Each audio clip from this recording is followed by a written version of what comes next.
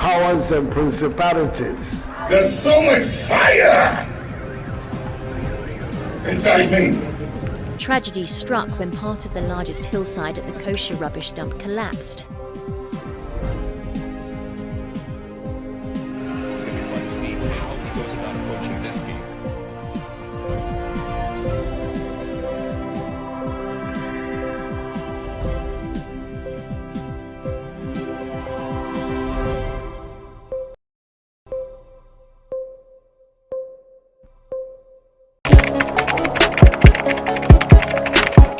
We table issues relating to the arts and entertainment for a riveting discussion, of course, without fear nor favor.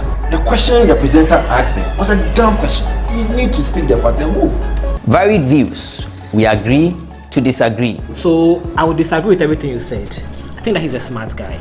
I think what he did. No, but I also said he's a smart guy. Yeah. I guess that I'm waiting for the what next. Yeah, I don't think that we have to wait for what next. It sometimes gets confrontational, but that's the beauty of the game. Today you are denying funny face. It's not my brother. Today you are denying funny face. I don't know him. You don't know funny face. It's not my brother. You don't know funny face. It's a package. We meet, we sit, we dialogue, we learn, we progress. My name is Benefo Huabin Abrantepa, a proud blogger, and this is my forum.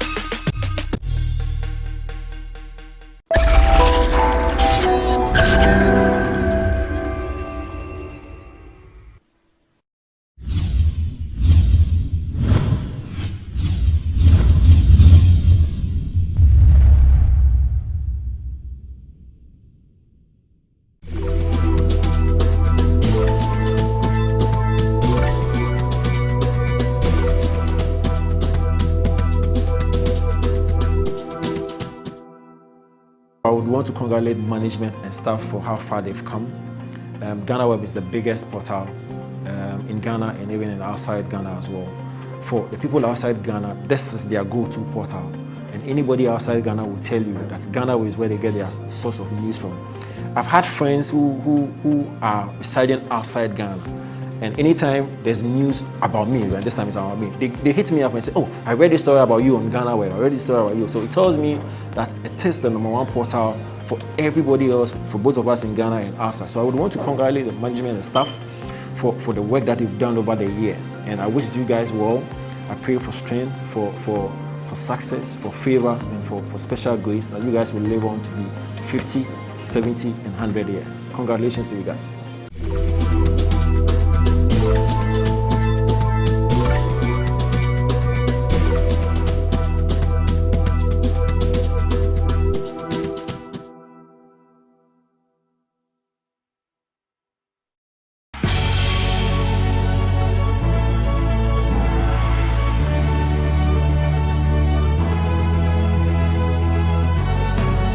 From the dawn of time, people have engaged in several businesses.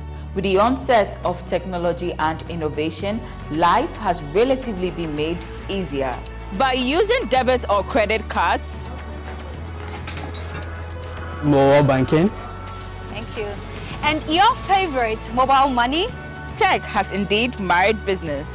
On BizTech, we spend time with faces behind known and upcoming businesses in the country. Learn more about the new technologies and innovation, as well as find out about the trending issues in the world of business. Join us as we serve you with a variety of compelling interviews, projects and others right here on GhanaWeb TV.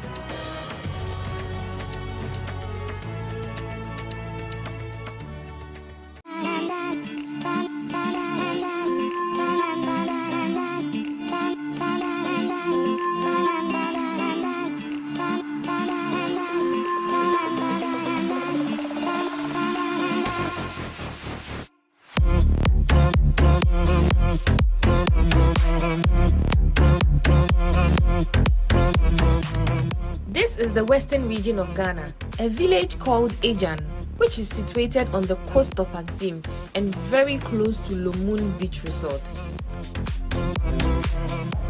Good morning! Good morning! Good morning! Good morning from the western region. So this is where we slept last night and we are in this village. Abigail, where are we? Ejan. Hi, Emmanuel. Hi. Okay, you guys want to know how we ended up at this village? So this is a story time. This is Emmanuel. I came with Abigail. Abigail brought me here. Abigail is a YouTuber. And you all are heading to her channel. Yes. She's a tour guide. This is going to be a lovely weekend, right? Yes. So how did we get here? Tell them the story. So yesterday we got here a bit late.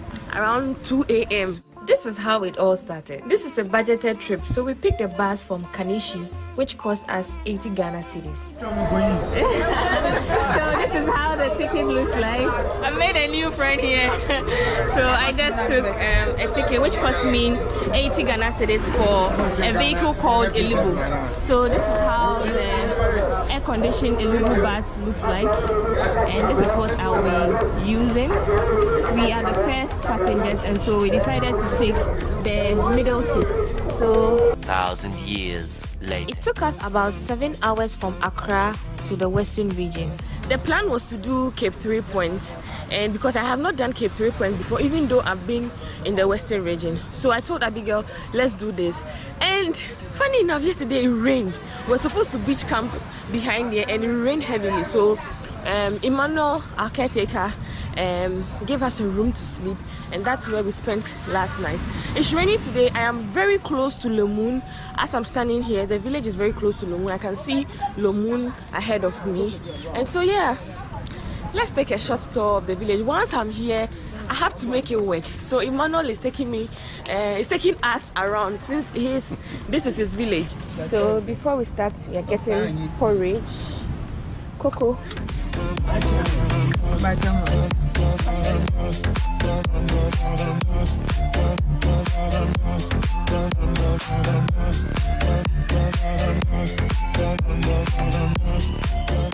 Invited anyways. I'm having porridge. It's very, very nice. There's pepper. I had this in Tamale. It's they have the millet type, the one that is made from millet, and they had the type that is made from corn. This is corn together with bread, and it's a good breakfast in the village.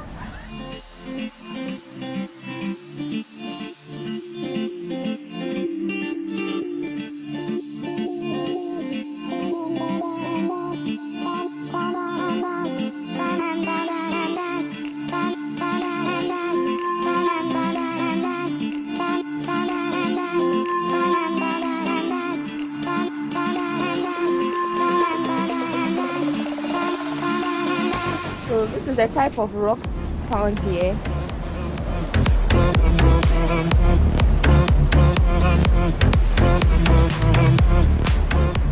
So I mean, we are here at the village and we want to know a little history about the place. And since Emmanuel is here with us, he told me something very fascinating. So just listen to him. Sapone ya masaya. It me bakum. But on at times no antanya too much. So obi to nsuno ma. Wow. And you kura it me obi antumi enko so aba kurom nti se nipa no eba badam po ano a ansana na ano abrasi wow wow nti sesi a wo huni saa no akoya ti say ya wo rain season nti na de bu afu kakra but from January December, January, February. So the best time to come is from December, January, February. Yeah. Oh, okay. Yeah. So, guys, you all know that the Western region is always beautiful. Abigail brings a lot of people here because she's a tour guide, and I've seen pictures on her Instagram. The water is always very blue, but because it rained, it's even drizzling now. It rained last night, and so the waves are a little high. And then. Okay, Elando.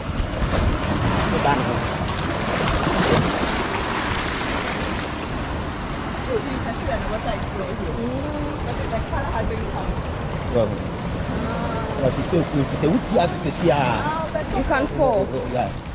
All right. So guys, if you know the English name of what he showed us, let me know in the comment section. He says it's like a bacteria that lands on the rock, so it makes it very, very slippery. If you are not careful and you walk on them, you can easily fall off the rocks. The view is so beautiful from here. Look, Emmanuel got us a crab. This is the kind of crabs that I found here. I'm making you see. Guys, look at what I found. It's called the sea urchin. Let me know the local name in your country. It's so beautiful. It's alive. Yeah. It's moving. Can you guys see? So we are still exploring the village of Ajan, and he's going to show us something behind him, where the white cloth is. I can't point, but look straight. That's where their smaller gods are. Now, I believe we're there. Okay, we yeah na nanum wa hu. Because of wine pa of wine nti yasum no but yenye hina so na yasum no obi nim kwa sorry. Okay. Na say dem say na Bible kan no yesi amfa kaza de amfa makaza nti say ne tam so yesi nya yedema no wine pa so mo kopo a so mo ma na aduane na so mo kopo a mo chi nam rough. Oh right. Oh. Nti ana say bi bonne so eba o kwa kwaji aduro poni bi obabi say wo de ba be sikrom gan ade asɛn nkofo a wontumi fama I bet say no aba nti I am frama nti opa obagina di open so ase a woni it's a wo kwa sorry me kwa sorry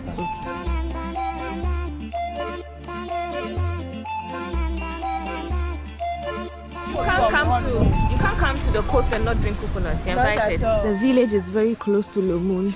Emmanuel is taking me to Lomun. Guys, I've been wanting to come to Lomun so bad. See, you all should sponsor your girl. Sponsor me so that I'll come and spend one night here, because it's one of the dream locations. I mean, let's see how far we can go inside. This is how the entrance looks like.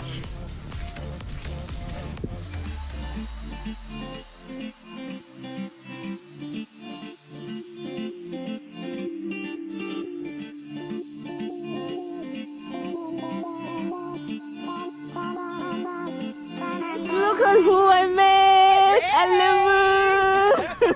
To be honest, I didn't know I was going to see someone here and meet Vidette. Sweet Life of Vidette on YouTube. I'll be back one day. Don't know when. And her friend, very modest Instagrammer. Hey.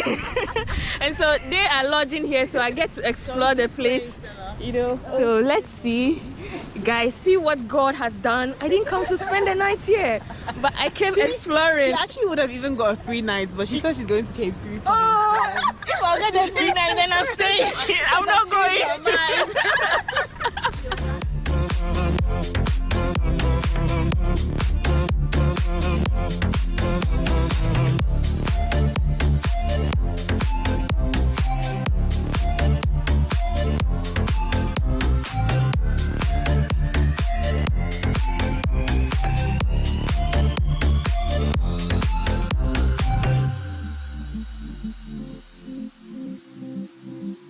We're about to see her room. Let's see how it goes. It's a bit messy, guys. Yeah. Wasn't expecting the famous Stella here, so didn't quite plan for it. Yeah. Oh, this is really nice. So how much did this cost you? This costs $300 a night. $300 a night. It's a lot.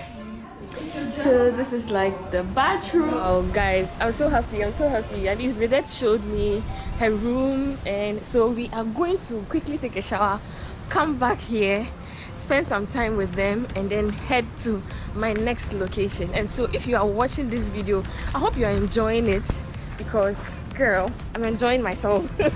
In fact, we are enjoying ourselves. Yes, yeah. And so whenever you want to come to anywhere in the Western region or anywhere in Ghana, Era tours on Instagram, so just contact me and then I'll bring you here or anywhere you want. I'm on Instagram as this is Gail. So let Abigail be your tour guide in Ghana. I mean, Christmas, come to Ghana, just contact her. She's going to give you good rates from luxury to average to any place you want to go. I mean, you know we came from the village, right? Now we are in luxury. Yeah.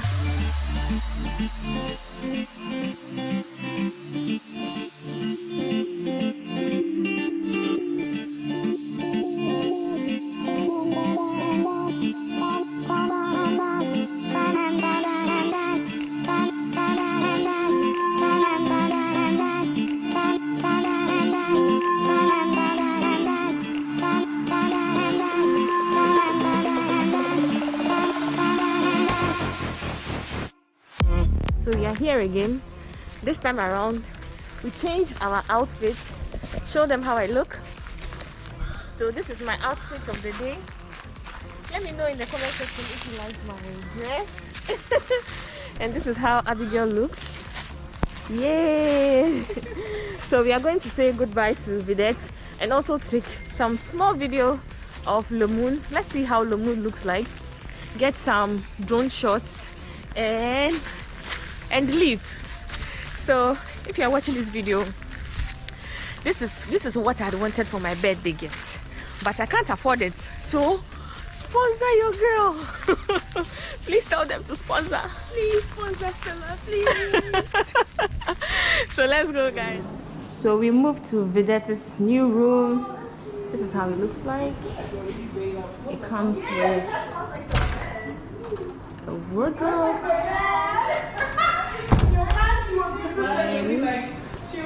This is the washroom.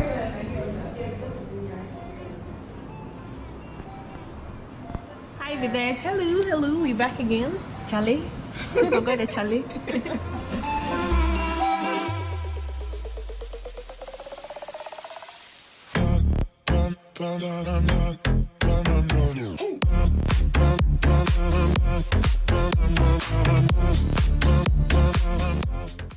Oh, thank you so much for having us here. Thanks for coming. Nice company. Thank you. Whenever you see them, say thank you to them on my behalf. We should say thank you. We're famous YouTubers coming to bless us. Oh, so at least you got to see their room. Nice meeting you, girls. Nice meeting you, darling. I'll follow you on Instagram right now. So yeah, you got to see the place through their lens. I flew some drone shots, which I'm going to show you soon. So yeah, I'm excited. I did pass, but it was really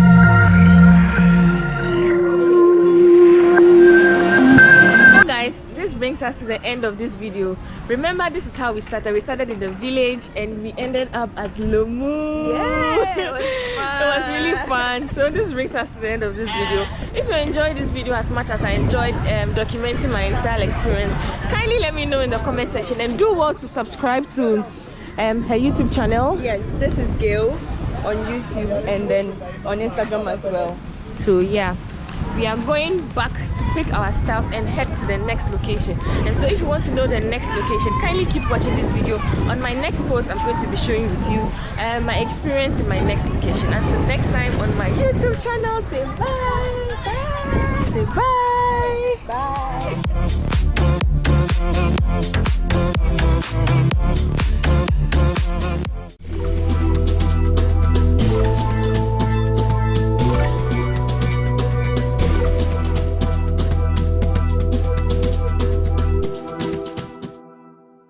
Continue thriving and obviously achieve higher.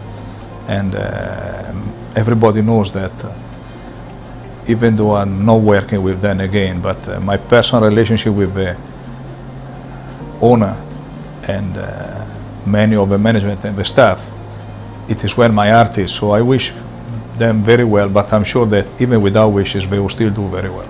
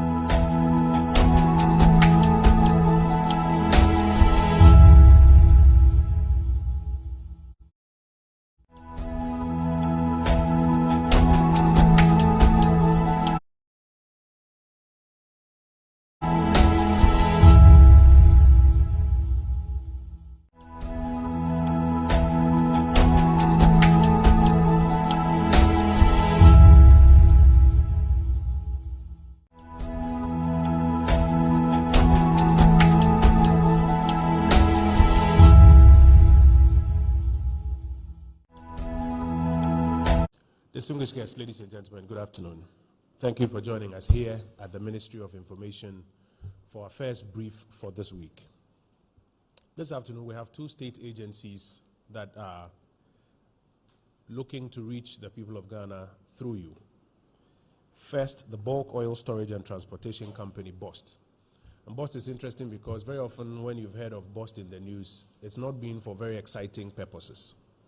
Today, BOST is here to share with us 4 major things that have been happening in the organization in a little over a year now, which we believe we should make known to the people of Ghana through you, and we should give you an opportunity to also interrogate and question. You've always been hearing about a few hundreds of millions of debt, trade debts at BOST. I think the last time we heard of it was somewhere around 600 million. What has happened of products meant for landlocked countries. And for a while now, BOST was not able to deliver on that mandate. There's a question about what's the latest in terms of that mandate. Do they want to change that mandate, or is it something they've been able to turn around? You will recall that the bulk distribution companies, the BDCs, were making claims on government somewhere over $25 million, correct? I see. Dollars, right? Yes. Over $35 million, rather. There was a forensic audit into the claims by the BDCs. This afternoon, BOST will be giving us an update on the results of that forensic audit and what it means. Was that $35 or $37 million claim underestimated or overestimated, and what is happening to it? These and a few other matters will be addressed by the Managing Director, Mr. Edwin Alfred Provençal. He's here in the company of his General Manager, Fuel Trading, Mr. Albert Mante, General Manager, Finance, Mr. Bismarck Adom Dankwa, General Manager, Corporate Communications and External Affairs, Mr. Ajay Malik, General Manager, Terminal and Transmission, Josiah Kwamena Atta, and Manager, Corporate Communication, Nat Echampong. When they are done, I'll invite the Ghana Health Service very quickly to the podium. We are receiving a few more millions of doses of vaccines, and they want to give us an update on how many persons have been vaccinated so far, the kind of challenges they may or may not be having, the acceptance of Ghana's COVID vaccine in international jurisdictions, particularly the UK, etc. I'll invite them to give us an update on that. So please join me to welcome Mr. Edwin Alfred Provençal, Managing Director, BOST, to give us the first brief.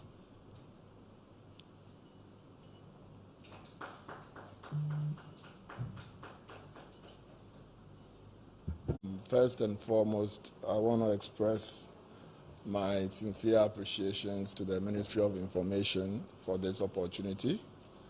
I also want to thank the organizers. I want to thank the organizers of this event. I think it's one of the best things to happen to state-owned enterprises in Ghana when it comes to accountability and stewardship.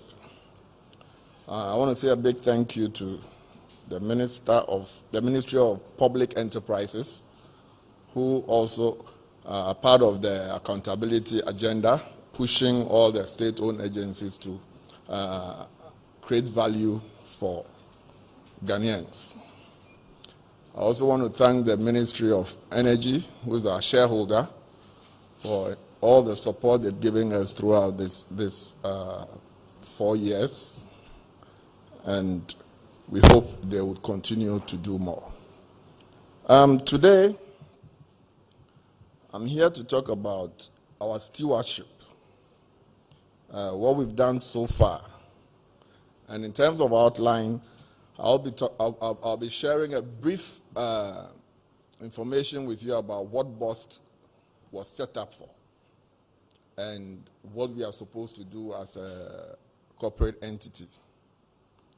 Then I would move to discuss how BOST was as of 2017, where we came to meet. And then we'll look at the turnaround strategy, what we're doing to turn BOST around. And then lastly, we will look at the current state of your entity called BOST. So without much ado, I'm going to start with the BOST story and why we were set up. So BOST has 3 key mandates. The first one is to develop and maintain a national network of facilities for the bulk storage and transportation, and distribution of petroleum products in Ghana. As you are aware, when the petroleum products come, they come to Tema, But then I'm sure as you drive along from Tema to the north, you realize that the prices are almost the same. There is a transportation cost attached to moving the product from the south to the north. And BOS plays a key role in ensuring price parity across the length and breadth of the country. So I will talk about that. That's our first mandate. This mandate, I say, is a dual mandate because we are supposed to do this particular activity profitably. However, there is a social and welfare element to it as well. That is why there's price parity across the length and breadth of the country. The second mandate is to build strategic reserves of petroleum products to meet 6 weeks of national consumption. So we are expected to provide petroleum security to the people of Ghana. That is our second mandate. And the third mandate, which is very dear to my heart, is the trading in importing petroleum products and exporting to the landlord countries, to the neighboring countries. There is a huge opportunity with our sister countries up north, those who don't have access to the Atlantic Ocean. And so there is a huge trade opportunity where Ghana can rake in lots of trade revenue in dollars to shore up our reserves and also our balance of trade, improve our balance of trade. So these are the 3 key mandates of BOST. The next to share is our vision and mission. And as you all know,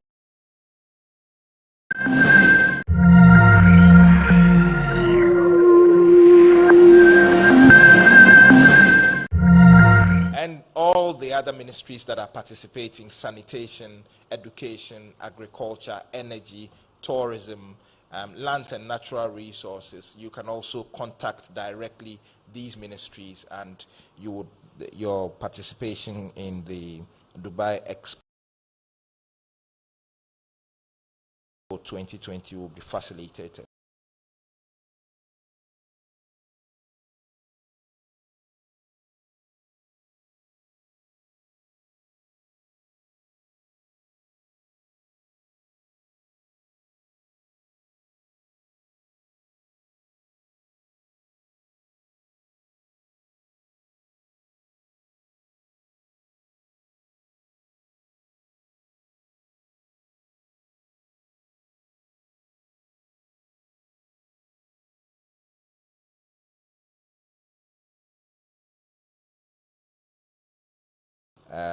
So Twitter, Facebook, and Instagram, our handle is at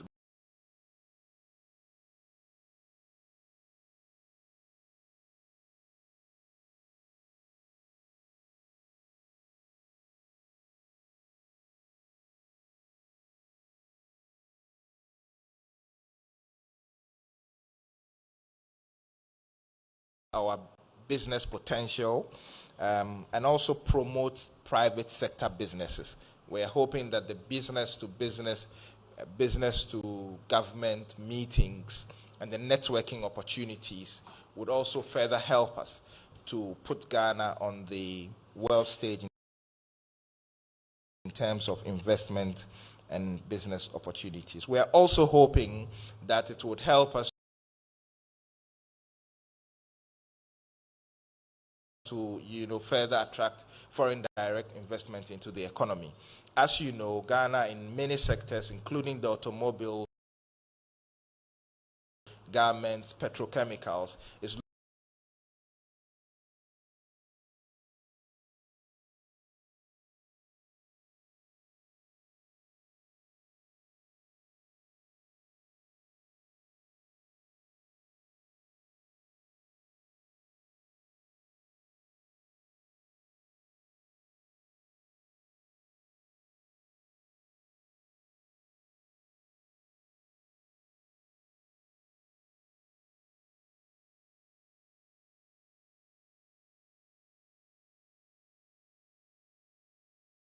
the participating ministries to ensure that Ghana comes back home with a lot of opportunities, a lot of goodies to help our agenda of inclusive economic growth and development for all. Thank you very much. Thank you very much. The Honorable Herbert Krapper, Deputy Minister, Ministry of Trade and Industry.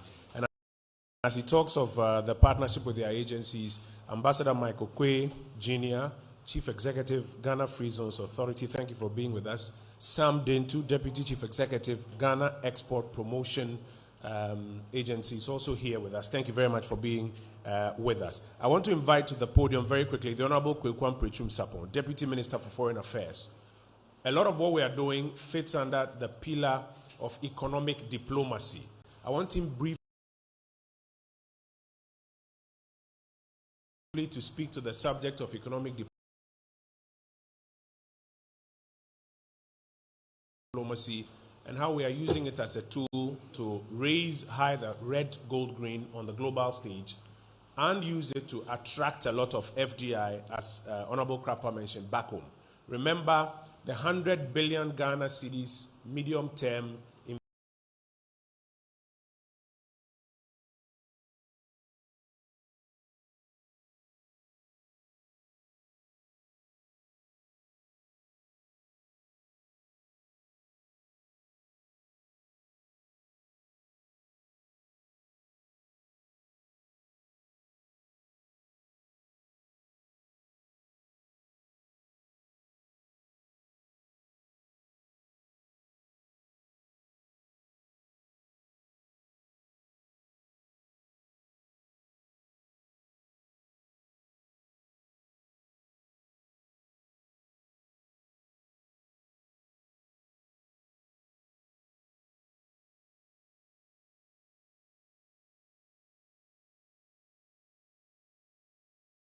is what put food on the table.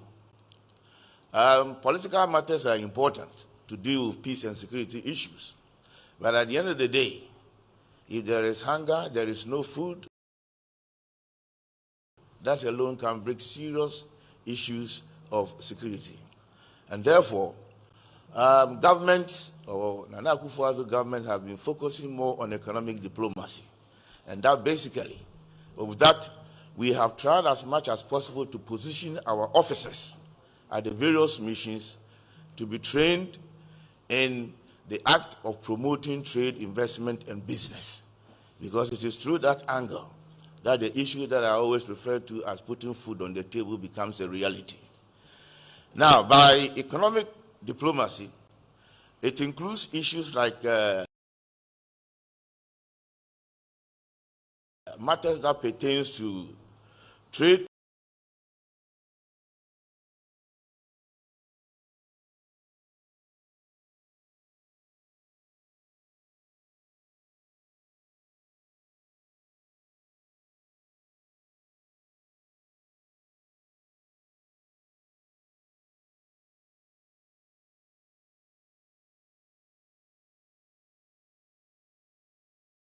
in various sectors, economic, social, environmental, etc. Now, the expo that is happening in Dubai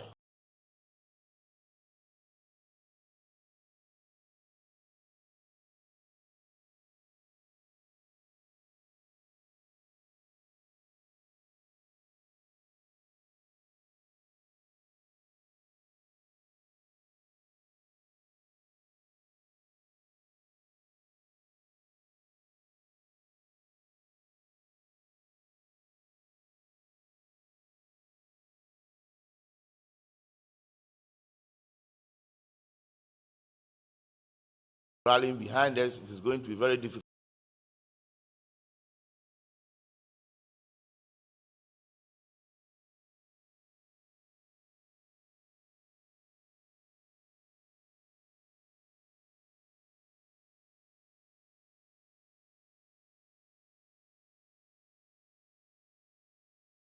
We are working, the economic diplomacy context, and why specifically we are taking advantage of this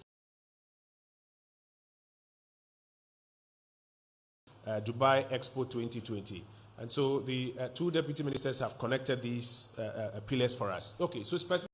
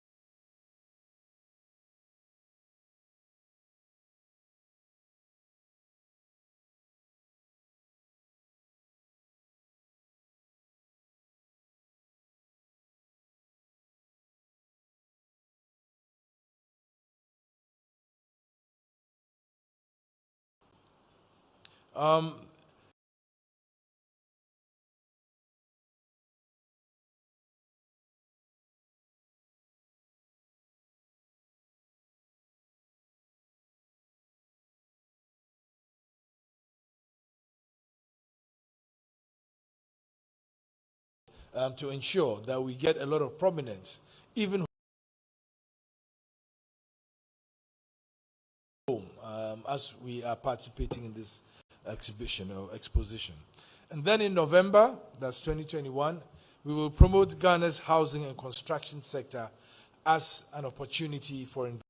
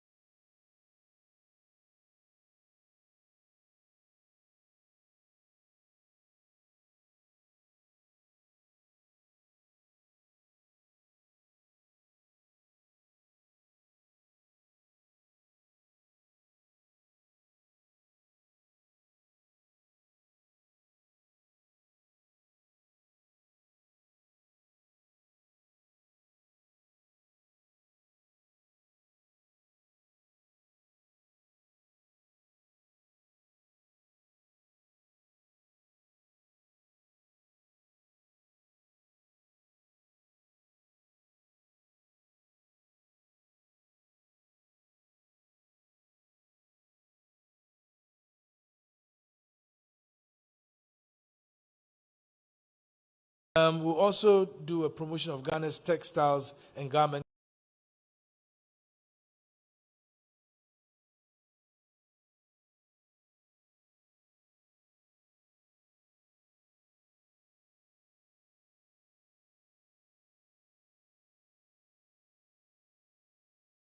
That whilst this is about business, it's also about bringing the world to one place. And so for us, it's an important way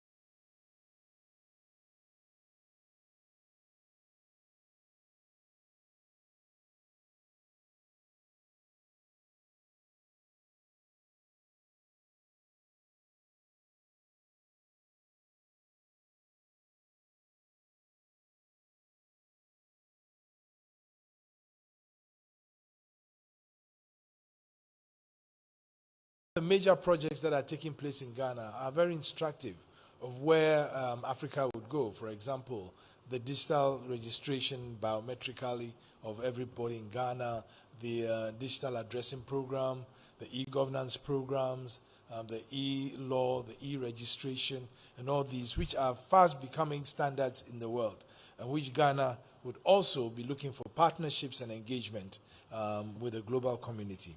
And then in the same January, we will also do Ghana's tourism sector to follow through from December and October. And we do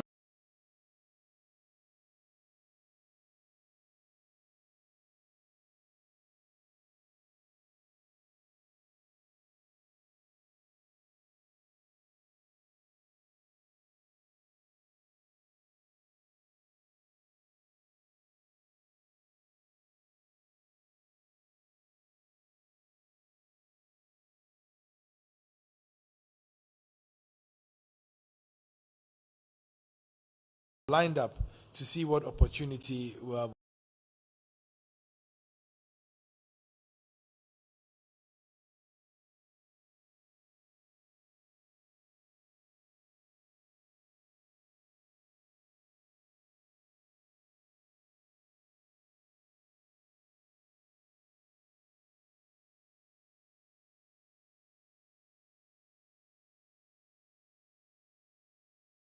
And we'll have the usual conferencing. We'll do the B2B, the G2Bs, the networking engagements, and then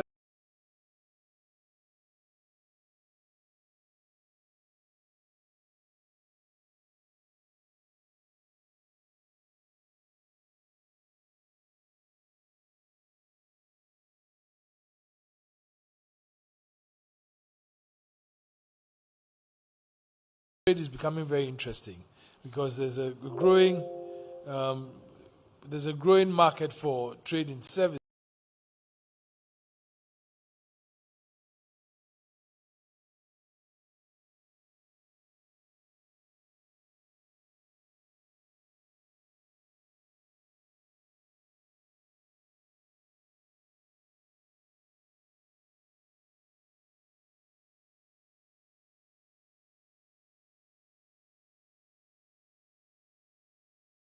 It's an important demonstration of the possibilities that exist under our limitless opportunities magazine.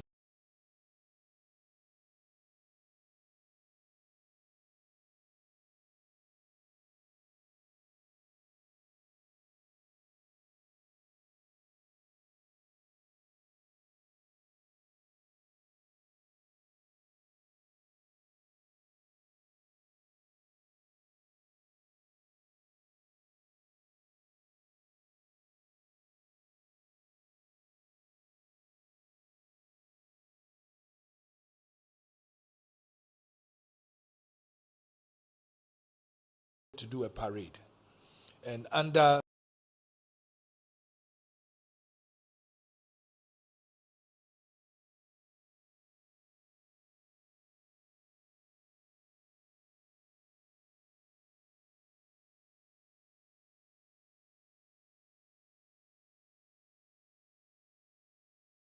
and once again, I dare say that Ghana has been pointed at as one of the happiest countries in the world, and one of the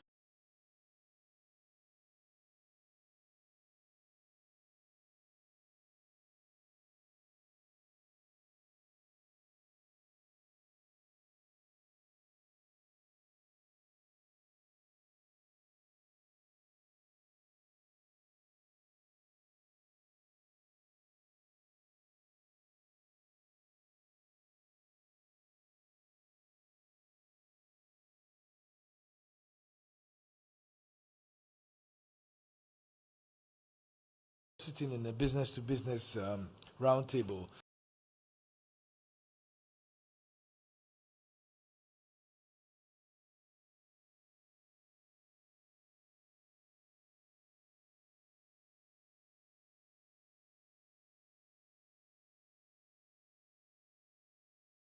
Chamber to offer delegation packages for monthly private sector participation.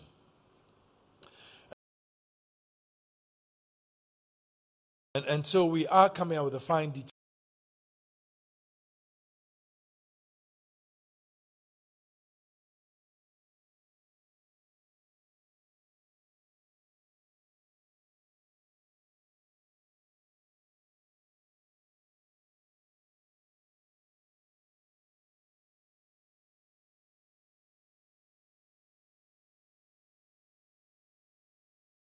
Visits, cultural experiences, the dinner engagements, and of course your COVID test. So that will be sold as one package, and interested parties may either subscribe to a number of those packages, so you choose the week that you want to be in Dubai for which specific opportunity, and buy that package and be there. The package cost and further details will be communicated by the end of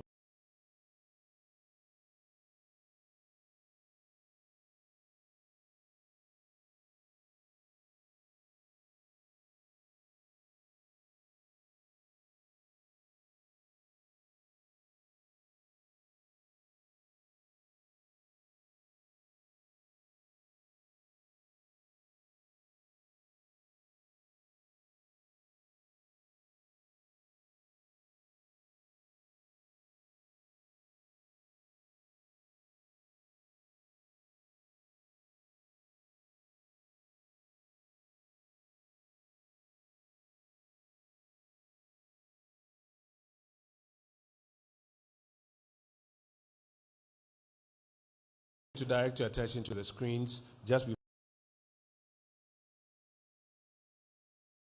before I invite the Honorable Minister for Sanitation and Water Resources.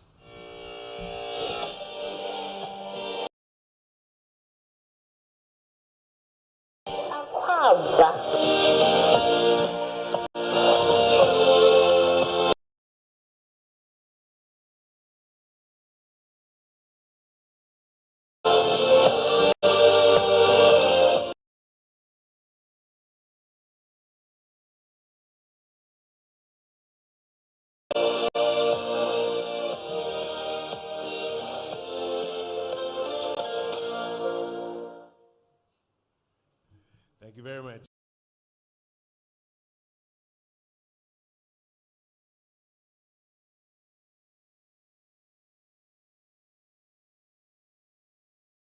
Resources sector. Honorable Minister, good morning, and thank you for joining us. Good morning, Honorable Minister. Good morning, Deputy Ministers. Kingpins in the business space.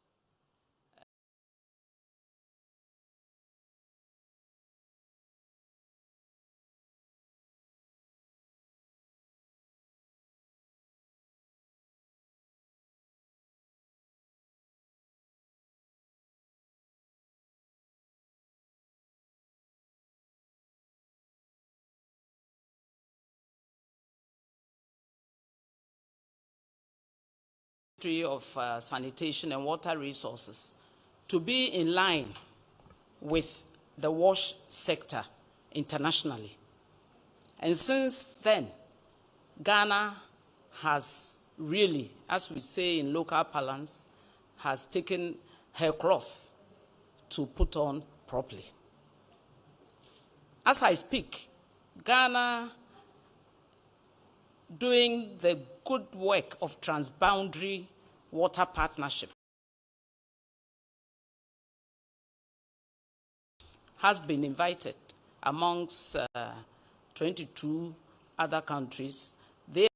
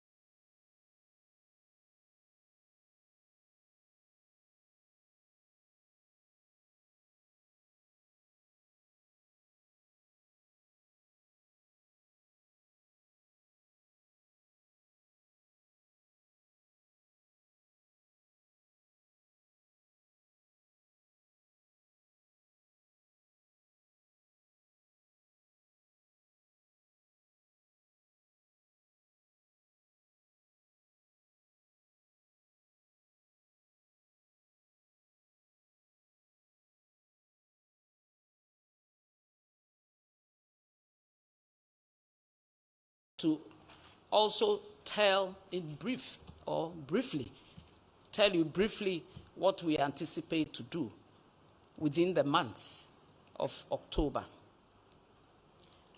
I see it as an opportunity for this nation to expose what we have done within the sector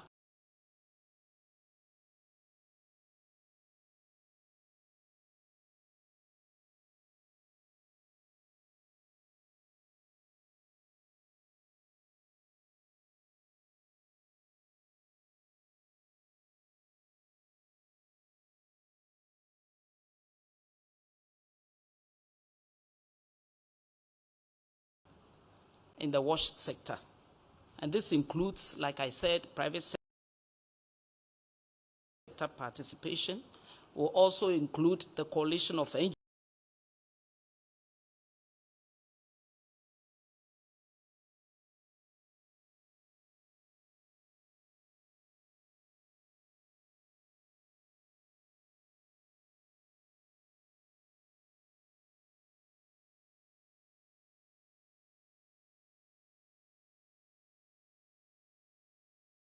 and other stakeholders who have successfully achieved a huge success in this sector and who will learn from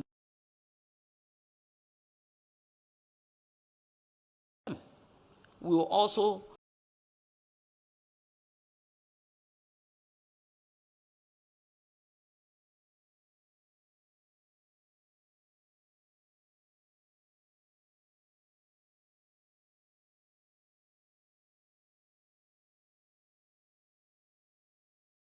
done in both sectors to achieve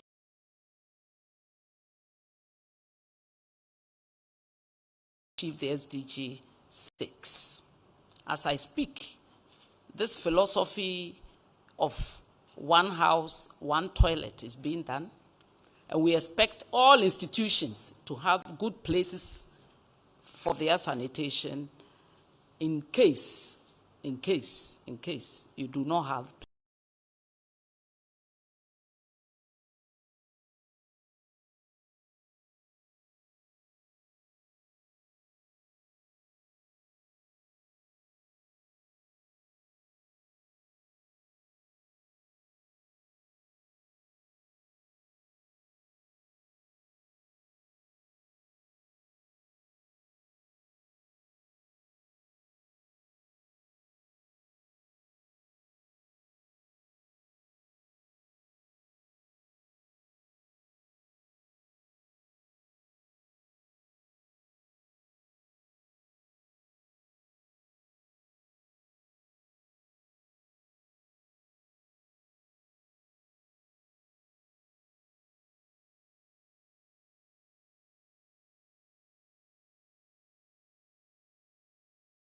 the problem of water pollution. And here I want to also emphasize that we'll be working with our private sector as well as the experts within the water space. So if we have investors, they will come into Ghana and meet with our experts here to find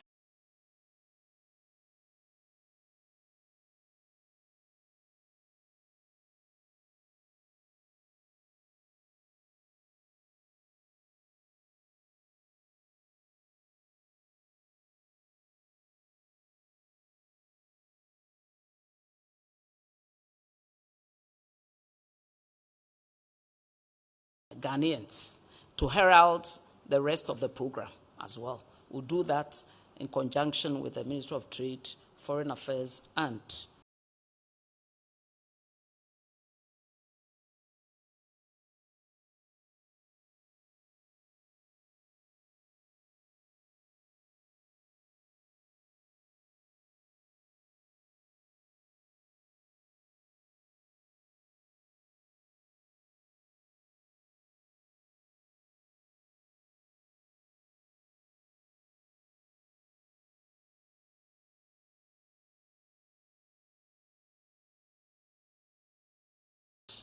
the Ministry of Trade.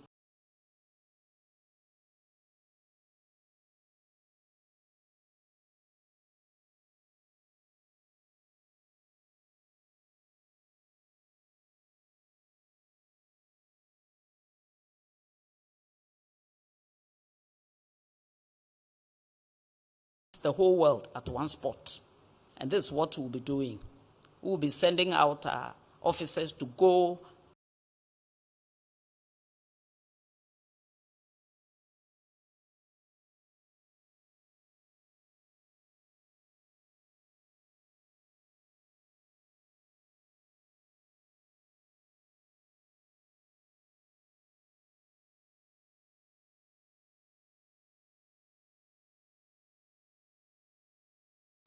water that gives life, and to sanitation that gives us dignity.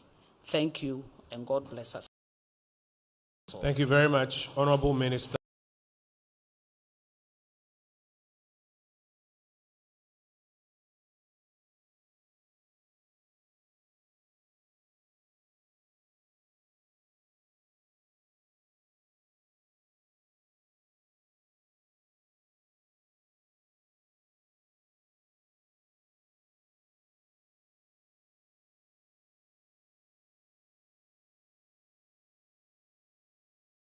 To participate in the Dubai Expo 2020 and an outline of what we'll be doing there.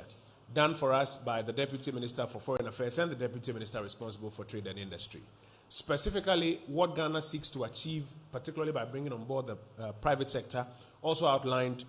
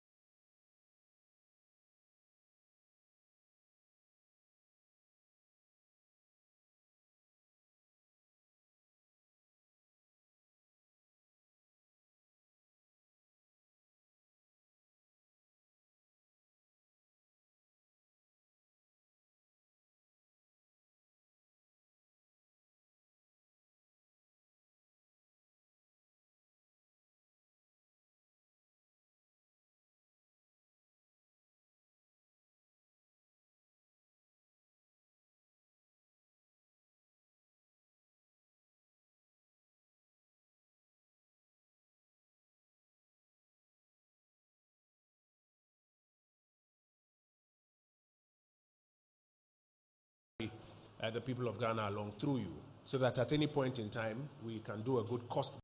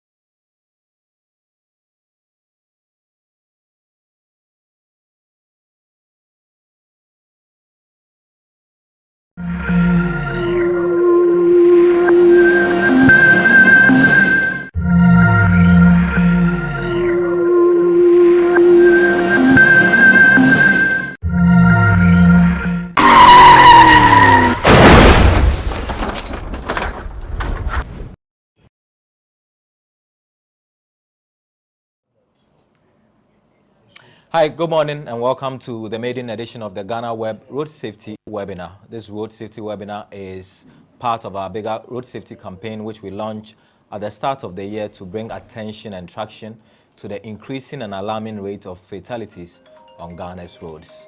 Today we have a conversation with key stakeholders and try to find solutions to what can be done to help curb the menace of road accidents in Ghana. According to statistics from the MTTD, in 2021 alone, 1,706 Ghanaians died from road crashes in the first half of the year.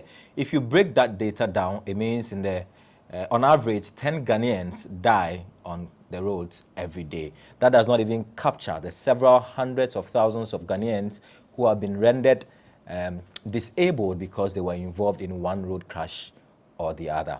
That is the reason why we're having a conversation today. And in the first 6 months of the year 2021, more people have died from road crashes than have died from the COVID pandemic, which government has spared no resources to try and ensure that it has been minimized to the barest minimum. If COVID is a national pandemic, why is the carnage on our roads not a national pandemic? Over the last 10 years, 40,000 Ghanaians, according to the statistics, have died from road crashes. That's about the size of the Accra Sports Stadium filled to capacity.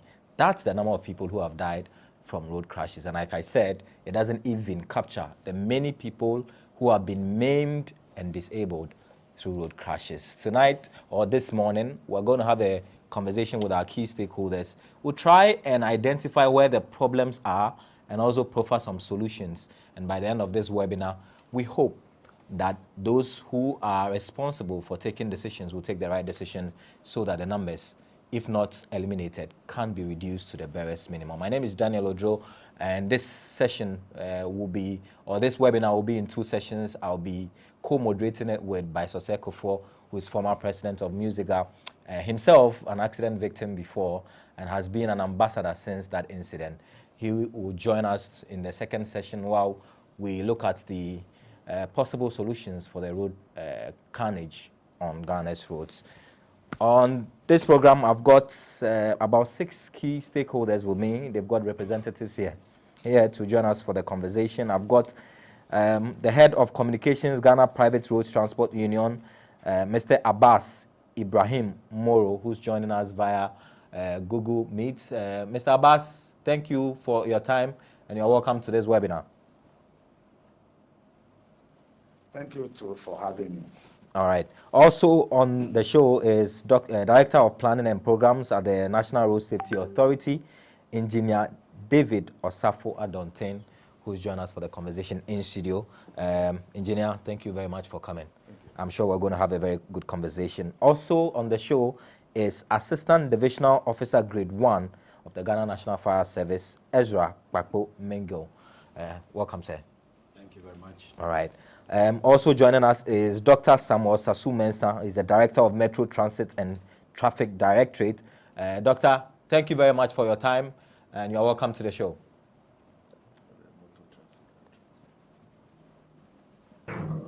All right. Also on the show is Dr. Henry Bule, who is the clinical coordinator at the emergency medicine specialist at the Kolebu Teaching Hospital. Doc, thank you very much for joining us. Thank you very much. Okay. And then there is Kofi Ansan, who is the DVLA compliance officer. He's also joined us for this conversation. Mr. Kofi Ansan, thank you very much for your time. Thank you so much. All right. So the theme for this webinar is the road safety battle. And the question is, are we losing it, and what can be done in the immediate term to arrest the alarming rate of statistics that we have? 1,706 Ghanaians have died from road crashes. I'll start with Dr. Bule. Doctor, many say this is a national health emergency. What do you make of that? And from your facility, how big an issue is this road carnage menace in Ghana? All right. So, yeah, I would consider it's a public and a health system emergency that we need to solve. But we need all of us together, all stakeholders together, to be able to solve this problem. On people, we're carrying the pressure because the victims are confined to the hospitals. And, you know, our facilities have been same since they were built. Our populations are increasing. We have more vehicles on the road. We have more young people driving long distances, not resting. Everybody is in hurry. So we have a lot of accidents. There are so many causes to this accident. I think the MPTDs are on board with us with the road safety guidelines. They will even know more of what is causing accidents. But we see a lot of accident victims in our emergency rooms, to the extent that time have to be set on the floor, on the ground, because we have for more. But these are people who come in with a lot of emergencies that you must. Okay, so our guests who are on the Google Meet, if you can mute yourself when someone is speaking, that should help us because we are getting some feedback. So please mute yourself if you are not speaking. Thank you very much. Dr. Bule, you can go ahead. So happy that this forum has come around so that we all have a look at what to do, tackle the problem from the roots. Because even if we increase the major roots, we will still have more of those things that we can't control. And then these are human lives that have been lost and disabilities that have been created unnecessarily. And a lot of resources, both for the level of the nation that is going down. So really, I should take it probably maybe on a basis. We took a lot of cases in the emergency room. About half of those cases are all from accidents. Hello.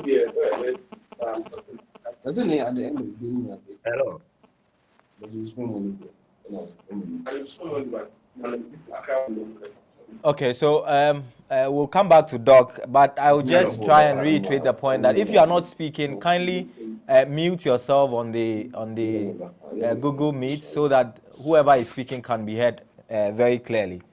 We'll come back to Dr. Bully, but engineer, let me come to you in studio. Let's have a conversation. Many say these problems that we're having are avoidable. They are human. They are caused by humans. And if that is the case, what can be done? You work with the National Road Safety Authority. I'm sure there's been education, sensitization, but the numbers appear to be still going up. Are we losing the battle? Have we given up? Well, first of all, let me say thank you very much for this opportunity.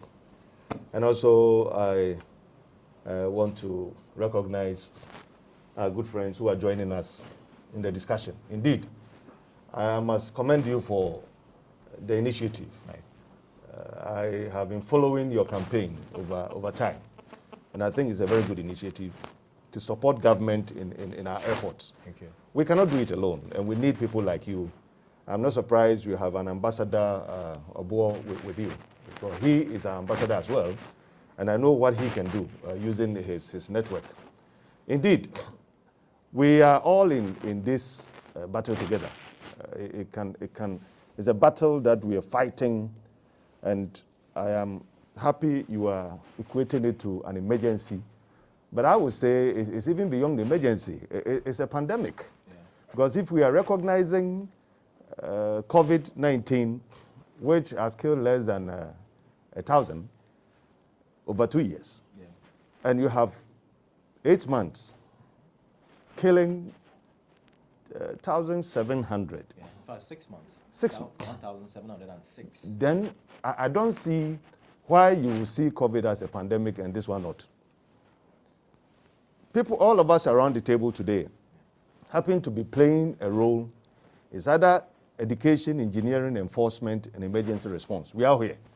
And so I'm sure it is time for us to let us see what exactly is happening on the ground.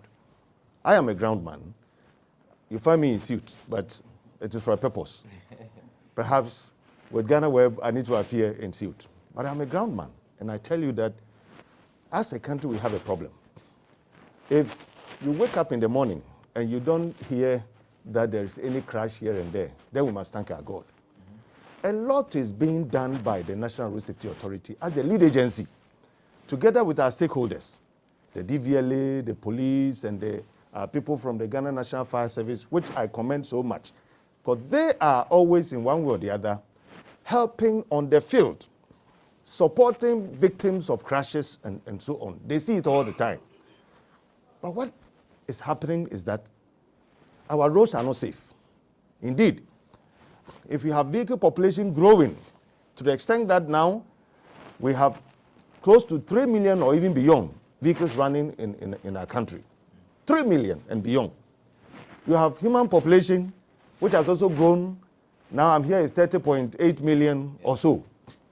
These are two critical factors that constitute the basis for crash occurrence, incidences. Because the roads are not growing to accommodate the numbers. We find it once in a while, there's some kind of improvement here and there. But it is not growing a kind of a network that can accommodate all these vehicles at a time.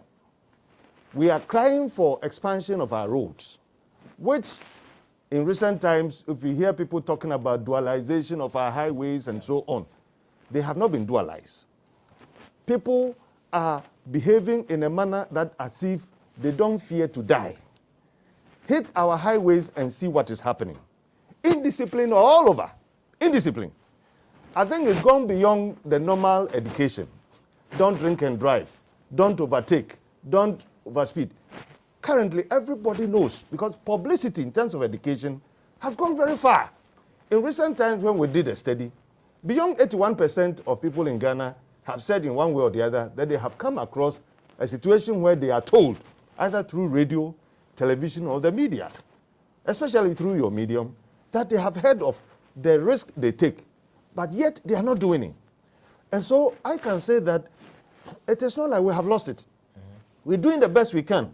But the numbers indeed are growing because we are not ready as people, as individuals, as a group, to accept the challenge when we hit the road.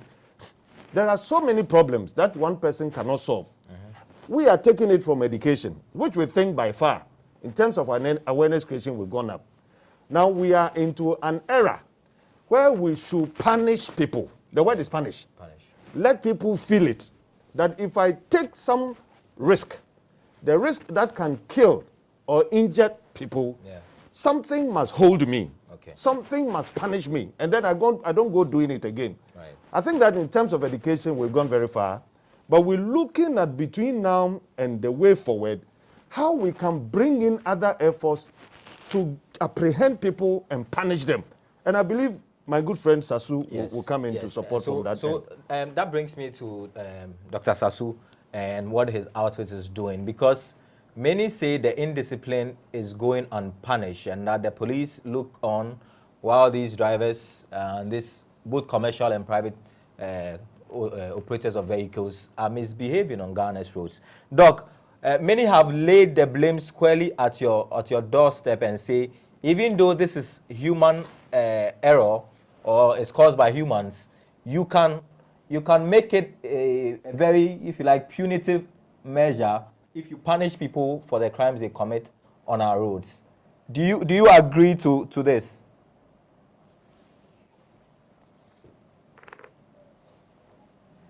Hello, Dr. Sasu. Can you unmute yourself?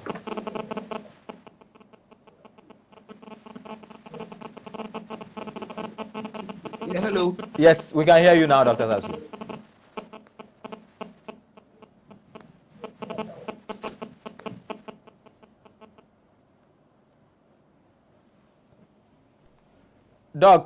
Doc, we are struggling to hear you. If you can unmute yourself, and that should help us because we can't hear you.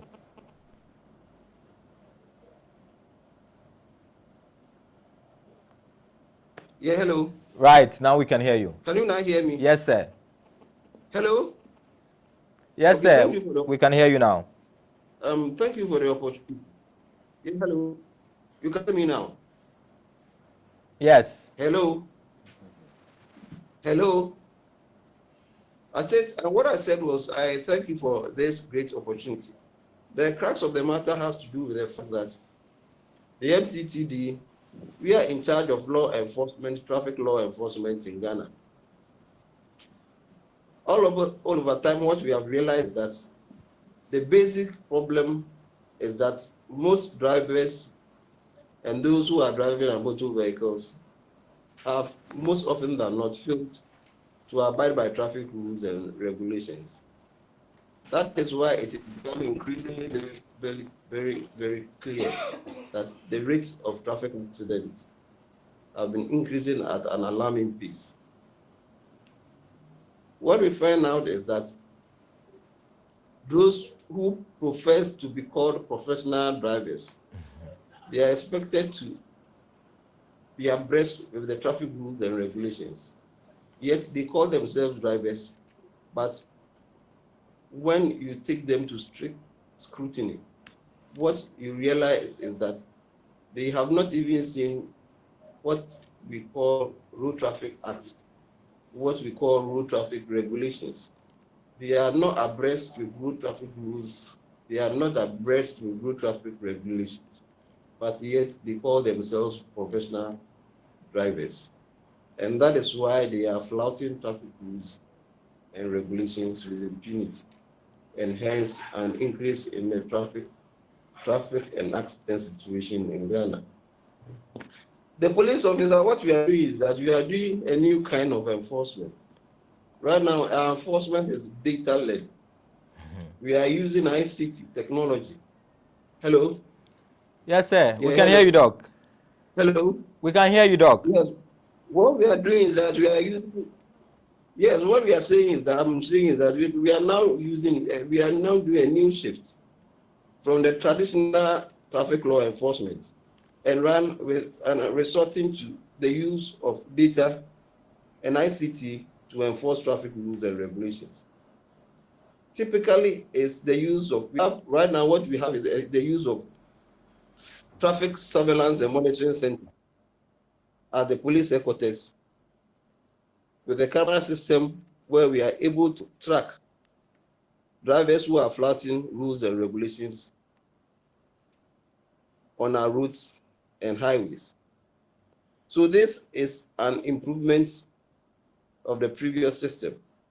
And also what we have done recently and we are doing is that we are deploying along major routes and major highways, traffic enforcement officers who will be there daily to apprehend drivers who fail to comply with traffic rules and traffic regulations. And what we have established now, we have started now is what we call the war against indiscipline on our various routes, where together with some stakeholders, the National Road Safety Authority, the City TV, City News, we go to most of the critical areas where drivers flout traffic rules and regulations with impunity, where drivers drive on the shoulders of the road, where drivers drive against oncoming traffic or oncoming vehicles. We go to such routes and we try to right the wrong. Basically, what we do is that we arrest drivers who flout those rules and regulations, represent them before courts, and so far the amounts that the nation is reaping is becoming gargantuan. So basically, that is why we are improving enforcement efforts through both human and technology. So far, that is what we are doing. So, Doc, I would stay with you a bit more, a bit longer, and ask the question about the statistics from the MTTD and the National Road Safety Authority suggest that a lot of accidents do happen on the weekends, from Friday to Sunday. Is the police MTTD aware of this, and what special intervention have they put in place to ensure that in the last 3 days of the week, there is more supervision on our roads? I'm saying your question is not clear. Okay, so Doc, I was saying that the statistics from the MTTD and the National Road Safety Authority suggest that the incidence of accidents are very high on Fridays, Saturdays, and Sundays. And my interpretation of that would be that on Friday, the weekend, people go out to drink. On Saturdays, there are funerals, there are parties, there are weddings, and the tendency for people to drink is very, very high. if you are aware of this data, what are you doing on these 3 special days to ensure that there is sanity and discipline on our roads? So that is what I said. What I said was that our enforcement is data-led. Our enforcement is now data-driven. So based on that, we see that on Fridays, people are going to funerals. On Saturday, they are also going to funerals. They are traveling on the roads and highways. And so far, when they are going to funerals, what they do is of them drink a lot. Most of them are driving tight. And at the end of the day, that leads to the road traffic carnage on our routes. So what we've done is that it's about deployment. Our deployment efforts to also be what data-led and data-driven. So we had identified the causal factors of the road traffic accidents that are happening on those days, and what are the reasons why the accidents are increasing at that level in those particular days. So it's about enforcement. So we are deploying along the routes, the major roads and highways, our drink driving teams, our speeding teams, so that on the places where we see that these incidents are rife, we deploy them on those particular days so that they can downsize the problem.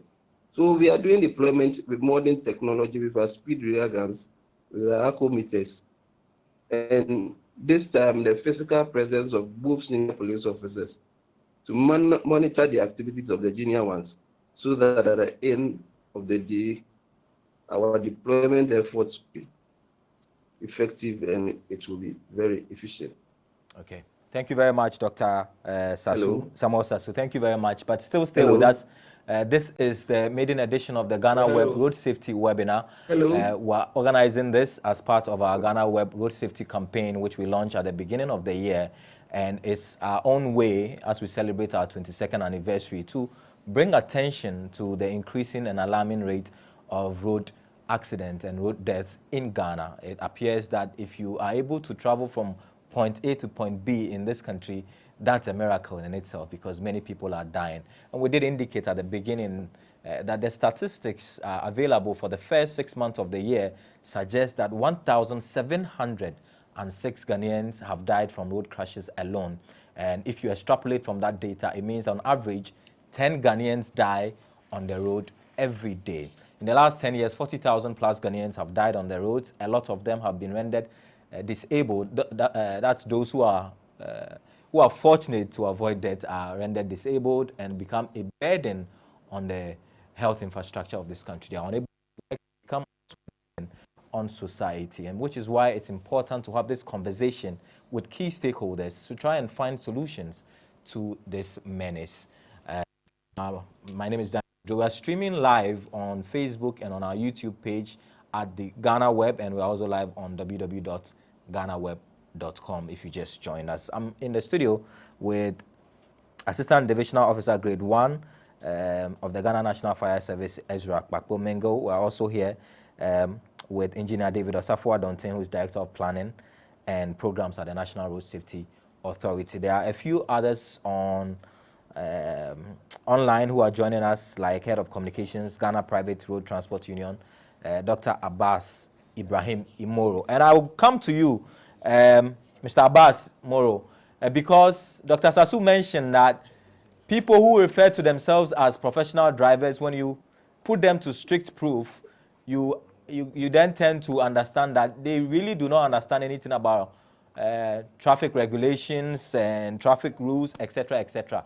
That brings to the question the kind of licensing we're issuing out and whether there are loopholes in the licensing regimes, which is the reason why there are half-baked drivers in the system. Dr. Abbas, do you appreciate the concerns that a lot of the drivers do not go to proper training to acquire their licensing?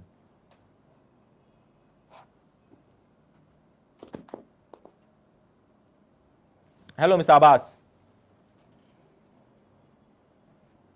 Okay, we're trying to reconnect with Abbas Ibrahim Moro, who is the Head of Communications with the Ghana Private Road Transport. Are you hearing me? Yes, I can hear you now.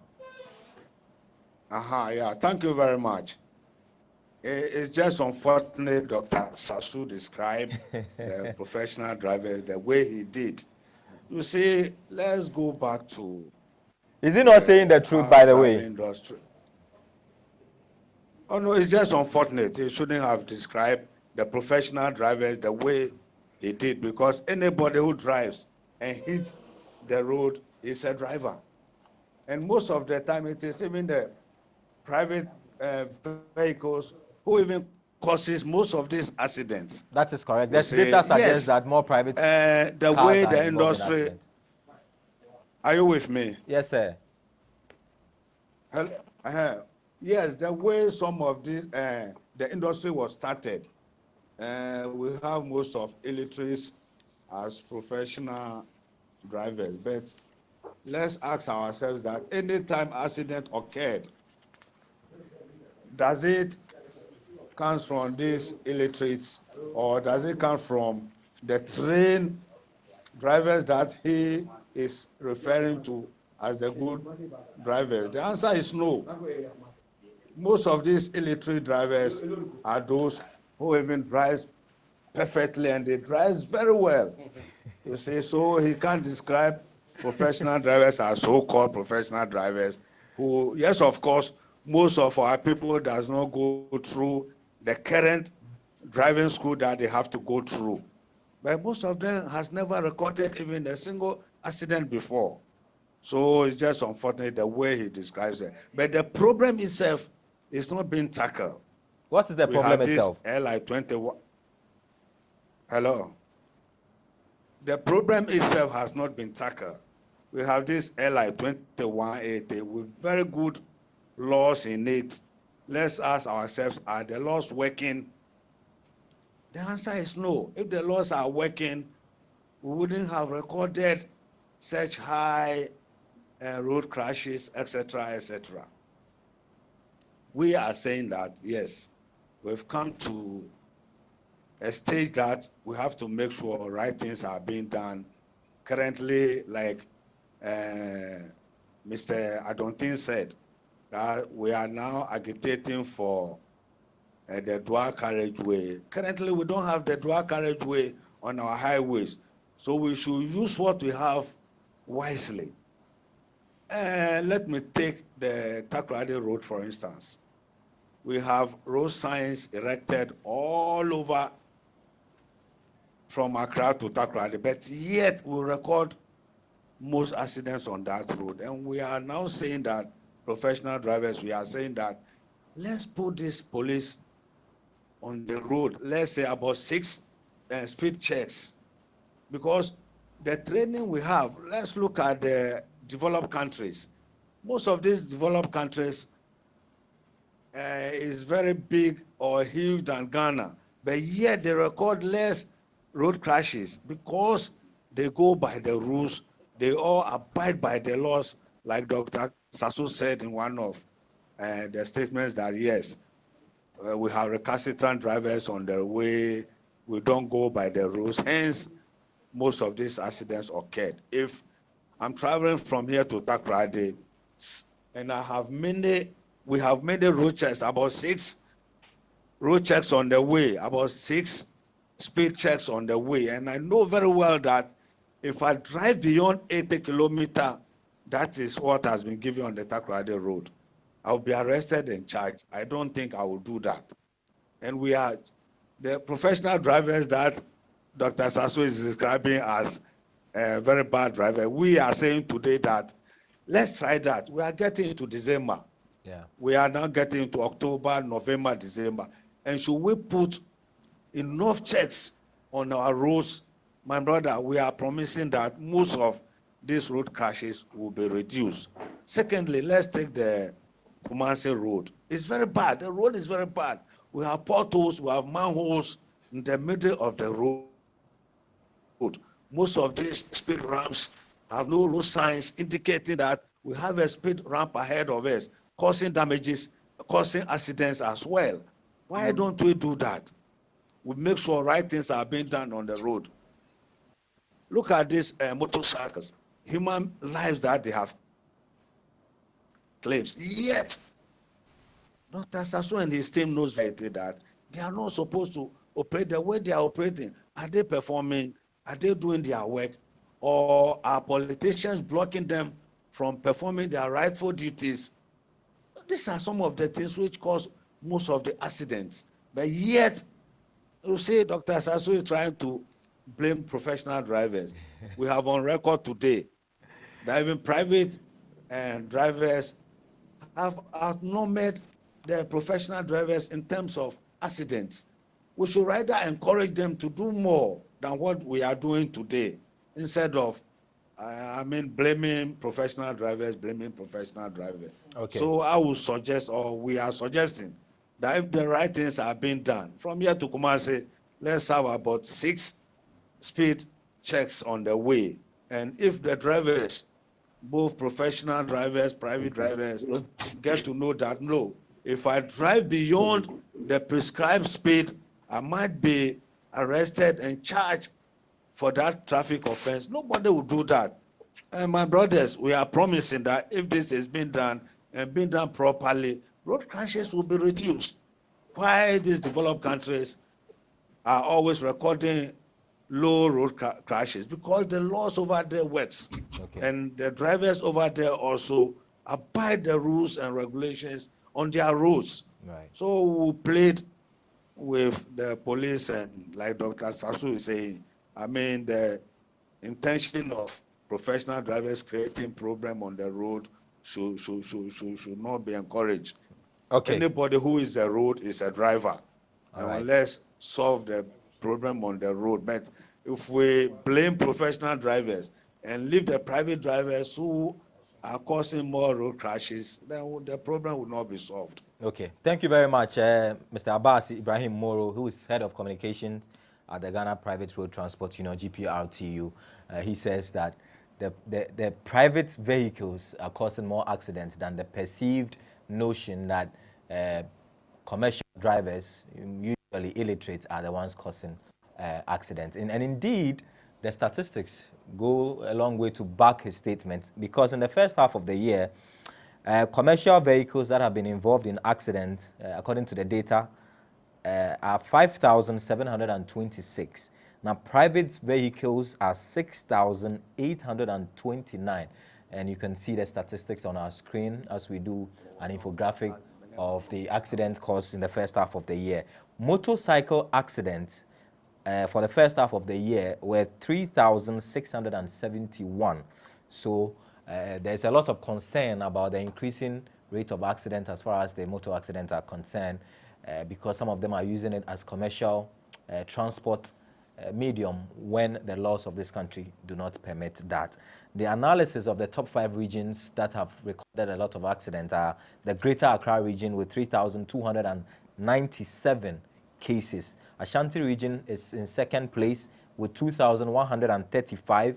The Eastern region follows with 925 accidents. Tema 739, and then the Central region 601. So you can see the beautiful breakdown of the top 5 regions as far as the accidents are concerned, based on the data that is available in the first half of the year. My team tells me that the data has been updated to August, so it takes the number closer to 2,000 in the first 7 months of the year. That's incredibly high, and like I say, you always have to pay attention, because while these are the number of people who have died, there are several people who have been maimed and rendered disabled because of road crashes. Let's come back to our conversation. I would like to go to the DVLA that issues the licensing for these roads. Ansah is part of our panel. He is a compliance officer at the DVLA. Mr. Kofi Ansah, the perception is that you are issuing out line drivers, which is causing a lot of accidents. Is that correct?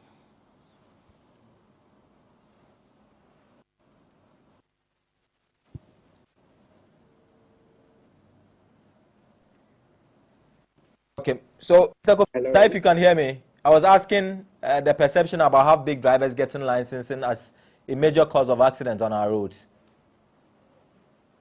Well, when they say that, I think I have to come in with this. before a driver can acquire a driver's license, they have to pass through the driving school to get at least 48 credit hours of driving before you can go through the first and the second stage. From our analysis, most of the drivers, especially the commercial drivers, most of them are driving with a different class of license. When I say that, when they are supposed to be driving a Sprinter bus, which uses a Class C, you see most of them driving with Class B. So in this case, they are driving with a wrong class of license, which can cause major accidents on the road. Then let me shift to vehicles. Some of the vehicles don't go to the PVTS, that's the private inspection days, to do their roadwork. When this happens, you see a lot of rickety vehicles on the road with fake roadworthies or not even having a roadworthy at all, plying the route, the Ghanaian roads. So this is where enforcement comes in. This is where we need the DVLA, the MTTD, road safety, and the media to come together to find solutions to it. I think the blame game won't help here. So now, DVLA, what we are doing now is we have a compliance and enforcement department who deals basically on inspection of driver's license, that's the roadside checks. We inspect vehicles license with the help of MTTD, collaborating with the MTTD in inspecting driver's license, also visiting the terminals, the bus terminals, going to driving schools and other places to educate and inspect. There are a lot of enforcement that can be done and a lot of penalties can be done. When you look at the LI 2180, it says that if someone flouts the laws of the country, there are penalties there. You can revoke, you can suspend the driver's license. This penalty should be implemented. This should be like scapegoats to the others. When penalties like suspensions and revocations are there and being put out there in the media, I think the other drivers will learn from it and start doing the right thing. This is what I think we should be doing. Okay. Solutions. Okay. So, Kofi, you mentioned that every driver goes through the tests, etc., but you know there's a wide health perception that there are people who have acquired licenses without stepping foot at the DVLA, and yet they are able to get a license. It's not possible, sir. You see, before you get a driver's license at the DVLA, you need to go through the biometric system. So you need to be captured and taken biometric. There's no place you can go. You have to be at the DVLA premises to be captured and taken biometric. Your data is just captured, but going on the road, doing the test, sometimes people skip that part, which is the important part of the process. Well, from my analysis, I've not seen anything like that because everything has to be booked in our system. We have days, you have to send you an SMS stating when you have to come for the in-traffic. You get it? So in-traffic is done. I don't know for other places, but from the data we have at our end, you have to do your in-traffic before you can acquire your driver's license there. How do you feel when you hear of the statistics in terms of the road accidents and the deaths that are occurring? Do you feel partly responsible for what is going on? Because you're a key stakeholder. Yes, we do. We normally feel bad about it because it goes back to us about we are giving them the license. Our mandate is to make sure that good standard of practicing of driver's licenses is out there. People are practicing good driving and roadworthy vehicles on the road. So yes, we feel bad about it, and we always want to find newer ways of making sure this mitigated. Okay. All right. I'll come back to you, Kofi. Thank you for your initial thoughts. Let me come back in studio and speak to Mr. Ezra Kwakpo-Mingil, who is the ADO1 at the Ghana National Fire Service. Thank you very much for your time. So you've heard all of these key stakeholders. When it comes to the show, when the accident has already occurred, the National Fire Service is called sometimes to the scene to try and help. How often are you called when there are road crashes? I know many people have the perception that you just fight fire in homes and commercial places, but you have a key role to play in this road accidents conversation that we're having, don't you? Thank you, Daniel, for this opportunity. First of all, let me start by looking at the collision. Most of these victims that lose their lives don't necessarily lose their lives because of the collision. Okay. As is what happens to them after the collision. When the collision happens, some of them may have some fractured jaw or something, and that will affect the breath. So airway will be blocked. Blood will be oozing out, so loss of blood will be there. Some will be trapped by any of the components of the vehicle, and then will need someone with a specialist equipment to bring the person out. All this help, when it is readily available, can save many of the accident victims that die. So truly, the numbers are there and they are big, but it is because what happens to them after the collision. Okay. If they will get the best help after the collision, So majority of them will not die. This is something that happens before they are taken to Dr. Buli's Kolebu and Definitely, definitely. So this is where fire service and then ambulance service will come in, right, to give the professional help that these people are needed. But now, all those things will now be able to do them when we have the men who have been trained properly, when we have the equipment that are available to be able to go to the scene to offer that help. Do people mentally have the awareness that in an accident they can call the National Fire Service and the ambulance service? For now, most of the accident-prone stations, people that are around those areas are aware. Okay. So they've been calling. But where accidents don't happen often, majority of the people don't know. They don't know that the fire The service education can is play a role. ongoing. At least there have been an improvement from 2003 to now. There have been improvement on the education. So now a lot of people know. But yet there are some people who doesn't also know that we can offer some of this help. Okay. Whenever these collisions happen, and then fire service or ambulance service get there, if the people are trapped, we have some equipment that can at least bring them out of that trapped area. The ambulance, if they are available, they will also offer some help along the way to the hospital. Let's take it, someone's spine is injured. Yeah. If you put the person in the taxi, you've already killed the person before the hospital. In the whole, you may be doing it thinking that you are helping. Yes, you will think you are helping the person. Yeah. But if the person is having a fracture in the spine, the slightest check up to 1 millimeter is enough to cause the person to be in the wheelchair or even dead. So that would not be a professional help. And this, most of the time, is what we don't get. And that is why most people die. Okay. It is not a collision per se. Okay. As the help, the type of help the person gets after the collision. So every person who works at the Ghana National Fire Service goes through the training for fire and for the training is standard. Immediately you enter into the fire academy and training school, all personnel go through the same training. So you are trained to fight fire, you are trained to also do extrication, you are trained to also do other forms of rescue.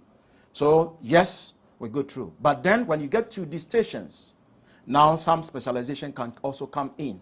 If you are operational, then it means if you are at accident-prone area, then you will also be operating the rescue tools and other things during extrication. Okay. So that is what happens. Okay. Yes. But do you have the personnel? Do you have enough personnel so that you can position them on? Because we know the hospital. For personnel, we have enough personnel that can take care of. But then, when we are talking about equipment and training, that is where there is a little question. Okay. The equipment that are in the system now that we are using are donation from the World Rescue Organization in the year 2007. And they were refurbished equipment. Before they came? Yes. 2007 up to now is what? Almost... you can do your calculation and then you will see the number of years. Wow. They were refurbished. But it was enough to cover about 70% of the stations that we have in the system. But now, most of them, you use it once, it is unserviceable, you need to go to shop, and so on. Sometimes during the extrication, the equipment can fail you because it is now old and obsolete. So definitely, that one is not there. Okay. Now, when you're looking at training also, we cannot train often because of what we use in the training. That is the vehicle, scrap vehicle. We buy them. And how many can you buy to come and then cut, come and spread, and do all kinds of things to train the personnel who will be attending? So training is also not going as per what we needed. Okay. For us to go by the world's standards. Okay. Okay. The more you train, the more you get to know. We have tried in Ghana, because when you look at Africa, we are second to only South Africa. So definitely we are doing well. But then, where we need to get to, we've not gotten there yet. Okay. But anytime, especially the accident-prone areas, anytime we are called, we are there to deliver.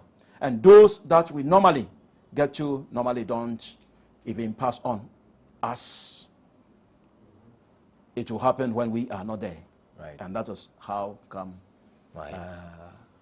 I'm sure in the second half when the board comes, we'll look at the practical ways that we can help the Ghana National Fire Service to get the equipment and the investment that they need. But let me come back to Engineer Adontin about the Road Safety Authority and the fact that there's a growing, if you like, prevalence of tricycles, motorcycles in the system, some of which are being used to cut human beings and are roaming on the major highways of our country. What are we doing? This is a National Road Safety Authority. What are you doing with the other stakeholders to ensure that? I've recently seen the Greater Accra Regional Minister saying there will be a bylaw to ban these people or these tricycles and motorcycles from the major highways. Why have we looked on for it to become even a conversation? Yes, I think that if you look at the statistics and you interrogate it very well, our biggest problem now, apart from saying generally that it's indiscipline on the part of the human, it is the motorcycle and tricycle. Interrogating the statistics, it gives you a clear picture that without it, I believe Ghana would have been doing very well, relatively, compared to other African countries. Because for the 1,700 deaths that we are talking about, close to about 40 to 45%, or even 50%, appear to have come from the motorcycle and tricycle. The issue is that Ghana, here, we believe and we recognize motorcycles as a mode of transport. But the law says you can only use it for private, for delivery services, for courier services. I think we all know about this. Yeah. But the system has gone beyond what you and I would think, because people have now put value to the use of motorcycles. Previously, indeed, private, your wife, your friend, your brother, and so on, your child. But now, people are using to survive, for ends to earn something into their pockets and leave. If you go across the country, it is widespread. Yeah. The young men are complaining of no jobs, and so they have all now pushed their attention onto motorcycles and tricycles, and they are getting money every day, which means that the demand is there. In recent times, the Ministry of Transport led all of us across the country to see what is happening on the ground. And I can tell you, it is a big, big, big, big issue. There are areas that you can clearly see that without it, people will have to walk distances, which means that it is filling a certain gap in the public transport system. If you go to a typical village, a community, and the situation is such that without a motorcycle or tricycle, you will have to wait the next bus in the next week to travel, which means that you cannot avoid it. Yeah. You cannot avoid it. And people are also patronizing, even in the city. Yeah. When you are coming from Pokuase, for example, and you will spend 2 hours or 3 hours to get to town in a bus or in a taxi, but motorcycle will take you 30 minutes. People will want to go to the motorcycle and stop the buses.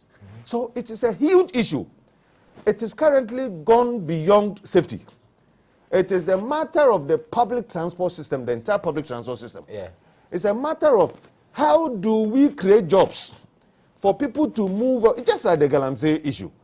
How do we create jobs for people to move away. It becomes disincentive for people to buy motorcycles and use them. Currently, I can tell you, there are people who are selling their taxis to buy 3 or 4 of motorcycles and using them because... Really? Yes, because that is running. You're getting more money from that. You and I, in my suit, you find people sitting on motorcycles because it's quick. The congestion in town, people cannot bear it. And so they have to use a motorcycle and run around.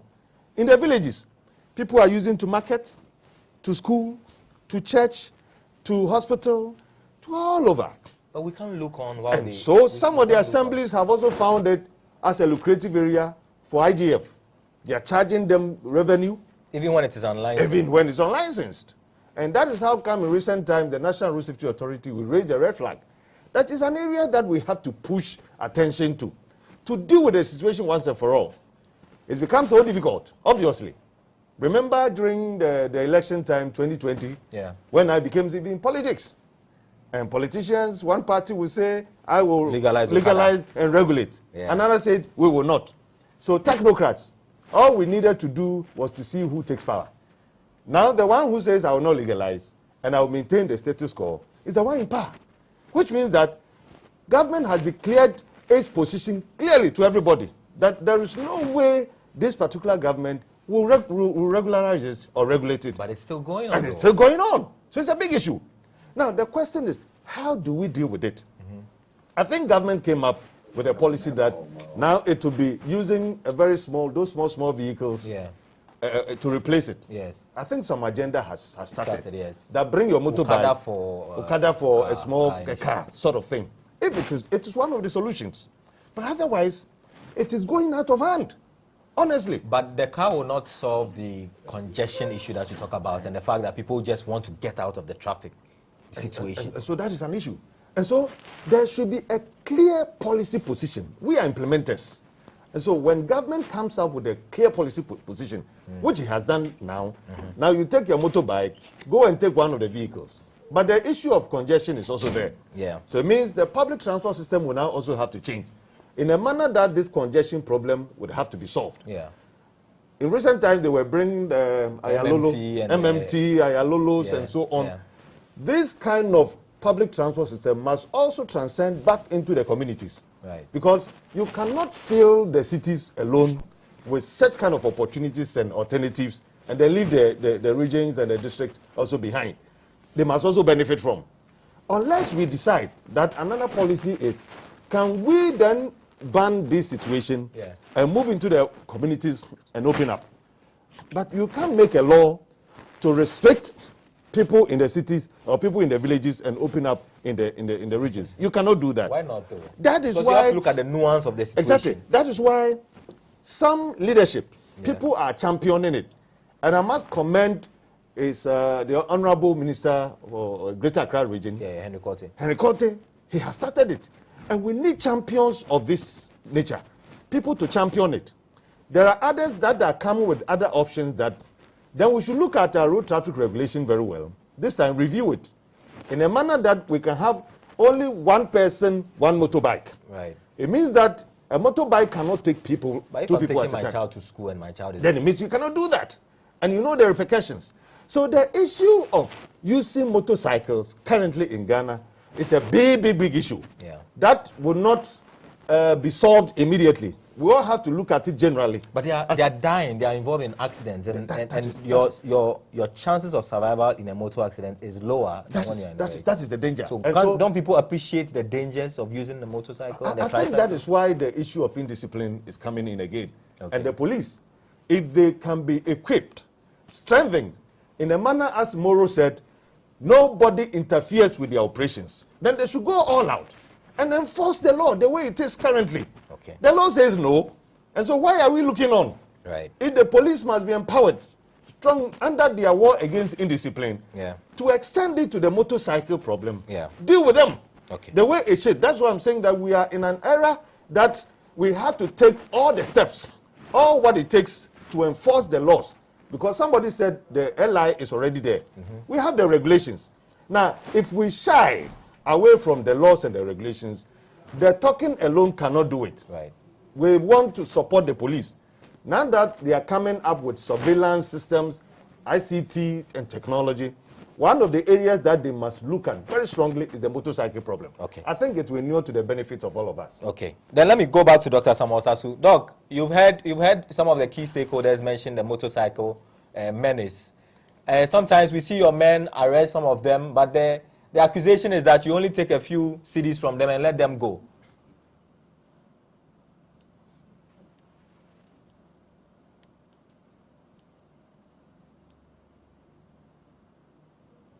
Hello, Doc, can you hear me? Hello, once again.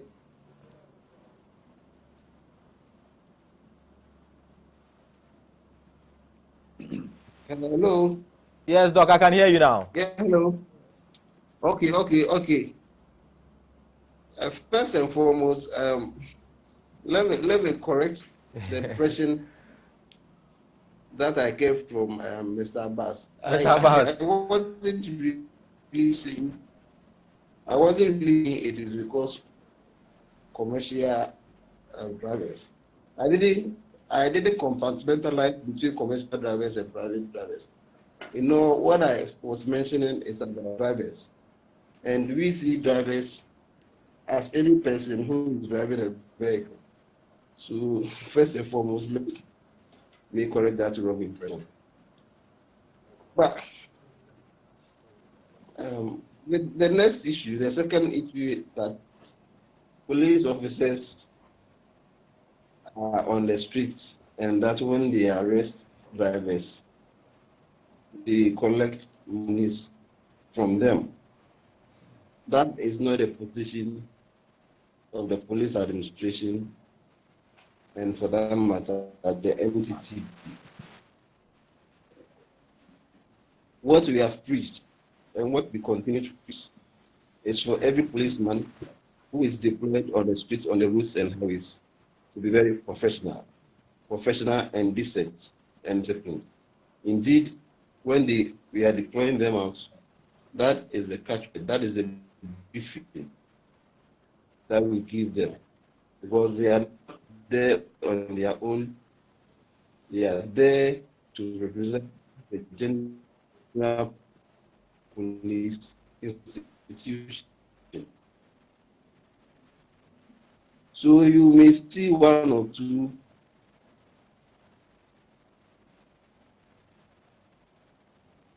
who are not professional and might be behaving as such. And what you have to do is to, why do you want to give money to police you? Sometimes they do their pockets. That's what you realize is drivers who want not to be prosecuted, who dish out money to the police officer. And you have to abide by the rule that give to the police. The police will not receive. Doc, I want you to touch on the motorcycle incident. Are not still. But you are the one who's giving. And they are all up first. But that's the saying that. Hello. Hi, Doc. Yeah, hello. Yeah, Doc. I wanted you to touch on specifically the motorcycles. So we don't expect all to behave professionally. See police officers who are not by the rules and regulations. Yeah, hello.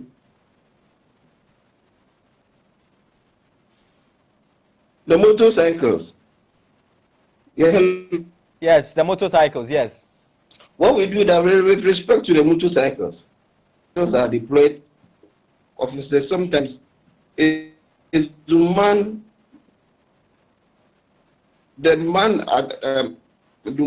traffic intercepts. And you know how motorcycles are.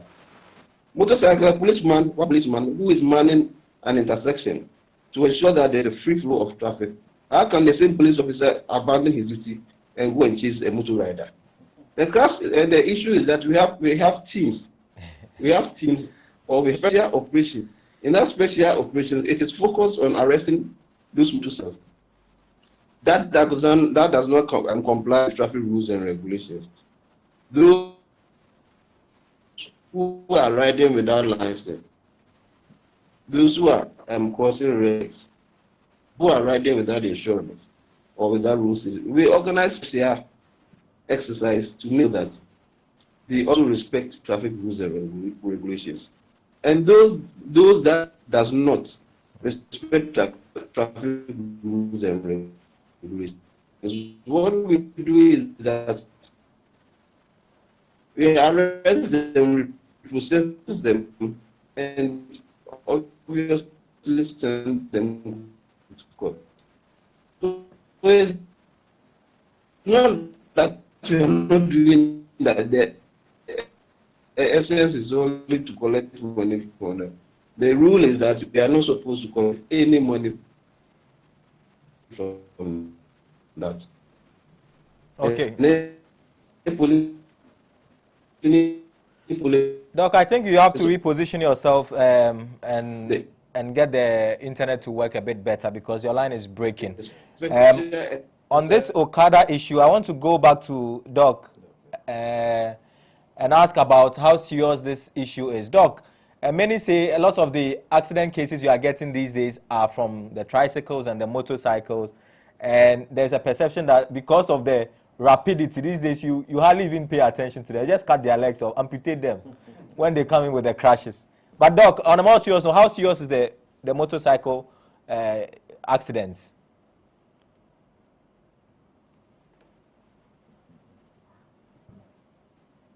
Hello. Hi, Doc. Yeah, okay. Yeah, thank you very much. Maybe, I think the discussion is being clear that first, that was never the. Oh, is it with me? Oh, okay, sorry. Mr. Sasu, kindly mute yourself, Mr. Sasu.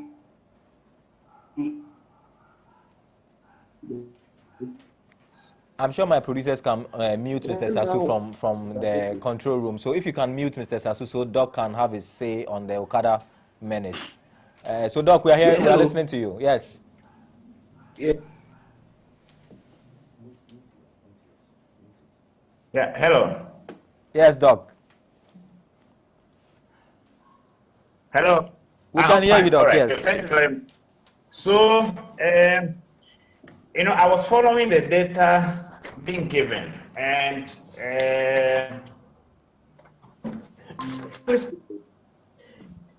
we look at the values, checking the records of what has been said so far. The motorbike 3,000 plus, commercial vehicles 5,000 plus, and then the private one 5,000 plus involved in accidents.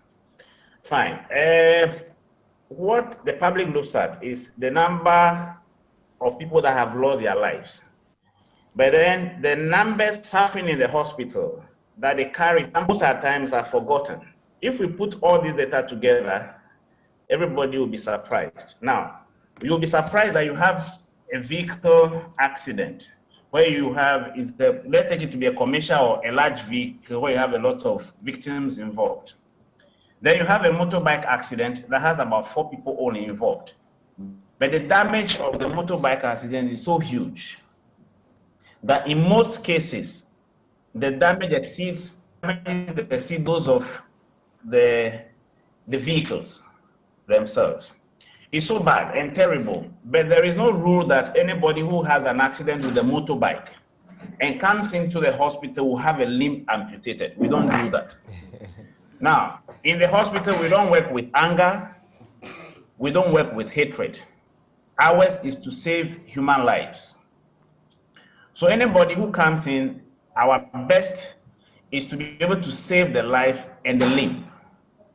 Because that person is a human being, is a breadwinner for himself, for the family, and then also generate some income for the nation. So we don't look at it as to what was the means of transport that caused the accident. Because of that, will determine what management they should have. The unfortunate thing is that the motorbike accident victims come in very bad shapes. Most of them lose their lives or lose their limbs. have it in a hospital that we amputate the limbs. So no, we don't have it that way. It depends on the nature of the injury. And their injuries are almost all the time worse than the vehicular accidents that we have. So from where you sit... Now, during weekends... Right. Go ahead, sir. Yeah. Okay, so you realize that the main problem is coming from the weekends. Now, I'm in Kolebu, for example. And you realize that the beach area, when you take the traffic light around the Kolebu police station, instead of going towards Accra, you are going towards the sea.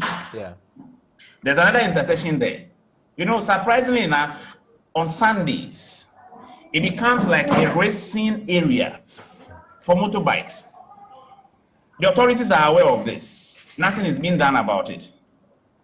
Or I don't know what is being done about it, but it's still ongoing. So if you like, even this coming weekend, just let somebody go there. And you see what goes on there. And if we watch these things on TV, they have the tracks for it. They go in for it with all security and all that. But then this is a main road, and they use it for racing, motorbike races. And then they come in bad shapes. So, and it's the same thing that is ongoing in the whole country. Sometimes you ask yourself what's happening. You are driving and then it's one way. The motor rider is coming in the opposite direction. And then when you say anything, the rider is brought you. You see, there is crossing. Vehicles have stopped. The motorbike won't stop. Now, really, we in the hospital, we are not to go out and find out why this is happening. But then sometimes when they can try to find out, I mean, is it that when you enter the road, they tell you that you can use it anyhow?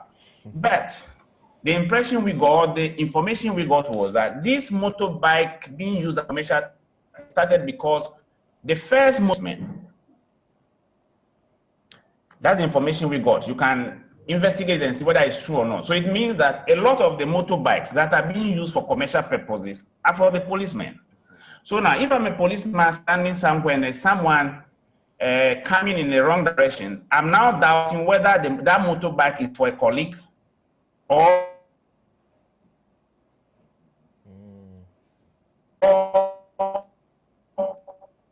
not for a colleague. I had a patient, a victim was just 17 years old.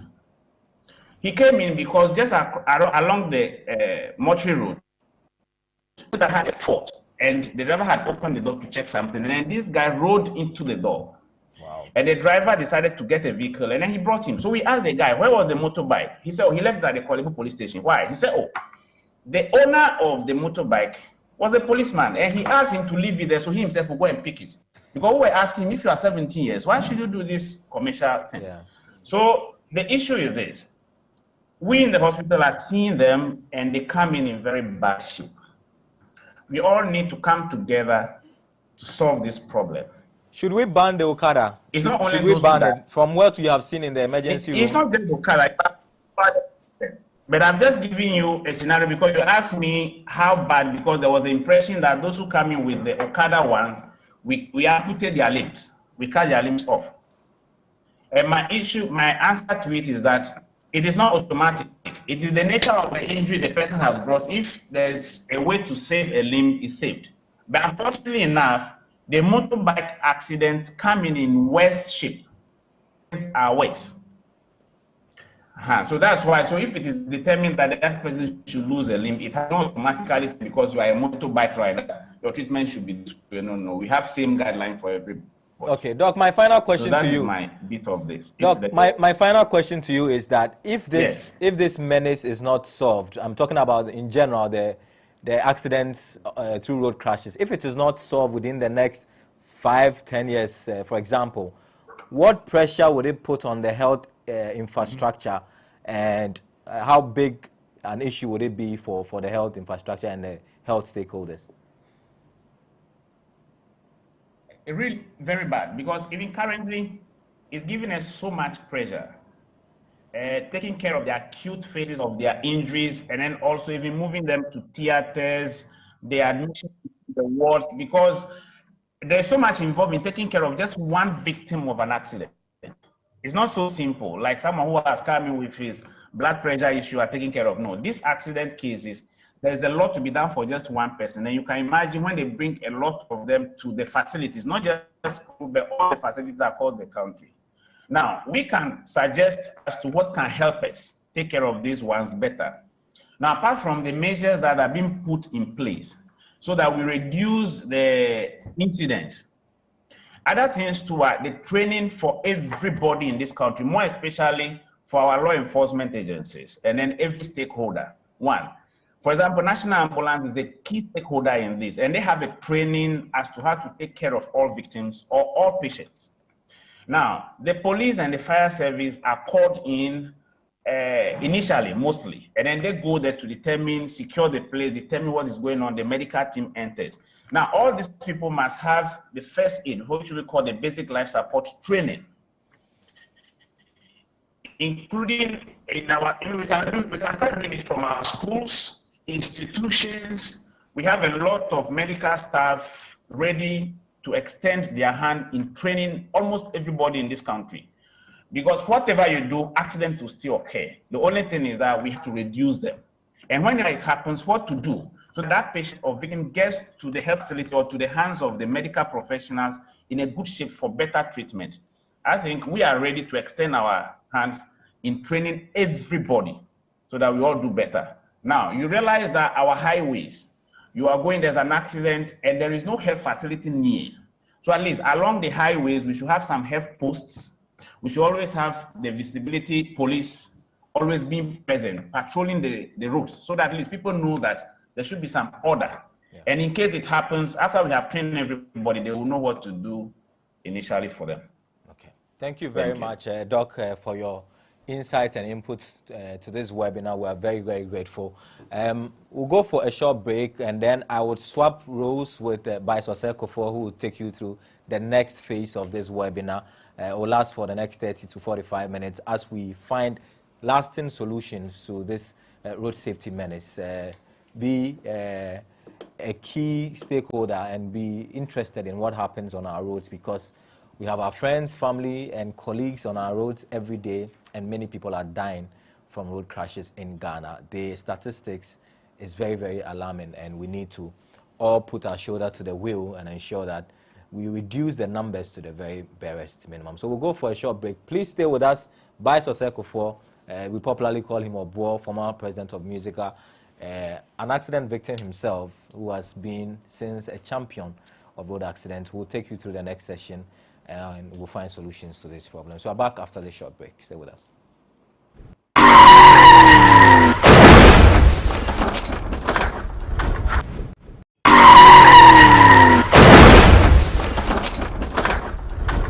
Hi, my name is Nanama McBrown. I'm proud to be part of GhanaWeb Road Safety Campaign. Please, do the right thing. Save a life. Brim.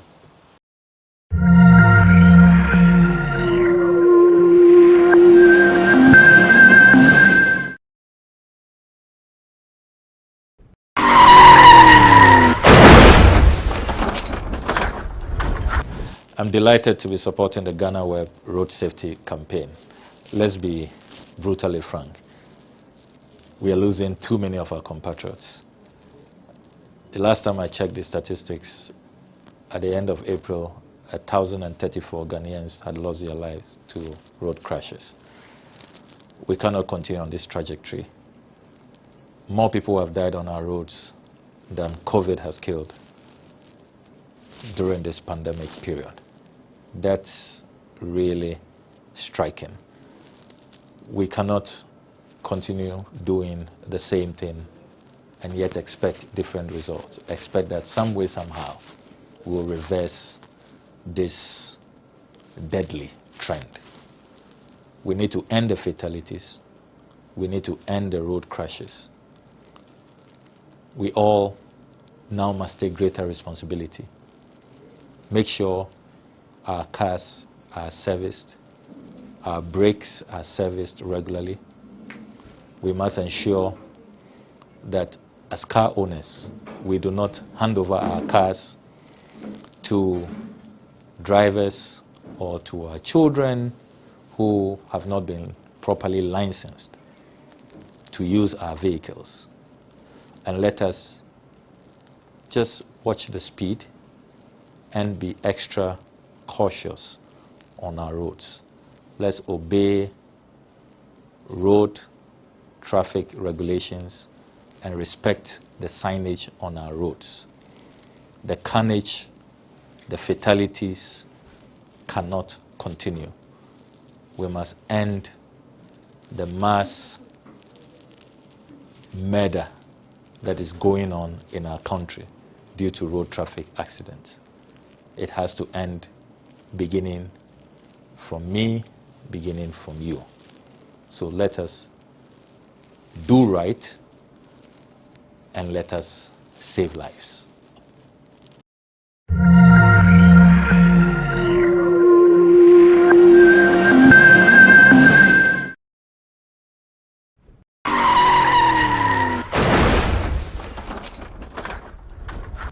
Hello, my name is Priscilla Na Akle Planch. I'm a survivor of a road accident. It wasn't easy for me. I went through 6 surgeries, and for 2 years I was using crutches. It wasn't an easy experience, and I don't want you to go through the same. So please, follow all the road safety regulations that you have to. Don't drive tired, don't drink and drive. And to my fellow friends who ride motorcycles, please, the road signals are for you as well. Please pay attention to them. Stay safe, do the right thing, and save a life.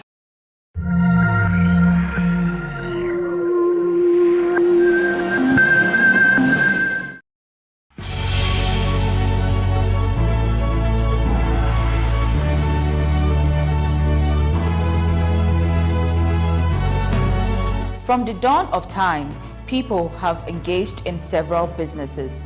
With the onset of technology and innovation, life has relatively been made easier. By using debit or credit cards, mobile banking. Thank you.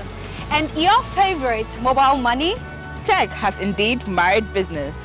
On BizTech, we spend time with faces behind known and upcoming businesses in the country. Learn more about the new technologies and innovation, as well as find out about the trending issues in the world of business. Join us as we serve you with a variety of compelling interviews, projects, and others right here on GhanaWeb TV.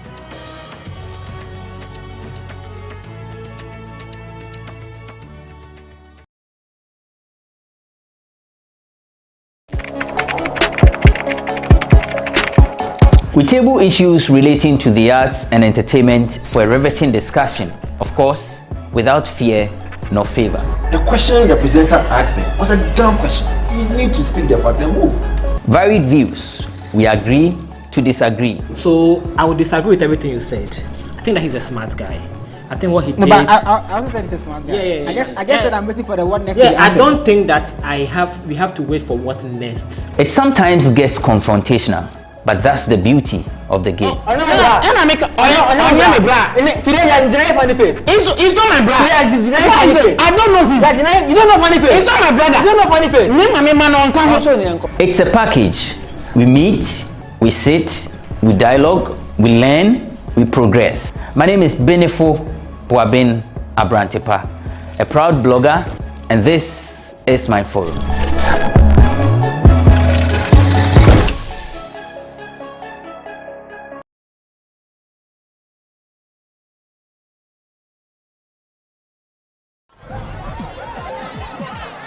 Powers and principalities. There's so much fire inside me. Tragedy struck when part of the largest hillside at the kosher rubbish dump collapsed. It's going to be fun to see how he goes about approaching this game.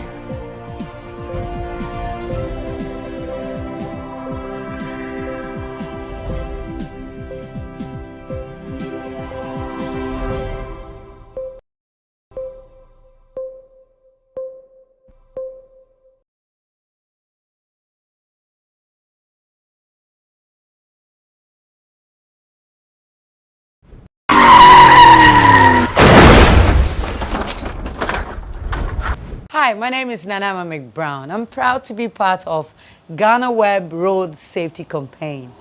Please, do the right thing. Save a life. Brim.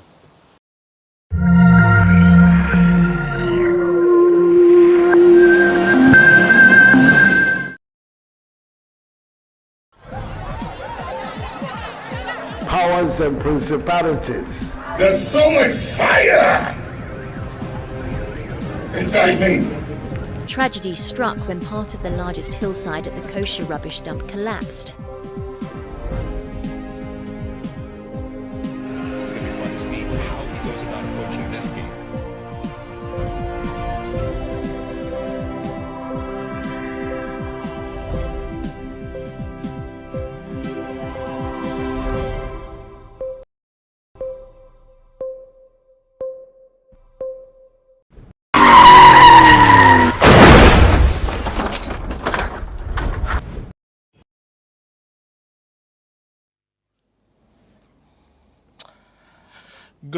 Good afternoon, and let me welcome you once again to the second phase of the GhanaWeb Road Safety Campaign webinar. My name is Bias Oseko, your road safety ambassador for this campaign, and I'm still here with my great friend, Engineer David Osafo Adonting of the National Road Safety Authority. He's actually the Director of Planning. I'm also still here with Mr. Ezra Kpakpo Mengel, who is Assistant Divisional Officer Grade 1 of the Ghana National Fire Service. Also online, we still have the Head of Communications for the GPRTU, Mr. Abbas Ibrahim Moro. We also have the Director of Metro Transit and Traffic Directorate of the MTTD, Dr. Samuel Sasu Mensah. We have Dr. Henry Bule, who is the Emergency Medicine Specialist and Clinical Coordinator at the Kolebu Hospital. And then we have from the DVLA, our Compliance Officer, Mr. Kofi Ansah. This conversation has been going on for the past 1 hour. The first phase was moderated by Mr. Daniel Odro of the Managing Editor of GhanaWeb.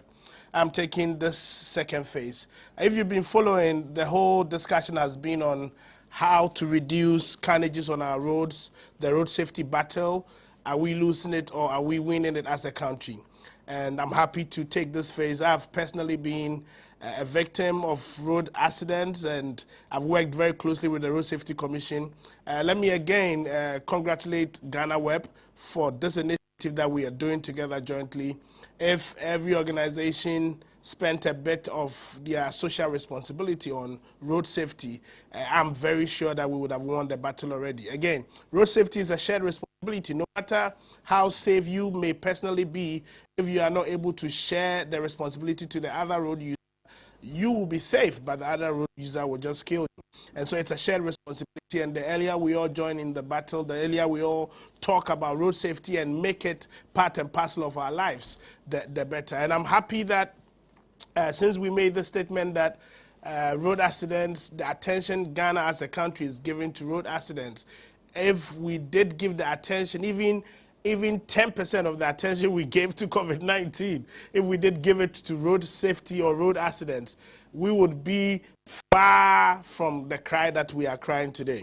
So the conversations have gone on. We've discussed what the problems are, what brought it up, what brings it up, where the hotspots are.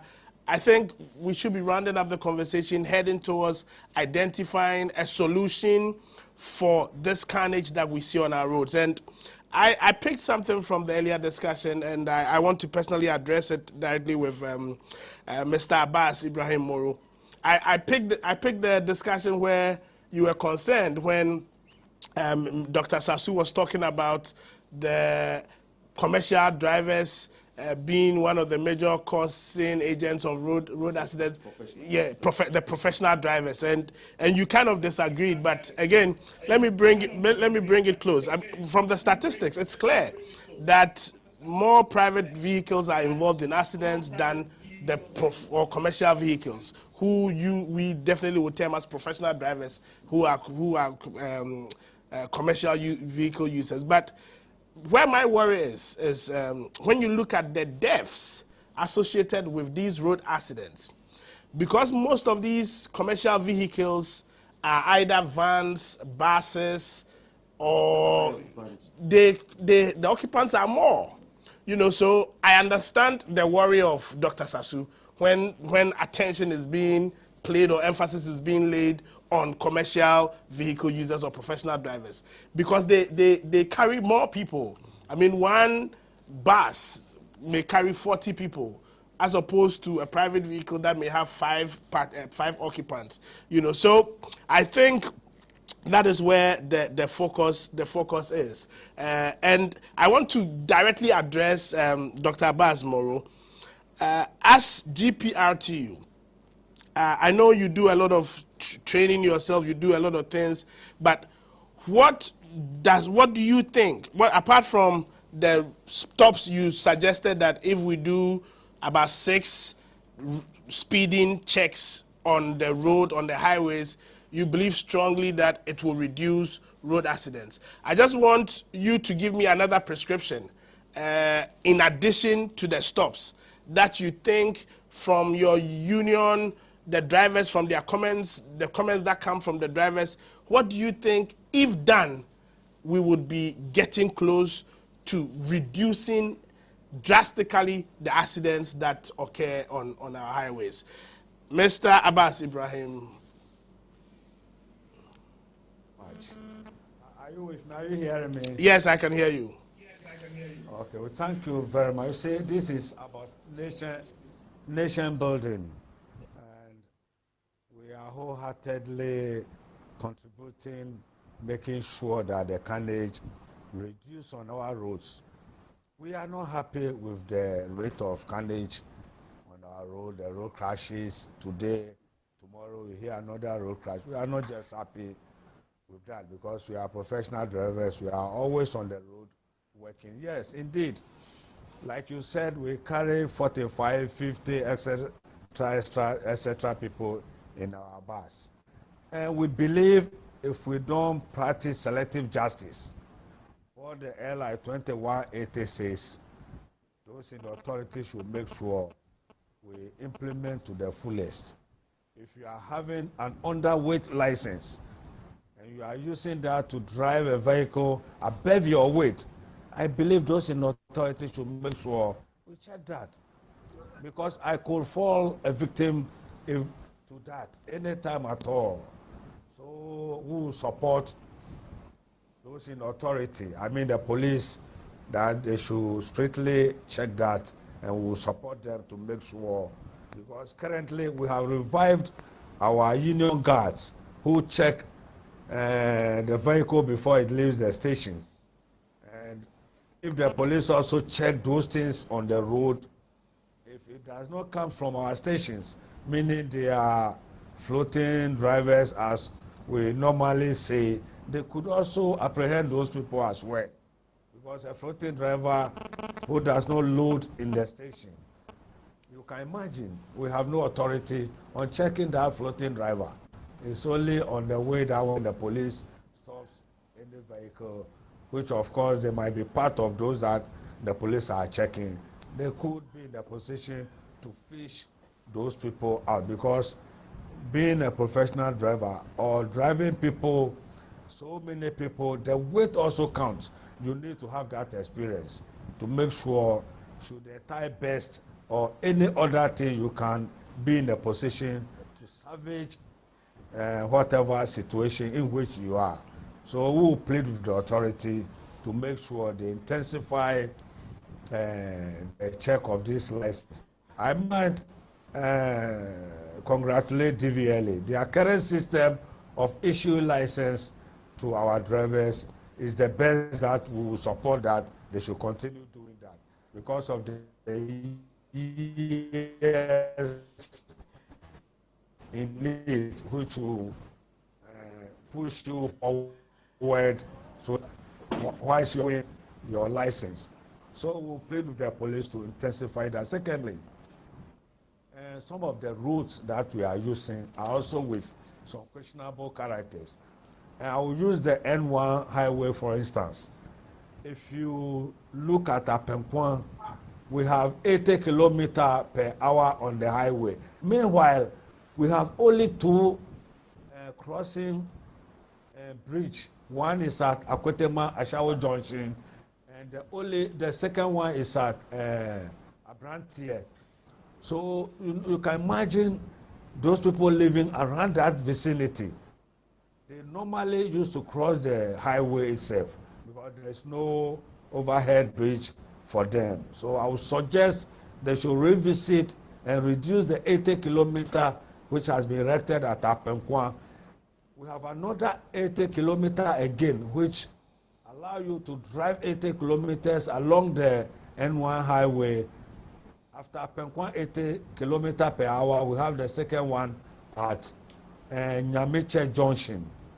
I stand for correction, but it's around Nyamiche Junction, which also is also far from the crossing bridge we have over there, the pedestrian crossing bridge that we have over there, which allows you also to continue with the 80-kilometer speed to Kashiman. So I'll plead with the authorities also to revisit and reduce it to 50 kilometers, because that place is densely populated area. And on the Kumasi Highway also, over the weekend I traveled to Sunyani. There's a lot the authorities should do for us. And they should patch the potholes for us. Some are even manholes. And secondly, as I said earlier on, most of the speed ramps are without road sign, indicating that there is a speed ramp just here, or before there is one also which will inform you ahead of the speed ramps. They should also do that for us. Some places have no road markings. They should do that also for us, so that we make sure the carnage on our roads reduce, because all this contribute to the crashes on the roads. I will say this for now, but they shouldn't forget, if you are doing a good thing, it's a good thing. If you are doing a bad thing, it's a bad thing. We should not practice selective justice. We should make sure what we have in the LI 2180 is fully implemented, and I believe it will reduce the crashes on the road for us. Thank you very much, Mr. Abbas Ibrahim Moro. And I picked up on the 80-kilometer thing. I mean, Apenkwa area is still within central town, you know, so if that 80 kilometer per hour could be reduced, it would be great. But again, I want to bring this issue up. Now, from the statistics that I've gathered from Road Safety Commission, Road Safety Authority, Road Safety Authority, there are 4 key things that come up when we are discussing the road accidents battle, which is the engineering, the education, the enforcement, and the emergency response. Now, as far as the engineering is concerned, which is one area I really would want us to tackle, that will be the next phase I'm coming to. But I want to hit immediately on the emergency response, where the ambulance service, the Ghana Fire Service also comes in. In some of the statistics, you realize that majority of people sometimes, when the accidents happen, they are not yet dead or it's not terrible, but it's how it is handled. But as far as, let me use a highway like the Accra-Kumasi Road, between your Nsawem through to even Kumasi, how many emergency response units or setups are on the road so that they can service either a 30-minute drive in or out? I don't know. I want to find out. How is it like? Yeah. We've marked the accident-prone areas. So the hotspots. Yeah. So, like from Accra, somewhere like Amasaman is one of the stations having a response unit there. Then when you get to Nsawam is also one.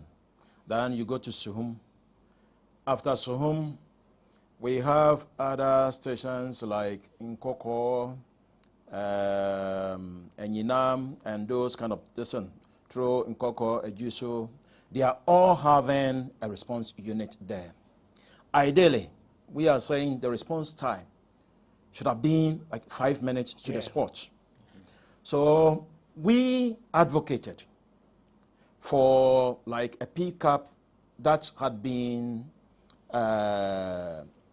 equipped with the rescue, at least basic rescue tools, to also be on the highways, place at vantage points, so that immediately it happens, the response time will be faster and quicker. But we have not gotten there yet. Even those stations that we have, the equipment, as I'm saying, are now older. So if we will even get a better equipment at those places, we will take that for now.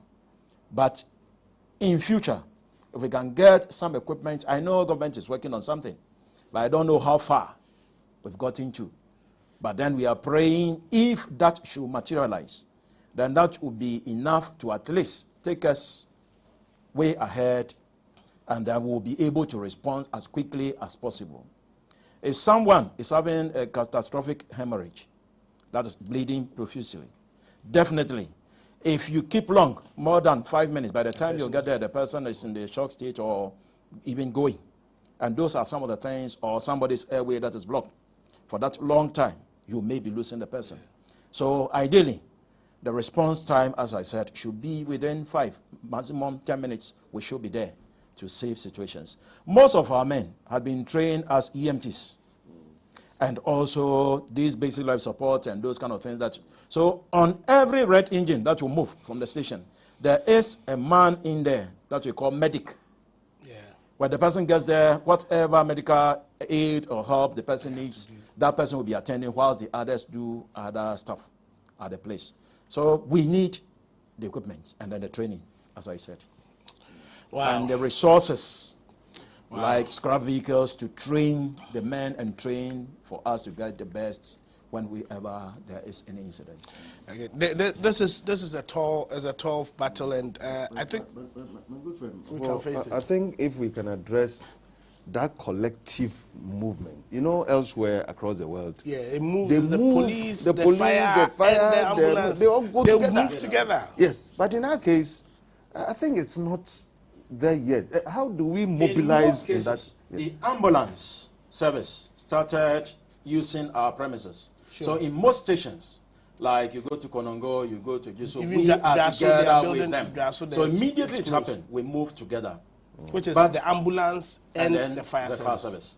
But then, most calls go to the police first. What should happen is that whenever the call is placed and it is a road collision, they were supposed to call the 2 other agencies to also move at the same time. So they join. Yes. So that even if you don't have the pickup, but then they get to the place. One of the key things that makes them get to the place before they listen, they don't want any evidence to miss when it comes to prosecution issues.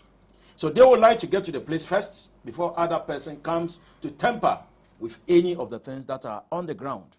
But then, ideally, they should have called, immediately they call this place, the 2 other agencies to get there. So we will not extricate and come out when ambulance is not there on standby to pick the person to the hospital. But then, police will get there, do the unnecessary things before even remembering to call ambulance.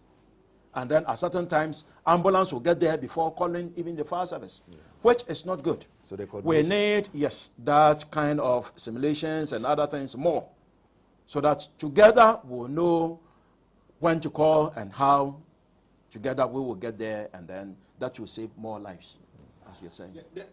This is key. I mean, synergizing the work of the agencies would go a long way into saving lives, even when our aim is to prevent accidents. We want to forestall them. But if they do happen, we must be able to save as many lives as possible. So and synergizing these agencies, their work is crucial to the discussion.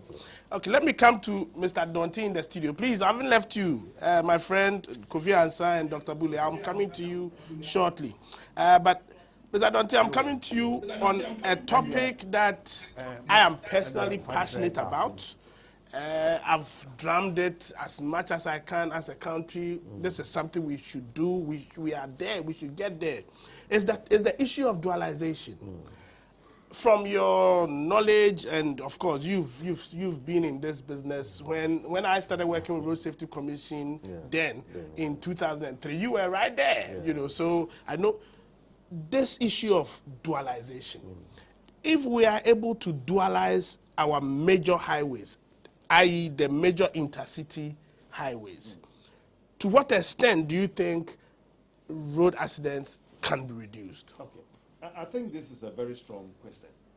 Indeed, as we said, if you want to solve the road safety problem, it's a multiplicity of efforts. Sure. The education, the enforcement, the engineering, and the emergency response. I think he's just addressed the emergency response aspect. Indeed, if we do it well, the post-crash actions will be very effective and perfect. But the preventive, engineering is one of them.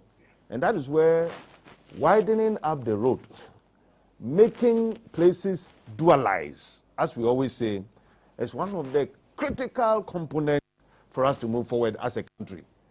Indeed, across the world, countries have invested hugely sums of money to make their roads multiple lanes.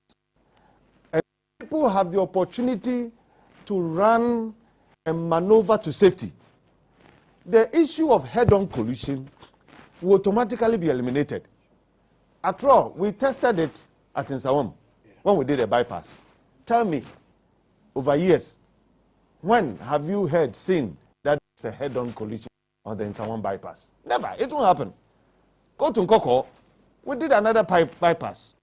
Realize, I think it was just on recent times that you had the Kumasi Sante Kotoko bus had a crash. But even that wasn't the head-on. So it means that if we are able to do dualization of our intercity highways, the issue of head-on collision will completely be eliminated.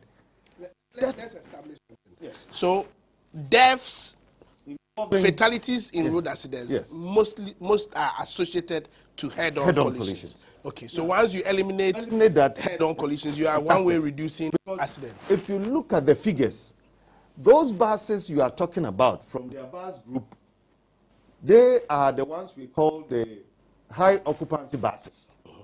And they are also in a category that we call the high risk, which means that if there should be one crash over 40, 50, 60 at a time, and we must always concentrate on how these crashes happen. These are people who travel long distances. They get tired. Yeah. Sometimes it's a matter of they don't have the type of or the kind of sleep that they should have, the rest. And so they drive during the night, day, and when they are overtaken, some of them, well, I think they are professional drivers, I admit. They are. Alaji, you are professional drivers. I agree. But there are some of them who do not take the necessary precautions when they are overtaken. And so they take the space of other oncoming vehicles on these single carriageways. Yeah. They take your space. And so all you can do is to move in head on, and they kill so many people. I'm not saying all of them. But if you look at the investigations that we have done since 2010, most of them who die in numbers appear to be these head-ons. So it means that we can automatically take off the head-ons. Now, take even that one out.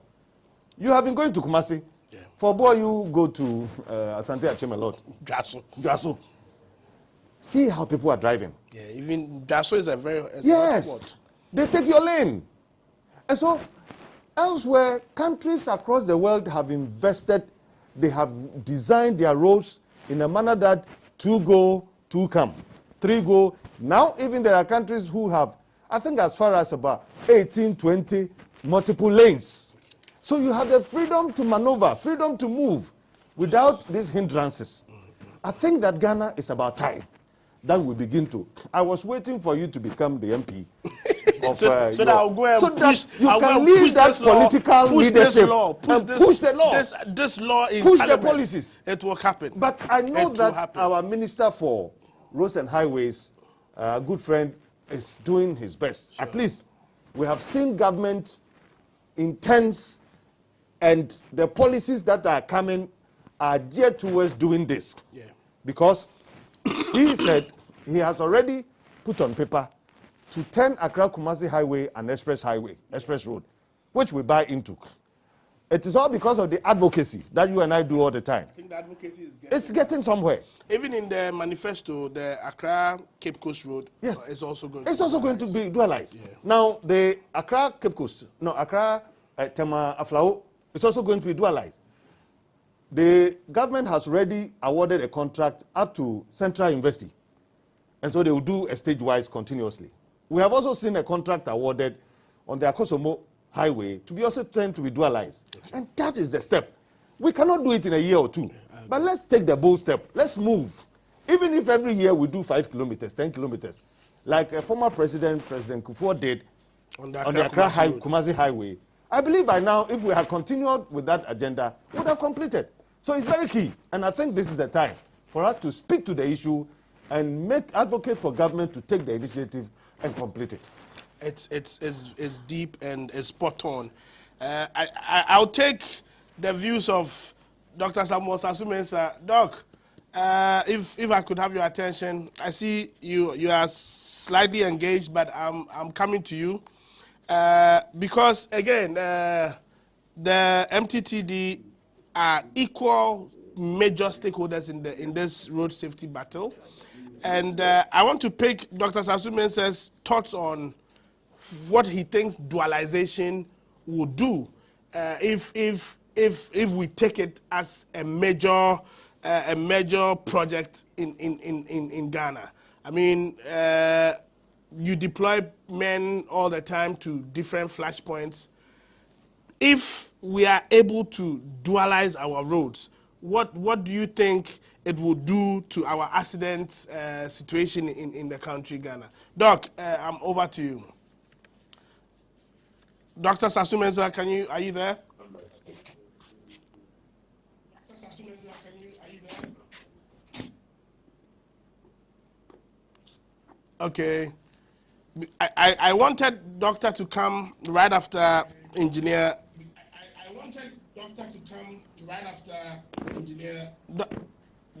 Dr. Sasumensa, I was picking your thoughts on. Yeah, hello. Yes, I'm trying to get your thoughts on what you think dualization of our roads will do as far as reducing carnages on our roads is concerned. Okay, thank you very much. What I think is that dualization of our routes is the way to go. But in spite of that, drivers would have to comply with traffic rules and regulations. If they don't comply with the traffic rules and regulations that have been set for us to all abide by, in spite of the dualization of the road, with traffic accidents will occur. The issue is that the rules and regulations that they are set for all of us to abide by. If they don't abide by the rules and regulations, then it means that dualization will stop, but it will not solve all the problems. I get Doctor's point. Hello. Yeah, I get your point very, very well. But again, let me make this point. So we are educating people on road accidents. We are telling people to abide by the rules and regulations. But all these are the human factor. So if people decide to continue being recalcitrant, irrespective of the education, irrespective of the enforcement, they are still just not being human. Maybe a bold step like dualization, maybe because that reduces the deaths from the impact, because again, if it's been established that off-shot or head-on collisions is one of the major causes of death. Because my aim is, how do we reduce the deaths that occur from road accidents? I mean, there are some countries that record more road accidents than Ghana does, but their road accidents does not occur in deaths. People do not lose, because again, what we are trying to avoid is the manpower that the country, the human resource that the country is losing day in, day out. I mean, I remember in 2004, we lost 3 doctors. These were among the few heart surgeons that we had in the country. And so these huge human resource capital that the country is losing due to road accidents, if we can push the dualization agenda for government to accept it, and we have a certain design where it's a plan that we don't depart from. You know, I'm pretty very passionate about it, and I'm happy Dr. Sasu Mensah agrees with me. But let me go quickly to my friend Kofi Ansah, the compliance officer at DVLA. There is, I see, there's a kind of, there must be a constant collaboration between the DVLA and the police. And one thing that I've seen, which I want to commend both the police and DVLA for these days, is these days when you are driving, they are able to tell from your number plate whether your insurance is expired or not. I mean, I remember there's one vehicle of a friend that I think he had not seen that the insurance had expired. And then he called me that, oh, boy, I've been arrested. They said my insurance is, and I said, oh, boss, if your insurance expired, now you have to insure. But he was marveled at the way they found out. You know, it's not, these days they don't have to go look at the car to see the insurance. No, now with your number plate, they are able to tell whether the insurance has expired or not. Now, how can we integrate same for the driver, the license, and the classes, so that maybe once they see the vehicle, they're able to tell which driver is driving, or once they're able to keep that, I don't know, but how can technology be used to enforce, or to help in enforcement? Because again, if we leave the enforcement just to the police, how can, I mean, with this technology, now it's so easy for the police to tell when this vehicle is not supposed to be on the road and it's on the road. How can we do same for the drivers, especially those driving vehicles that they don't have the class to drive? You know, so Kofi Ansah, that's my worry. Okay, so thank you so much. Well, DVLA has come up with some technology whereby we can verify the license plate instantly using technology. So recently we purchased some tablets and gave it across, we took it across the country to most of our compliance departments. So they are able to inspect, they're able to verify your number plate to the owner and tell whether the roadworthy is expired or not, and also verify the driver's license to tell whether it's fake or needs the renewal.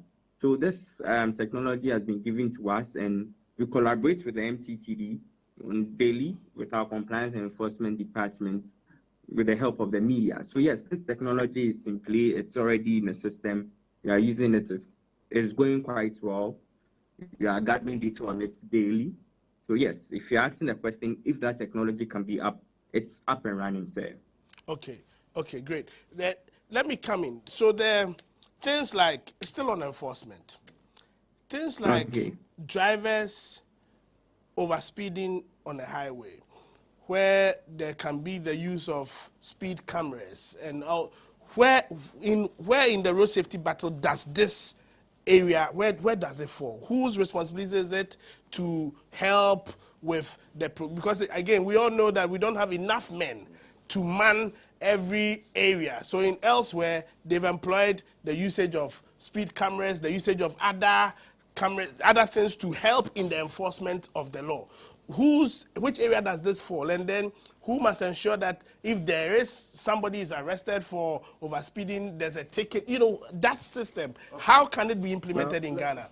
Let me handle this from my end, and then perhaps my colleagues. The job of the MTTD. Okay. So we come in when the driver is handed over to the police and the court requests the license to be revoked or suspended. So we only come in to suspend and revoke the license appropriately and with appropriate measures. So it's the work of the MTTD to do the enforcement, and we do the revocation and the suspension of the driver's license. Okay. But let me tell you the good news. Sure. The good news is that the Ghana Police Service currently has worked with the National Road Safety Authority and the DVLA. Currently, we have designed what we call traffic tech. Traffic tech. Traffic tech. It means traffic technology. Yeah. It has gone through the process and currently at a certain level for an approval for it to be implemented. what the design, the system is such that police will now install special traffic cameras across the country on our highways. The cameras 24/7 will be observing the road network, will be observing driver behavior. It will detect traffic violations. Okay. And then it will link the violation to a strong room or a control room at the police headquarters. Police will now use the electronic system to validate it, identify the type of traffic offense in consultation with the traffic regulations, LI 21880, and then they will send tickets electronically to the offender. And the offender. Now that there's Ghana exactly. card and now, people are using their GPS address. The good thing is that it will interrogate the profile of that individual who has flouted the law after the validation with the DVLA data. Okay. And that is why I commend DVLA. This time around, DVLA is automatic. They do things in automation. They have received a lot of awards in recent times. Most of their operations have now been automated. And so police now has the leverage to now capitalize on the opportunity DVLA has created electronically. The very moment you flout the law and the camera is now signaling to the police control room, your profile will be generated. Kwesi Boateng, your license now, your C of C, all those will be generated. And at the moment they do things manual in terms of the citation. But the citation will now come on your phone, either through SMS, through WhatsApp, or any of the channels. Then you will be asked to go and make payment at the bank, for example. So there are certain traffic offenses that you won't find anybody going to the law court any longer. Wow. It will be electronic, purely. Wow. Using the road traffic regulations, you will go and redeem yourself. Make payment to this pay point. For example, Ghana GCB. Once you are paid, a ticket is generated for you and you are off. Do it first time. Do it second time. Third time, fourth time. Then they see that you are recalcitrant. That one, you will go beyond the pay point. DVLA will take hold of you and revoke your license. If it is forever, it will depend on the level of the offense. I can assure you that between now and the end of this year, you may see 1 or 2 or 3 of these cameras coming. Wow. The first phase has already started. If you go to police headquarters now, you'll find a control room with a surveillance. This is good news. Yes, and I think we have gone very far. That is why we're saying that the situation appeared to be a bit rough now. But we are all not been sitting down, especially the agencies. We are all doing one thing or the other, like the ambulance. Now they have over 300 of the ambulances across the country. Something is being done. We have the Ghana Highway Authority, which is also now designing most of our roads into dualization. We have the Ghana National Fire Service. Of course, we expect you also now to come into the arena with various technological efforts. He's talking about drones. We don't use drones now, do we? We're talking about aircrafts. If you go across the world somewhere. So we should be moving gradually from our current situation into a new modernized area of fighting the menace. No, it's very refreshing. Yes, and the menace is huge. It's big. It's getting bigger. If we don't stand up as agencies and do one thing or the other, and that is how come the National Road Safety Authority, we have gone for that authority. We are going to use our power to be able to identify where we should sanction and sanction. For example, if we find something wrong within the road space, that must need a certain step in terms of influencing through the law to remove or to replace. It should be done through the law court. I think that gradually Ghana is coming. People, I want to take this platform to let you understand and appreciate the fact that we are not sitting down, throwing our hands in the space in air and saying it is over. No, the battle is still on. We will fight this menace. We need the support of all. And for example, that is why our good friends from GhanaWeb has taken up the responsibility. Obuo himself leading the space to be able to influence whoever is in that space to do something positively. the police, the Ghana Highway Authority, the ambulance service, the Red Cross. It is a battle we have to confront with. And here I want to take advantage also to charge our politicians. It is time for them to take the mandate to help all these institutions. We must invest in road safety. Investment is huge. Yes, super. If you don't invest, don't expect the results to come, because it will not come naturally. It is not a miracle or magic. It has to come by effort. Somebody must move one thing or the other. Where we need to spend money, let us spend money. They need resources. And who should bring the resources? Government will have to bring the resources. So let us invest. It is an area that we need to invest. Like we invested in COVID. There was a time that $100 million was voted. And so this is the time we also expect to see monies coming from all the corners so that we support the agencies to deliver. If we deliver, it will inure to the benefits of all of us. So I think this is the time that we will. Yes. Just a quick one. Engineer was talking about improving upon our equipment. Just recently, we had some area platforms that will let us get to some heights fighting fires. So we are improving. So the service is also improving. Yeah. I've heard very, very good news, especially related to the traffic tech. If Dr. Sasu Mensah is not too far away, what you said in about 6 months, and I'm going to keep you to your word, Mr. Adontin, but what may hold it back? Because again, so that we from the advocacy point will know how we are directing our advocacy. Because again, a solution like traffic tech, for me, being a road user, being a victim of road accidents, I've seen that no matter the enforcement that we have put in place already, there are ways that the human being is skillfully going around it. You know, so it's become the chicken and the egg situation, the fix the country and the fixing the country and fix yourself situation. Are you fixing yourself before you say that you fix the country, or are you fixing the country? People are always weaving around the system where, oh, when it gets to the court, they're able to make their way out of the court, or even sometimes at the confrontational stage between they and the police, they're able to make their way around it. Let's reduce the human interface. Can we go technology where now technology is the one taking you over? And once there's this traffic tech, you know, Dr. Sasu Mensah, if you know about this traffic tech, can you just help us a bit with it, and what may hold it? Because since it's the responsibility of the MTTD center stage, what is it? What is going on with traffic tech?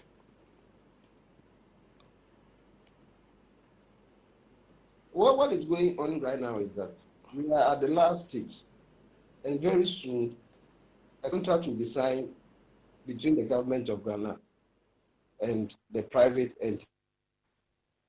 So we think that this time we are certain to go, and within some 6 months, as Mr. Adontin said, we are really going to get the project or the program rolling, so that at the end of the day, we will see the benefits.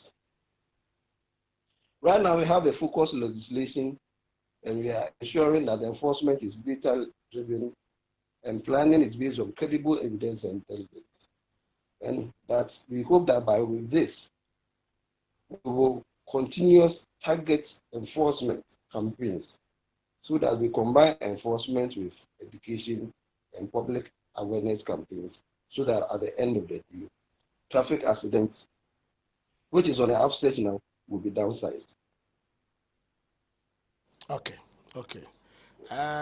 We'll keep fingers crossed, and I will challenge all other road safety advocates that this traffic tech is one step to us seeing a major change in the way we treat road accidents, especially the human factor. I mean, for me, indiscipline on the part of the road users, the drivers, the pedestrians, and even in some instances, the police, is among the major reasons why this fight has become a konongokaya kind of fight. You push it, you don't. So if we are able to roll out this strategy, I believe strongly it would go a long way into now people will sit up because there's that eye that is watching you. And I'm looking long term, 5 years from now, if we've been able to implement a thing like traffic tech. And this is coming to Dr. Bully. I haven't asked you much since we came, but I'm coming to you now because I'm looking into the long term. What will be the long-term effects of road crashes on the health service delivery as far as this menace is concerned if we don't curtail it within the next 5 to 10 years? I mean, if we are not able to arrest this issue, the facilities that we have, how are they going to be able to stand up to this test? What will be the long-term effects of these carnages on our health service delivery as far as Kolebu is concerned?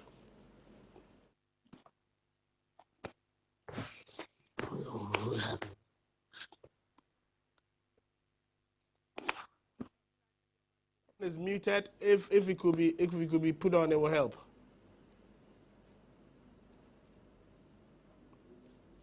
Yeah, as we can hear you now. Hello. Yes, Dr. Bule, we can hear you. Hello. Yes, we can hear you now. All right. Okay. So, all right, that's fine. So it won't be just Kolebu, but then mostly the teaching hospitals, because those are the big cities where a lot of accidents occur, the highway accidents, the victims eventually land in these big hospitals where they need the final definitive care. The issue is that even currently, with our population rather is increasing, and it's not only the accident cases that we have in the hospital.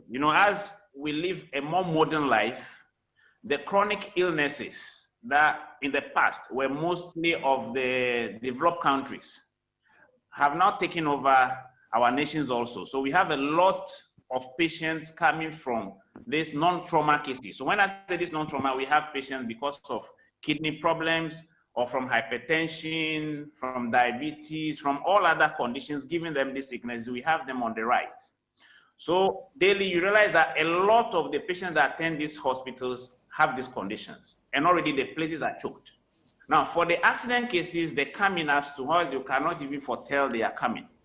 And we have a lot of them coming in to add up to the already depleted areas we have in our facilities. So currently that we are foreseeing that if nothing is done, in the coming 2, 3, 5 years, we are going to have a lot more of them, because the data we have now is we have about 1,007 that have died. That is the data we have of those who have died. Now, there is no data of the accident victims that are still alive, suffering from all forms of limitations, discapacities from all these accidents. And they are a lot in the hospitals. And then even those that are discharged, they have to come back to load the clinics and all that. It's a lot, and the facilities are not expanding. All right, if nothing is done about this, in the next 5 years, just believe me that we are going to triple, quadruple all these numbers. And that's going to be a huge burden on the health sector. Now, people just look at it, or maybe you just go into the hospital, the 4 walls you are seeing in the hospital, and that is it. No. All these victims that come, there's a lot that goes into it. I've said it already about how much it takes to take care of just one of these victims. Now, this same victim is the one who takes care of a lot of people more. So now when that person is not able to take care of these people, now they come in with other illnesses. So it's not just the accident victim that we are seeing, but then the dependence on this person who now fall ill because that person can't take care of them, to take care of their conditions. We pray that all stakeholders will come in to play well, so that before even the next 5, 10 years, we are able to reduce this manner of accident the way it's going. Really, somebody termed it as a pandemic, and I greatly agree with the person. Because if you just check from January to August, that we've lost 1,700. Now, in COVID, we've not lost up to that within 2 years. COVID has been with us for about 2 years now. We've not lost that number. And then people who have debilitated, discapacitated because of this accident. A lot of them are in the hospitals and at home. So when we put the figures together, we realize that it's a real pandemic that we all have to handle. Now, my only thing is that initially it started at the point, and I was seeing it as a blaming game coming in, but luckily enough, all the participants have realized that it's rather a cooperative thing that we are all coming here to do, to see how best we can put our efforts together to tackle this problem from the roots. So everybody's suggestion, even if it helps the other, I think we all leave it aside and then pick the good part of it, so that we put it all together. And we thank GhanaWeb for the effort, because they've even been to all the corners of the stakeholders to find out what it is, because I know you've been in the hospital here, we've discussed it and all that. So really the effect is going to be catastrophic if we don't do anything about it now. Okay. All right, thank you very much, Dr. Bule. I think let us do something. I'm going to do an exercise. All of us are great stakeholders at play when it comes to this road safety battle. I want to build a certain chart. I mean, if there's a certain chart that must advise policymakers, it must advise government in general, it must also advise road users, it must advise health practitioners. If there were three key things,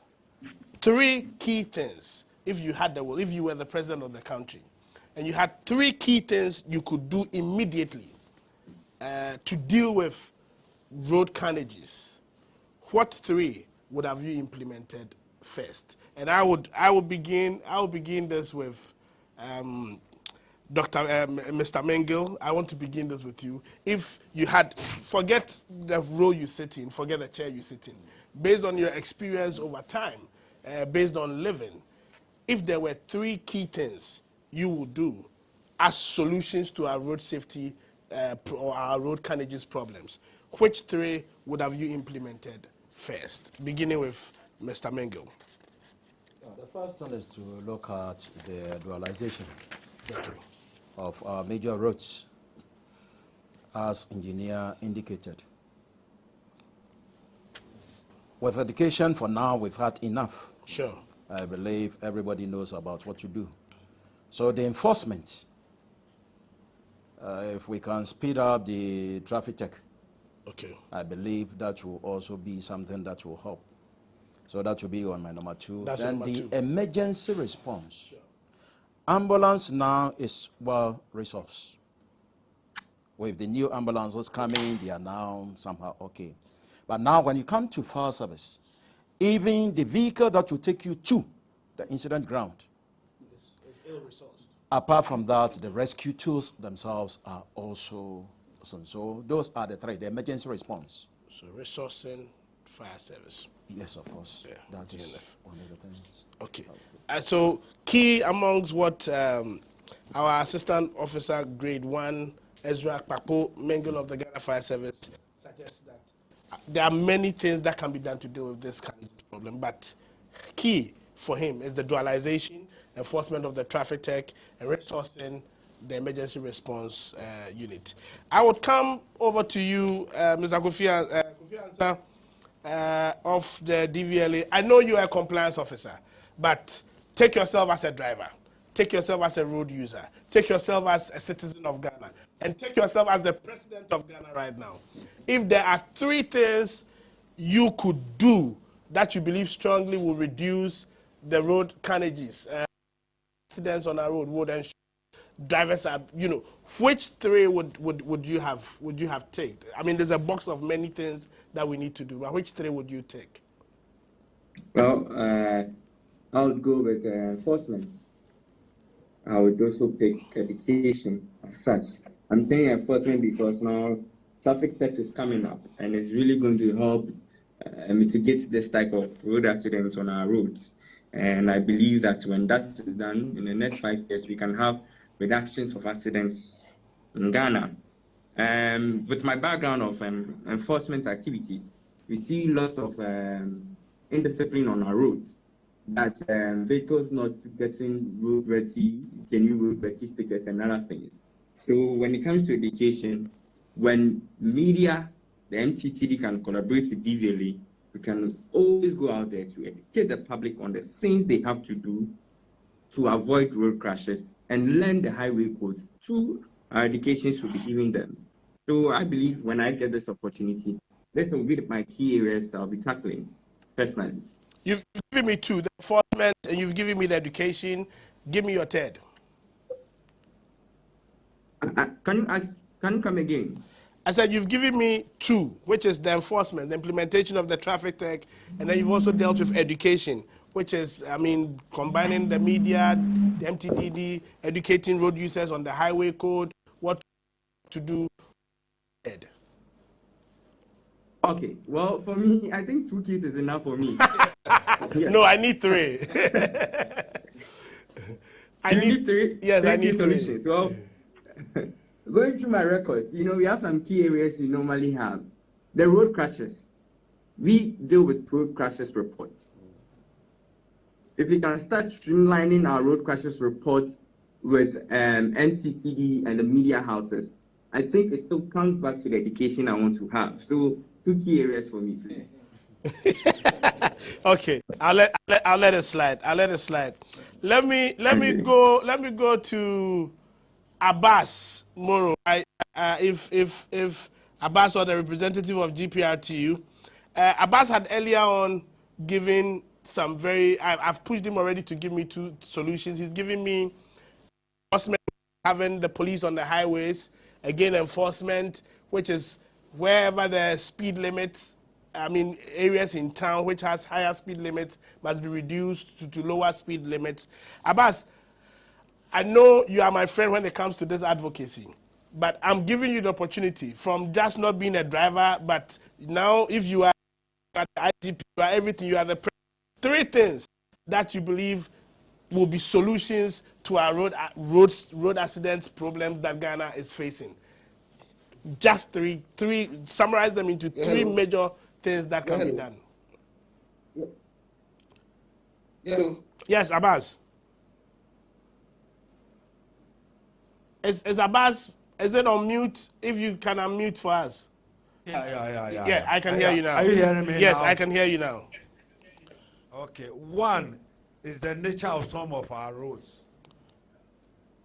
The nature of some of our roads are very bad, and that is the cause of some of the accidents. As I said earlier on,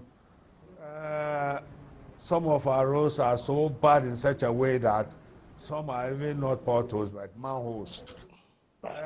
Like we advocated for the dual carriageway. For now, we don't have the dual carriageways on our highways.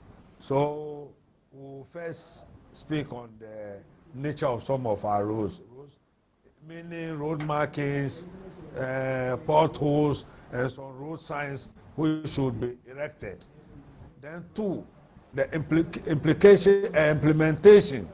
implementation of the LI 2180, which I've said earlier on that it should not be selective.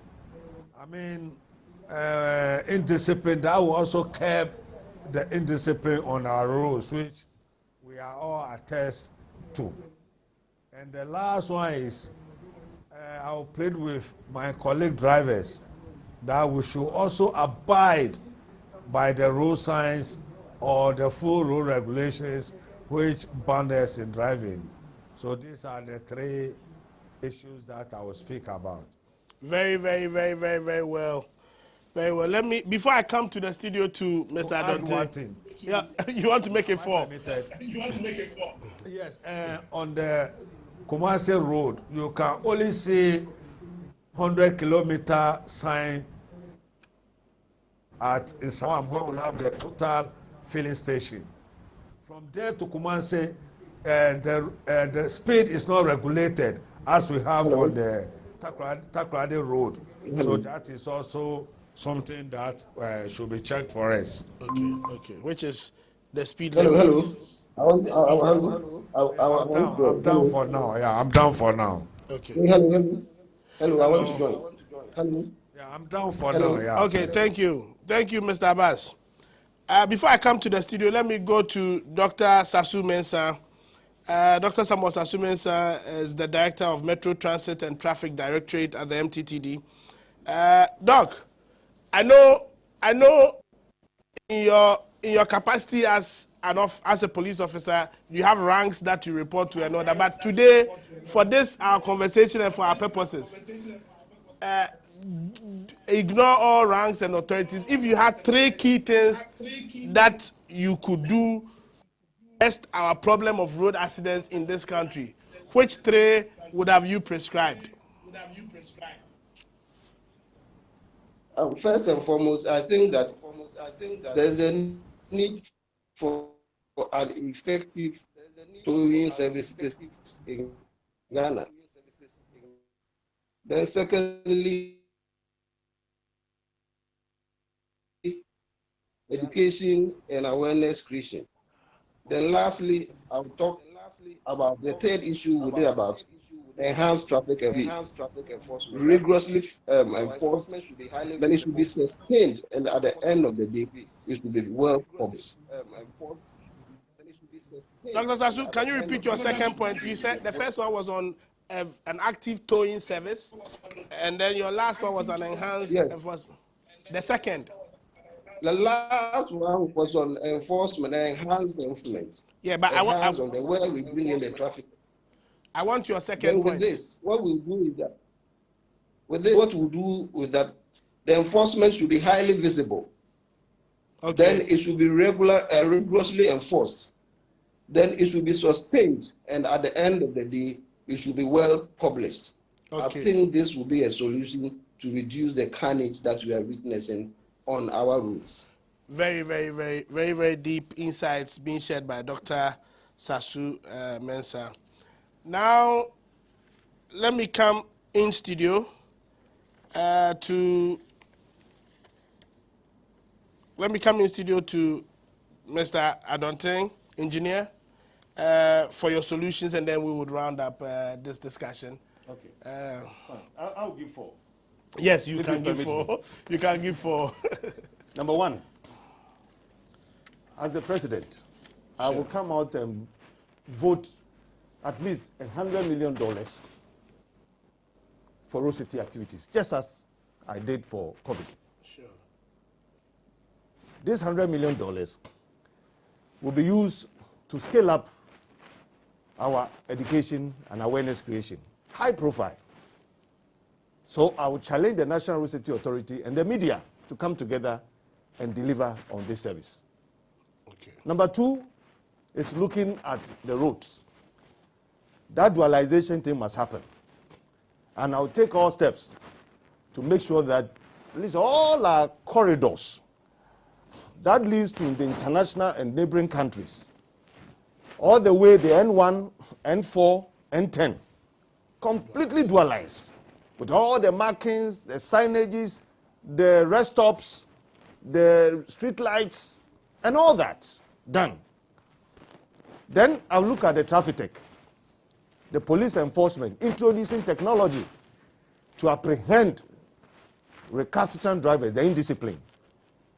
And lastly, deal with the towing service, the removal of disabled vehicles. If I do this 4, trust me, Ghana will be a champion in the world when it comes to road safety. Definitely, and definitely, and definitely. So soon we have, we've had a very great conversation, but we are coming to the end of our conversations.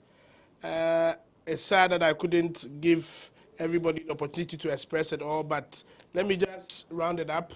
Road safety is a shared battle. It's a fight that I can't win on my own, you can't win on your own.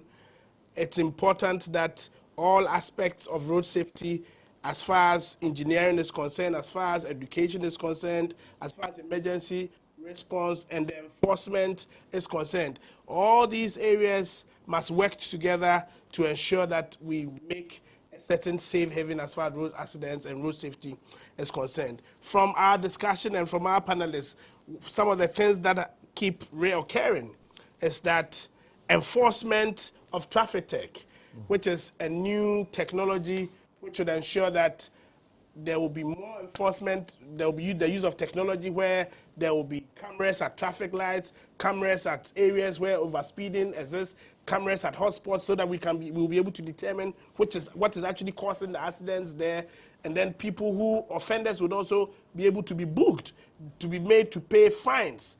This is one way that we believe strongly would bring and curb the occurrence of bad road safety practices on our roads. Another thing that is reoccurring is dualization of our major highways, dualization of our intercity highways, roads leading into other countries.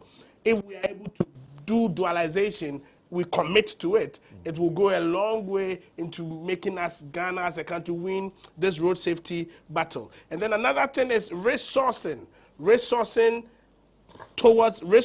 road safety in mind. So resourcing the fire service, resourcing the road safety commission, resourcing the motor traffic transport department, resourcing the Red Cross, resourcing the ambulance, all the agencies, resourcing the hospitals that deal, the teaching hospitals that deal with road safety emergency responses. It's one way of reducing deaths that occur from road accidents. And then the final from the go-around that we did is education, which is to do with people understanding the highway code, people understanding that driving is a job, that once you sit in a vehicle to drive, you have moved from your comfort zone into entering into a new job. And so if at your work you are not allowed to use your phone, or at your work you are not allowed to wake up from the desk when visitors are there, driving has its own strict regulations that you must uphold to yourself once you take up the task to drive. If, as a country, we are able to share this responsibility, bring it together and work together as a team, we will be on our way to getting better statistics, better results as far as road safety is concerned.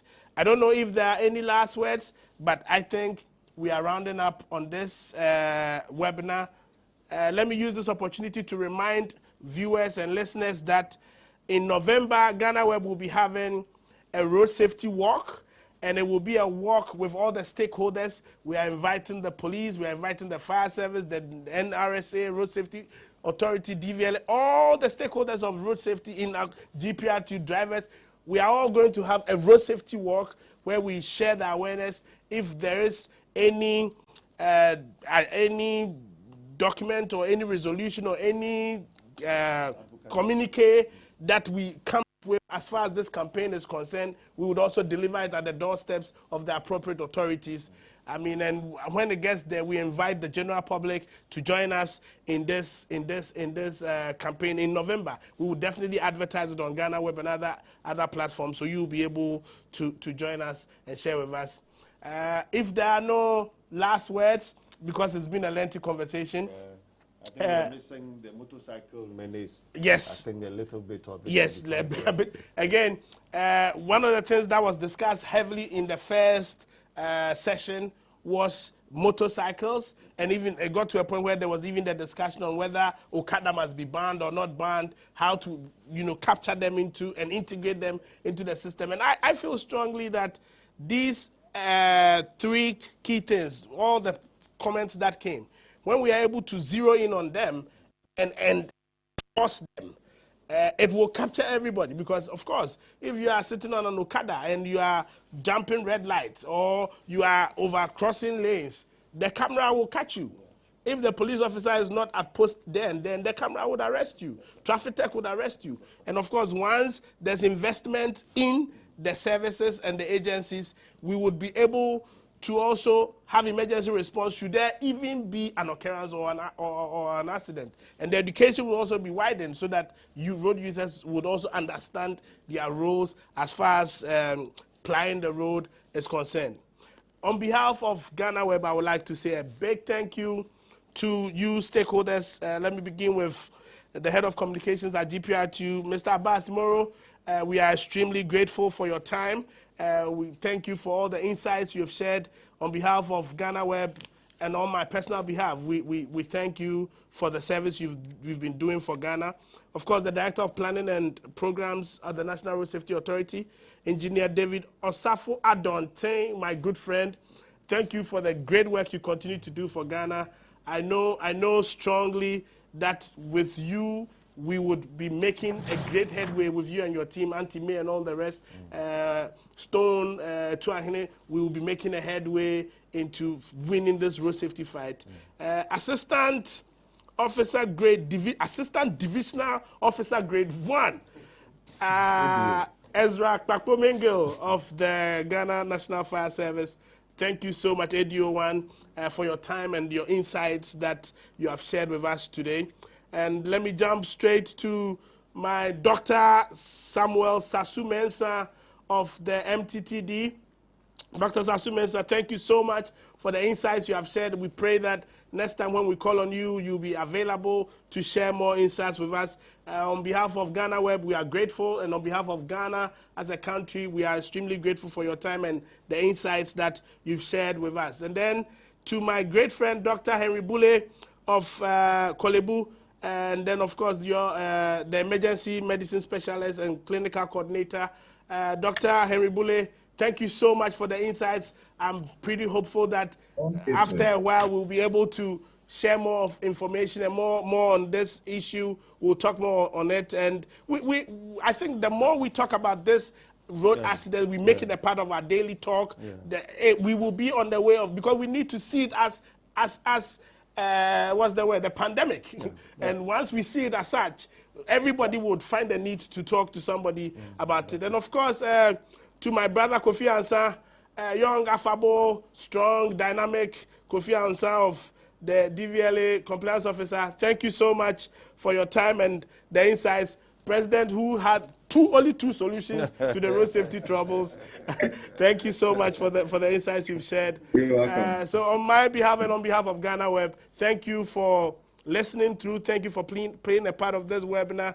When we do advertise our next webinar, do a point to be with us.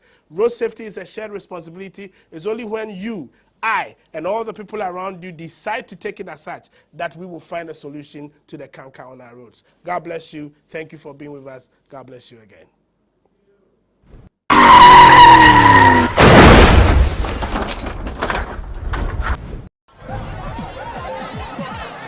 Powers and principalities. There's so much fire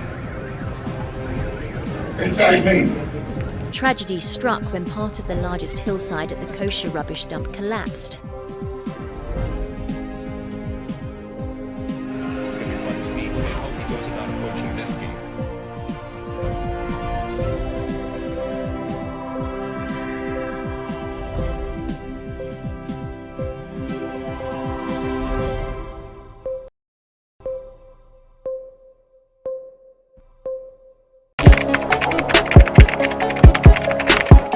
We table issues relating to the arts and entertainment for a riveting discussion, of course, without fear nor favor.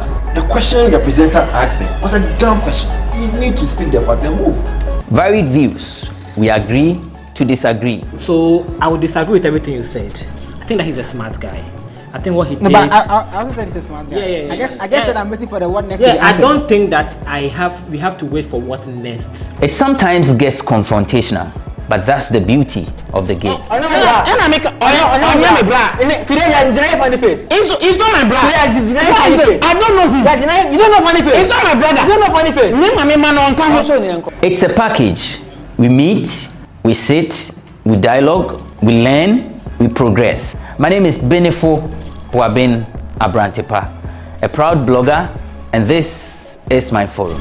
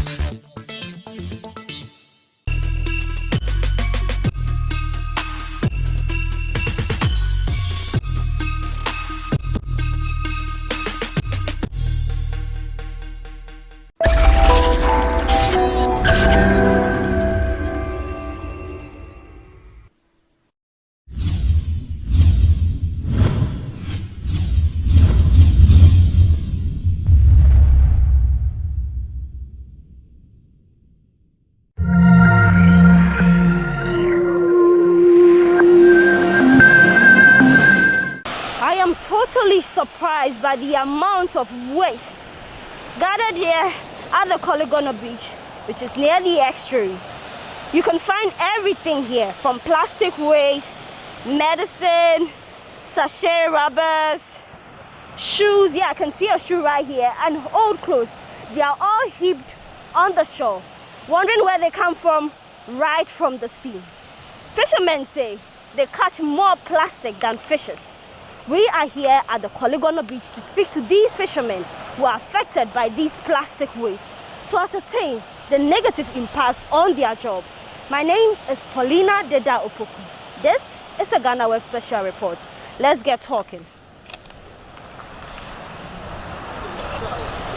When it was raining, that plastic used to come normally. Okay. And they catch plenty. But when it doesn't be a rain season there, they doesn't catch that plastic. Okay. If you are, imagine, see now is the rain season. So okay. By all means, the plastic will come plenty. They will pass through the river and the Kole Lagoon and enter the sea. So when enter the sea, that will come plenty inside the surface of the bottom of the sea. Okay. So when you throw the net or you lay the net, that pass through the bottle, that will all come inside your net. Wow. But then if you take a look at it, where does these plastics come from? Well, if you trace it, where do you think it comes from? Those people, the market people, when they're selling it in the market, maybe you can't buy pure water. Yeah. You drink it, throw it on the roadside. When rain fall, all go pass through the gutter. And that, through the gutter, that will enter the river, the Kole Lagoon. Through the Kole Lagoon, that will enter the sea. Okay. So that brings the problem to us.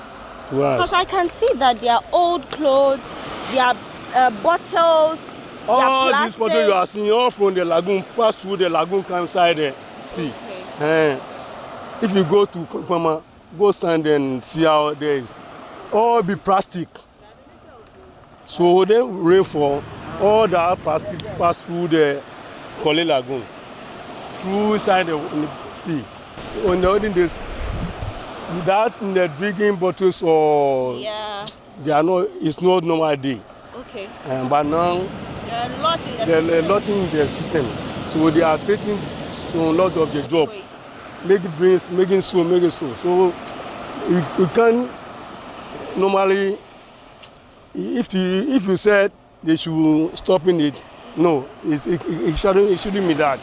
Do you come here every morning to buy fish from these fishermen? No, normally I used to go to Tema Harbor, but once in a blue moon I used to pop in here. But when you come here, always, you don't even get the fish as quantity as you want because of the plastic weight. The sea used to blow to them up there. When they go for the catching, they don't get it plenty like how we want you to buy it. So it is affecting them a lot in the fish catching. So that's all what I can say. So for this bowl of fish, I guess this one is yours. Yes. How much is it being sold to you for? For now. Yeah. He said it's 70 Ghana. 70 cedis. Wow. Yes. Fresh fish. I think it's a bit expensive, but what do you think? It's very expensive. Okay. When they get it plenty, the price will come down. But they don't get it plenty, so the price will go up. All right. So that's why it is, because of the waste. But what do you use the fishes for? Do you sell? I used to sell.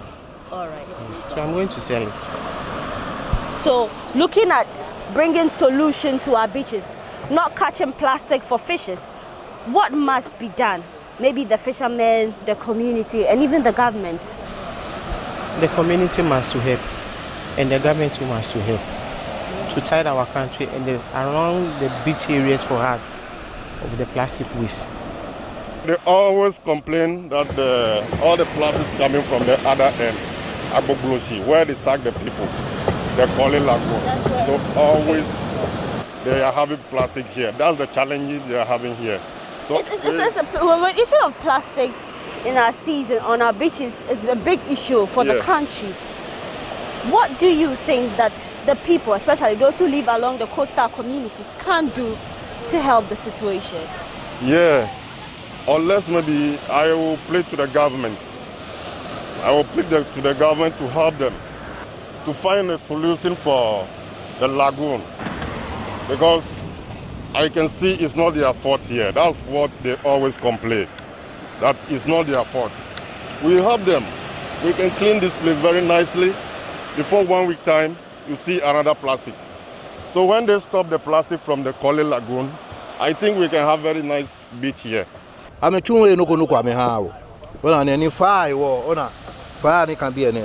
Kaja yeni ye to anyedwe e ka chia wo pa mi e keke ba ka ho e keke dwe pe ba wo ka je kedwe ba e ke be dwe te nu mi ka agme ya ni kin e ke be dun mama hwe ni bi kome ni bi ne hi bo cho na shukun wo wi ahun wo lebo ni aba pe a wodun wo na ni wo pe wo ya keke mu ko ba bi le le che ni ba wi wo pin ni ba wi e je wo wi ahun no te na mu kukura ba ye bi e Ora ni eja ka wo wie no ka wo wie breche no ba bia ne bo na boni bia yo wo wie ahun ona fa ka ji ayeni awodwe me ni ba lu odwe bola ka ni bi pe bo na aka wo gota mi aka wo fa mi ke fa ka ho ke dwe pe ba bia ora ni dwe pe ba bia ke wo le boni wo ba fi wo ha ora ni wo ka government lenche ni ka chi be ba sa le fine o se yenya nkofo a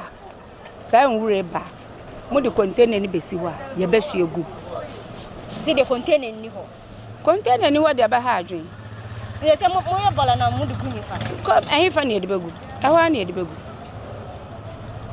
ye ni bebi ye de ehwa na ye de begu nti ebe hia pa se ye benya container wo mpoano ha na ya se nwure ni nyina ye de egu kala ba fa ko ebe ya simple ebe me ha ye fete se mpoano na se ni ha ye fe no te ba ha bebre bola nko ewura no eyura no eyura ni do oflu krom oflu krom ni fa sai hefa na o sha odi we ni die oflu konkoma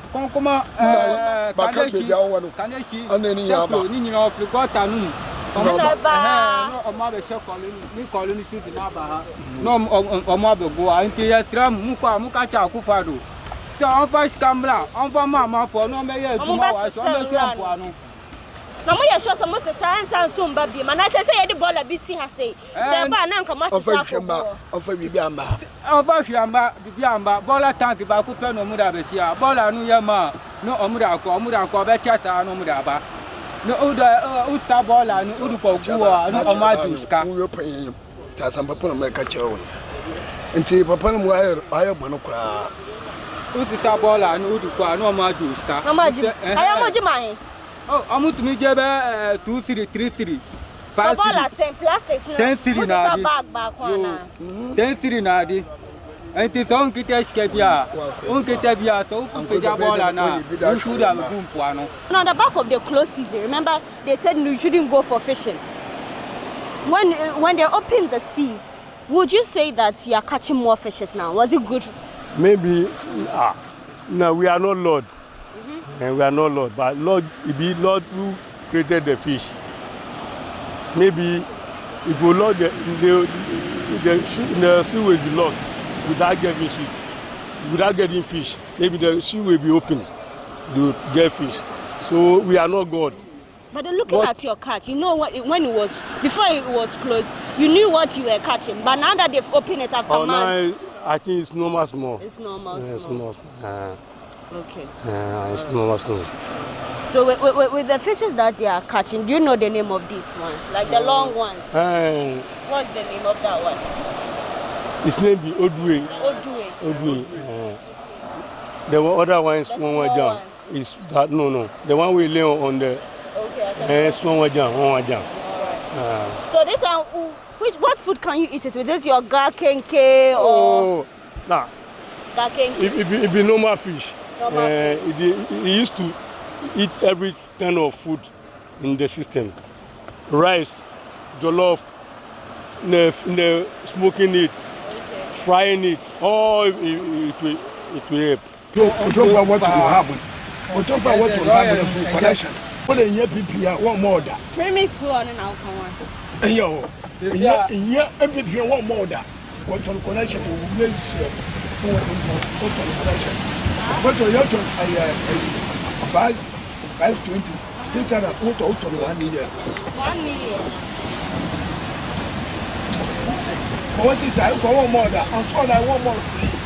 Our next stop is the premix fuel station, where you can see a number of fishermen who are here to purchase fuel.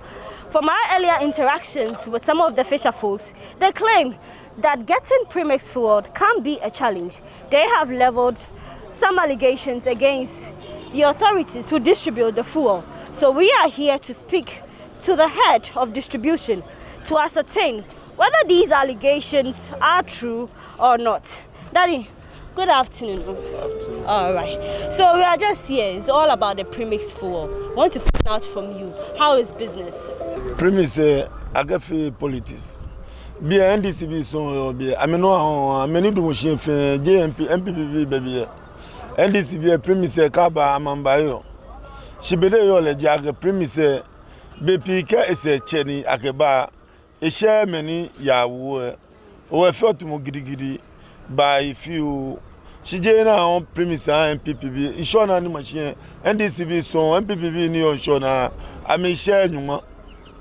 NDCB so onshona. O premise gagaba. NDCB I mean no ajela. Premise na on. Ejala bina on le kejeche. Nakano on le. Eyakungwe. Nakano on le kejeche. Price chakiko. Government ebo modern wa ageshi premise ejala ya anwe. Nakano on le. Betina onya tumpo ya kwa tuma ya tuminya nampa won ye du kokro so a grofo no su tuminya bi kete o tumpo mu no bu epum na ya kokro mu na anya na anya na nam no mu koi omo jani akosiro ya anya na kete ya hu de ya omo na Michela po so ba mu pada. Omo da ba so mu chacha empo anofo no. Omo na nsu de empo anofo no. Ni omo de ba no so a ntokwa so bem. Won ebi me plapla na ade. No omo de omo no call be fufuo no omo ko che. Ska na omo de ba no so omo de ska no man pedofo no. Based on the challenges listed by fisher folks, let's take a trip to the Coastal Development Authority, CODA, where we'll speak to a head who will also tell us how best government can come in to solve the issue of plastics in our sea. I think the first thing is for us to accept that this is a menace that has come to stay and we have to do something about it. And it's the responsible public authority should do something about it. What appears to be happening is that the waste accumulates in the communities or on the beaches. Then some good-spirited people once in a while get together and do something about it, but it is not in a regular public program to clean up. It should become part of our regular environmental sanitation program. The same way we clean markets and other public places, we should take out the responsibility for cleaning the beaches, especially the public beaches. When you go to the private beaches, you don't find that level of filth because somebody has responsibility and make sure the beaches are clean. In the same way, the public beaches, somebody has to take responsibility and the cleaning must become a regular feature. So therefore, for instance, the assemblies responsible for those areas must make adequate budgetary allocations to these things and organize programs to clean up. I do agree that they may not have enough for budgetary allocation, but they should take the lead in organizing such that others could come on board and regularly we clean the beaches. So until we mainstream cleaning of beaches, the problem will remain with us. I really don't think that the local communities should bear the responsibility. Most of the litter or the garbage comes from upstream. And then some concerns that they raise is that sometimes they clean up because every day you see plastics there. Yep. But then there are no cans where they can dump it. And even with the available ones, they end up paying more. So imagine you gather rubbish which you didn't generate, but then you have to pay like 2 cedis, 1 cedi, 5 cedi for it. So on the back of that, as you stated earlier, the assembly can come on board. But then if there are no cans available, of course, where do you expect that they put their rubbish, which they say they're going to dump it right into the sea? Municipal waste. It will always flow to the lowest area, and the communities are always in the lowest areas. So they cannot continuously be cleaning up for the guys upstream. I do know that efforts have been made by some organizations to provide some of these things. And I think as the beach menace becomes more and more of a problem, other organizations will come on board. CODA is currently planning a project to pilot a sustainable clean beach program. The idea is to set a benchmark for others to see what could be done so that sustainably we could start addressing this problem. And provision of some of these things is part of what we're planning to do. Do you have any timeline for this project that is underway? We want to, by the end of the year, to be able to start physically putting things down on the ground and rolling it out so that everybody can see that somebody's going to do something about this problem. So one would say that government will be doing its best. People who live around the coastal areas too, they will say they clean up the beaches. But on the back of single use of plastic, which has been a major issue, because every time plastics are being generated, people are using it single use. Some people have called for the ban, others too are saying that we should regularize it. But then what do you think that Ghana can do in solving this whole issue of plastic? We should deal with the issue of plastic waste the same way we deal with all waste. It will always be generated, and as such it must be processed into another form, either for disposal or for recycling. Every single day plastics will always be used. We need them in our life, but then we must identify that after we use them, they turn into a form which is not useful to us. So we have to then mainstream this business of plastic waste recycling or proper disposal. For a long time we've just chosen to neglect it, but we can't. Now it's become so big a problem that with the markets, we sweep the markets every day. In the same way, we must develop a program for all the beaches, all the locations, everywhere. And then those responsible, we have to encourage them to take it up and then work on it on a continuous basis. It is a daily problem. So we just have to accept that as a problem, and we have to plan and implement programs to deal with it continuously. So you're preaching recycling, so plans. Recycling is one. What I'm actually preaching is accepting that it is an issue that will not go away. So we have to plan for it, and every single day of our life take actions to reduce that. I, for instance, think that the assemblies, the assemblies are assessed every year. There's a certain evaluation they do for them. They check certain things. I think for every assembly that has a beach, the state of cleanliness of the beach should become one of the assessment indicators. The same way they check the state of the markets and then the public toilets, the beaches should be. It should. And once you place that responsibility on them and they realize that there will be a systematic assessment every year, they will do something about it. I don't think there's any new thing required. We have all the laws and then the regulations and whatever is required to keep our country clean already on the books. We also have institutions, agencies, individuals with mandates to enforce these things. If we just start enforcing our existing environmental sanitation rules and regulations, that basically alone will wipe out more than half of the problem, I can assure you. So it's the wake-up call should be for all of us who are supposed to be doing some kind of work in this direction to do our work, and for those who are supposed to be whipping us into line to also whip us into line. And like I said, I think the assembly should be held responsible for this beach waste thing. And we must have a way of naming and shaming those who are not doing what they should be doing.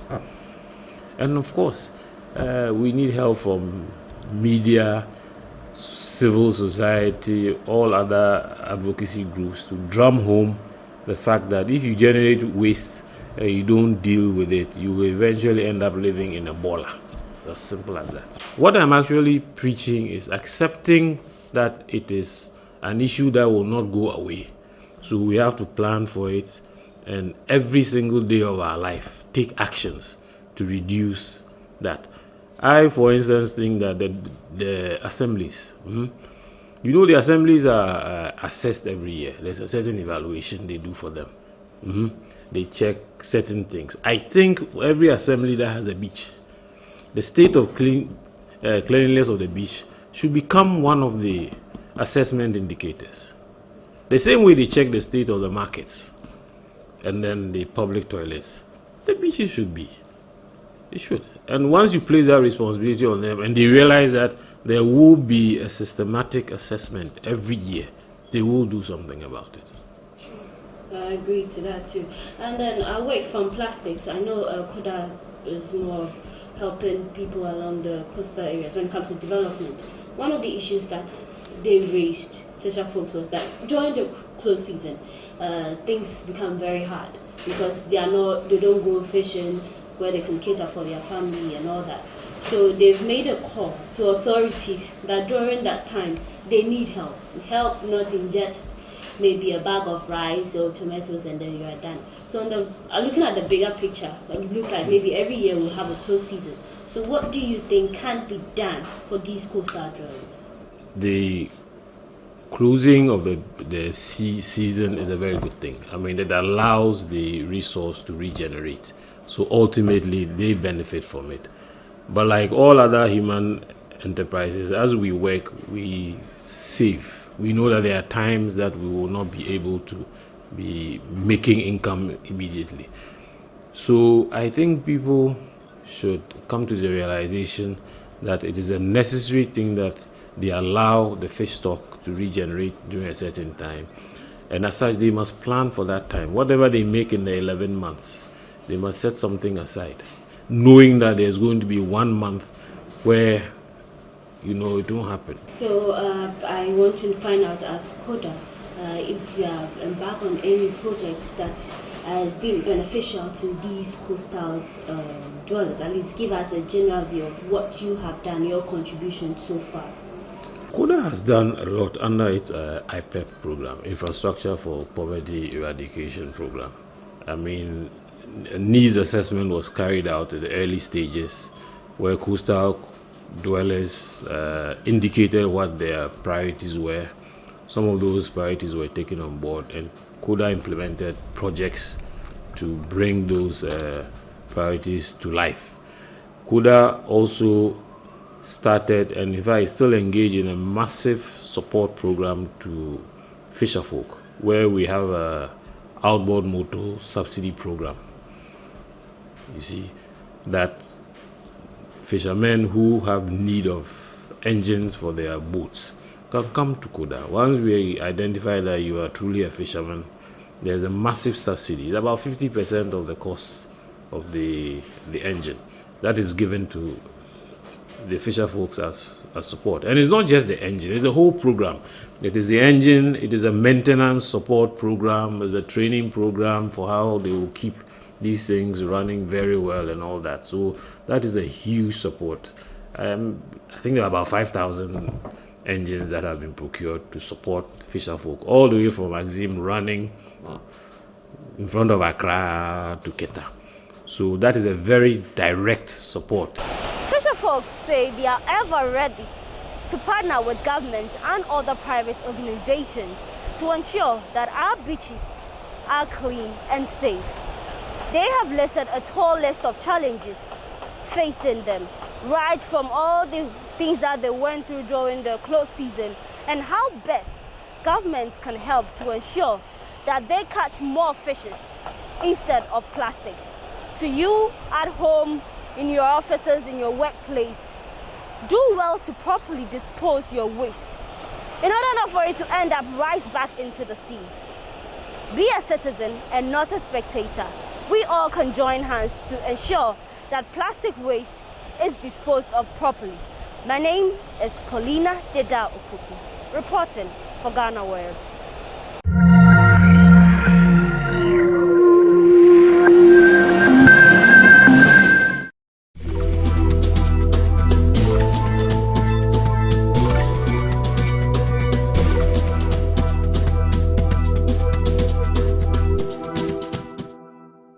I would want to congratulate management and staff for how far they've come. GhanaWeb is the biggest portal in Ghana and even outside Ghana as well. For the people outside Ghana, this is their go-to portal. And anybody outside Ghana will tell you that GhanaWeb is where they get their source of news from. I've had friends who are residing outside Ghana, and anytime there's news about me, and this time it's about me, they hit me up and say, oh, I read this story about you on GhanaWeb, I read this story about you. So it tells me that it is the #1 portal for everybody else, for both of us in Ghana and outside. So I would want to congratulate the management and staff for the work that you've done over the years. And I wish you guys well. I pray for strength, for success, for favor, and for special grace, that you guys will live on to be 50, 70, and 100 years. Congratulations to you guys.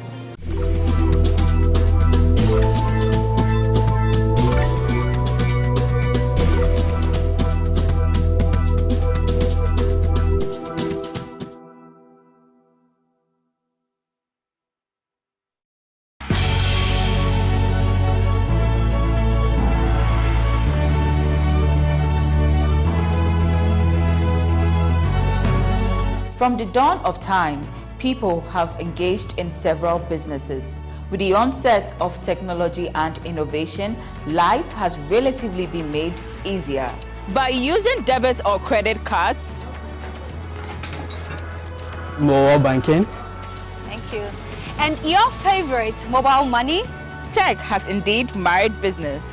On BizTech, we spend time with faces behind known and upcoming businesses in the country. Learn more about the new technologies and innovation, as well as find out about the trending issues in the world of business. Join us as we serve you with a variety of compelling interviews, projects, and others right here on GhanaWeb TV.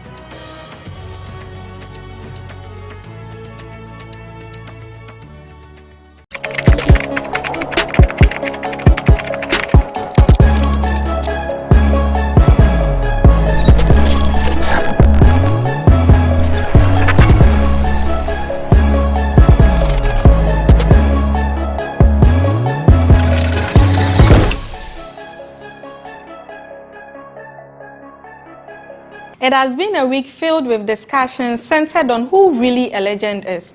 Kumawood actor Lowin does not want to be compared to YouTube sensation Dr. Laiki. Musician Kofi Kenata also does not want to be described as a legend. So who really is a legend? Today, my guest and I will discuss this into details on Bloggers Forum. My name is Menace Oparijan, and I'm sitting in for your favorite, Benefo Puaben Abrantipa. We'll be right back. It's another beautiful week, and Ama Broni has enough for us on Nkomo. Let's go to her for tidbits. Na what we asan so abebi onu be yadwe se nkomo ni bebre twegu nya wanti ase ne ye wadwe mu na nkyere mu na jama broni ma beide na no nsem aba nkomo ekoso entertainment industry na me de ba besum so ye ntwa ye hu sese a na ye fa nkomo no embetudwa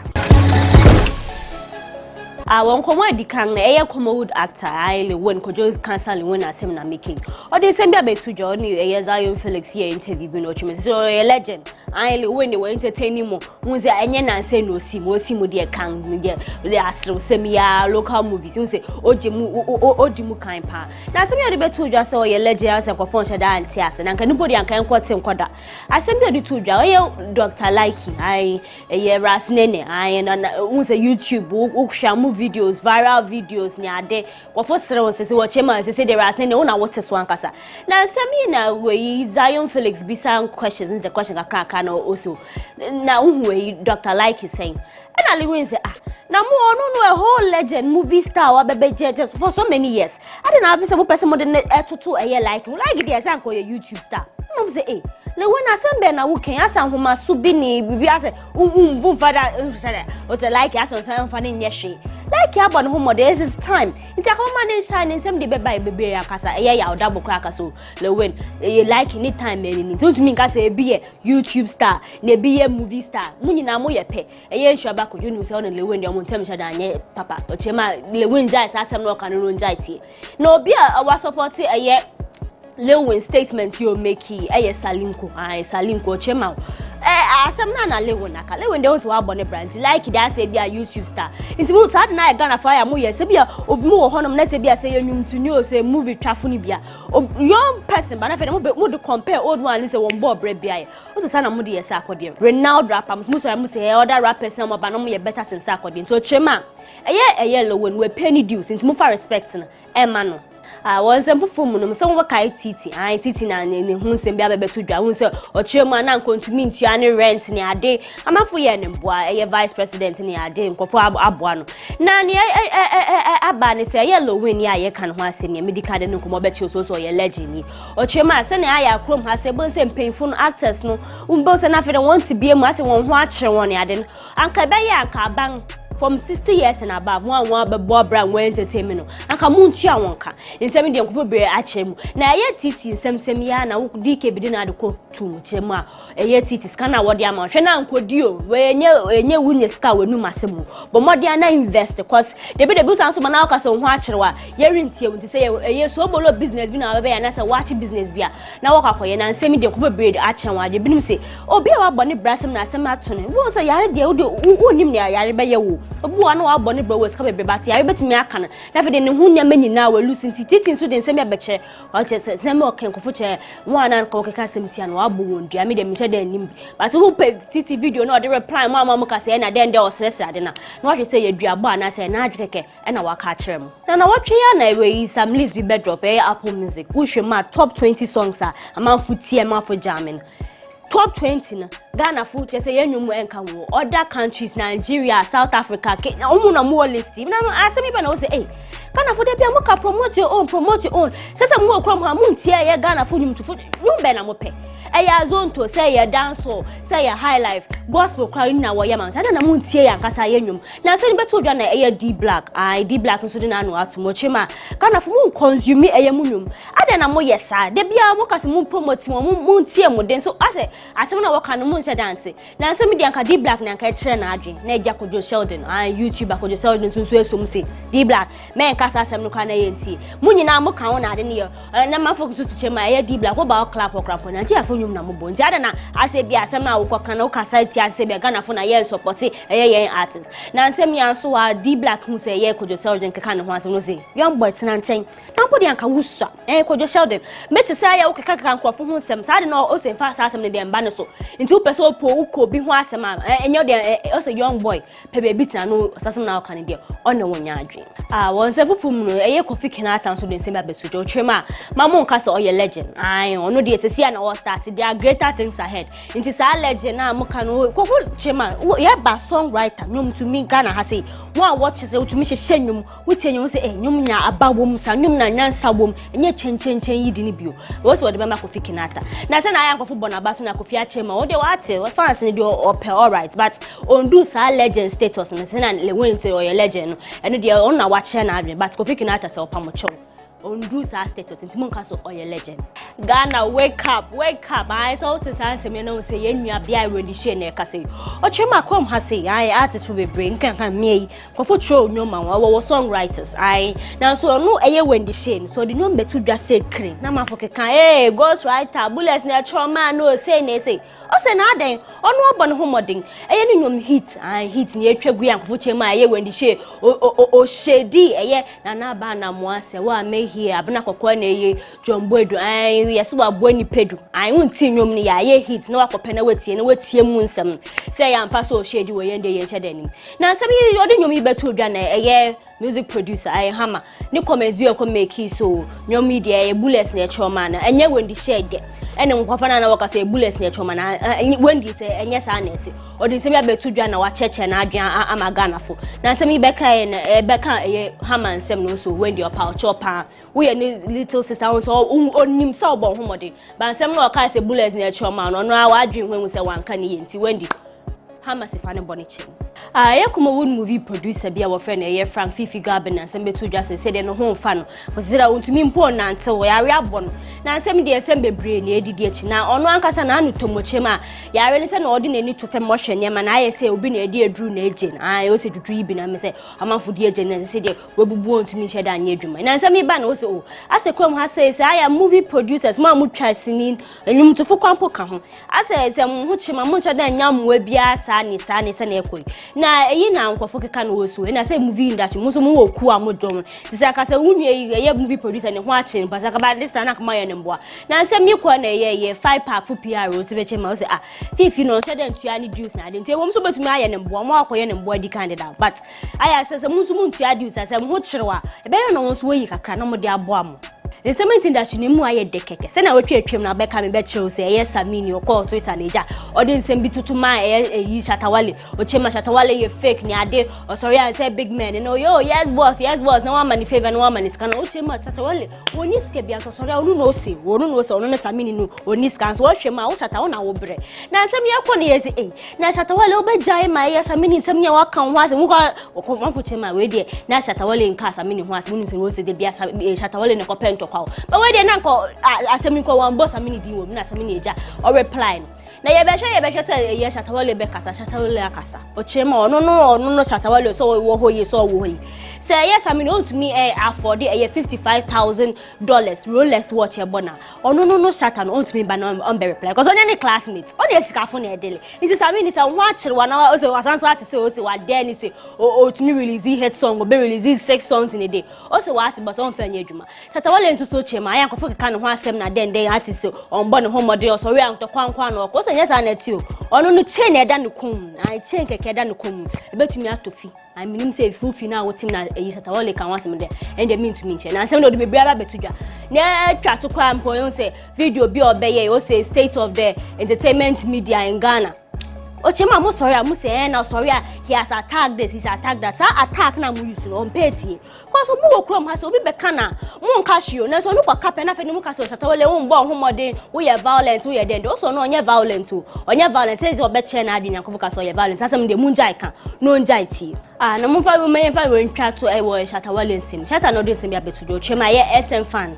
family for life is for life say dia adubro ma mo nko na mo nko ye ya o ye stone boy ne sa de bi sa munjai won say as a wo bi koso wo e bim nation na e sack native one time won Shatawale fans de Ochema so wo mi akwa Shata ho asem pe na SM fans you know wa ba na be ya won na wa kaka wa adwen chew Shata sisi bi sa ya won ne sa nyamanyama ne muntwa to na ma fu SM fans so mo ti no say Shata wo de wa kan ya ate na so SM for life is for life. Once a mupum na ya Jackson, a commode actress. One say young actress or start on the ma miss one of ade. They were my woman you say ya Jackson see they were switching or bonyum ade.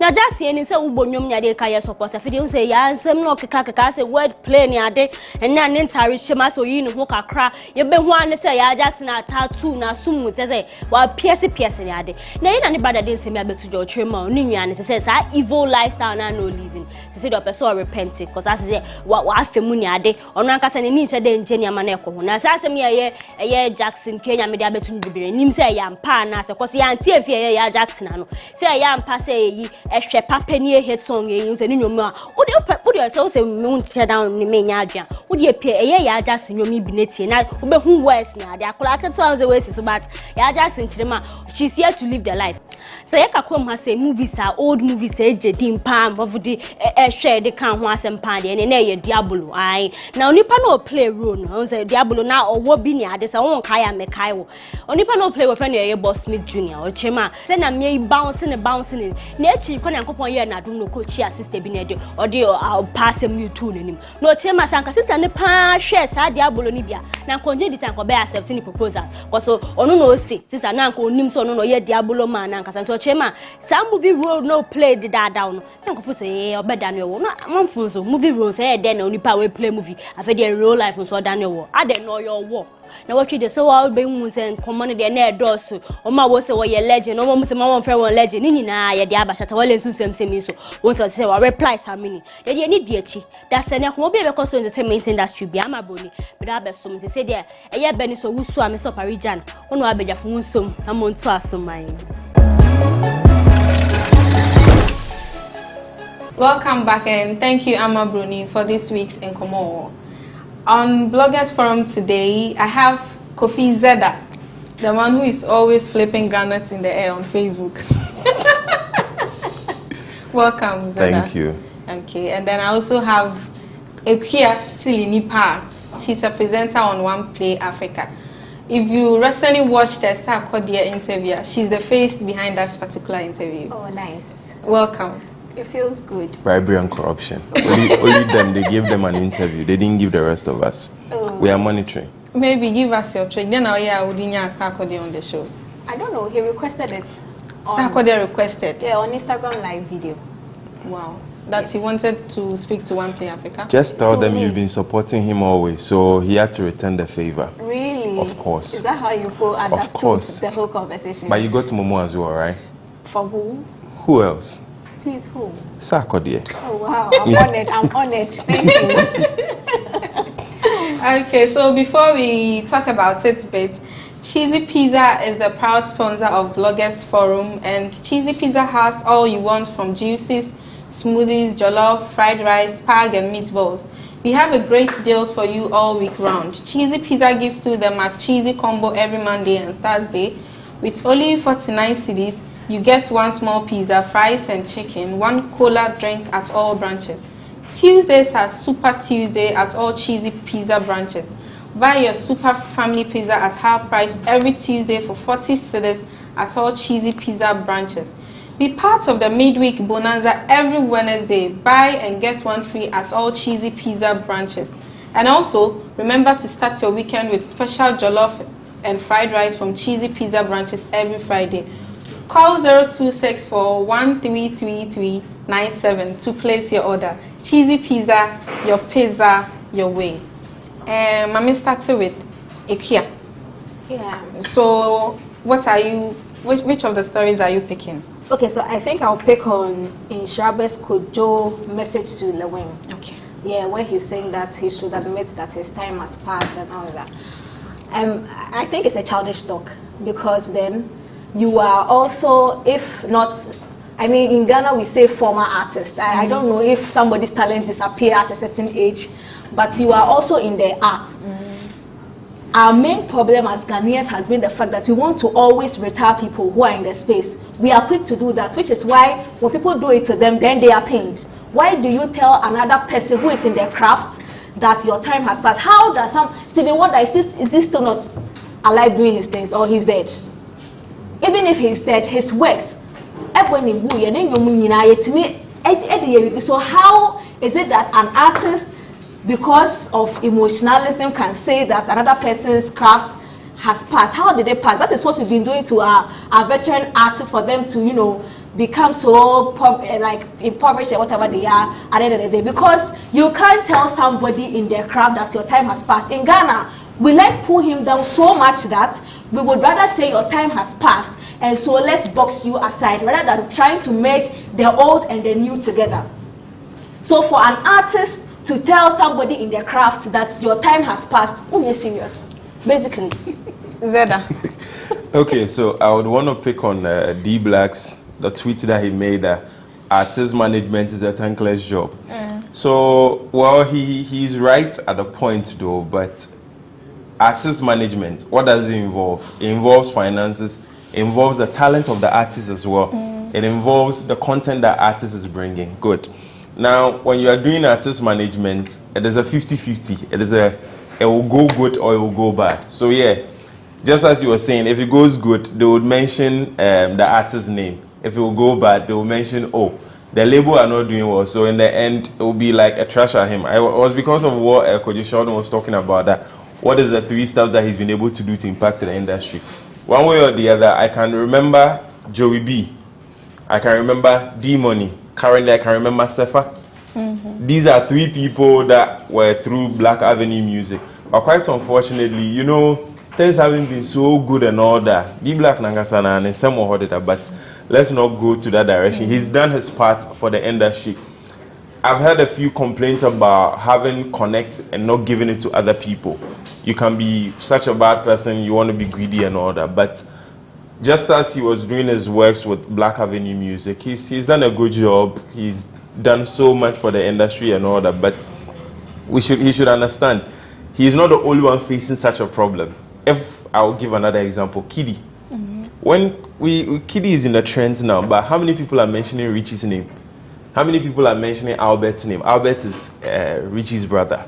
They are always on the road running affairs. So he should understand that, it is a business. Once the thing starts going good, it is the artist that is going to gain it. But one way or the other, you are gaining your revenues on the side. But you are not telling us that you are making money on the side. So you should just chill and just relax like that now.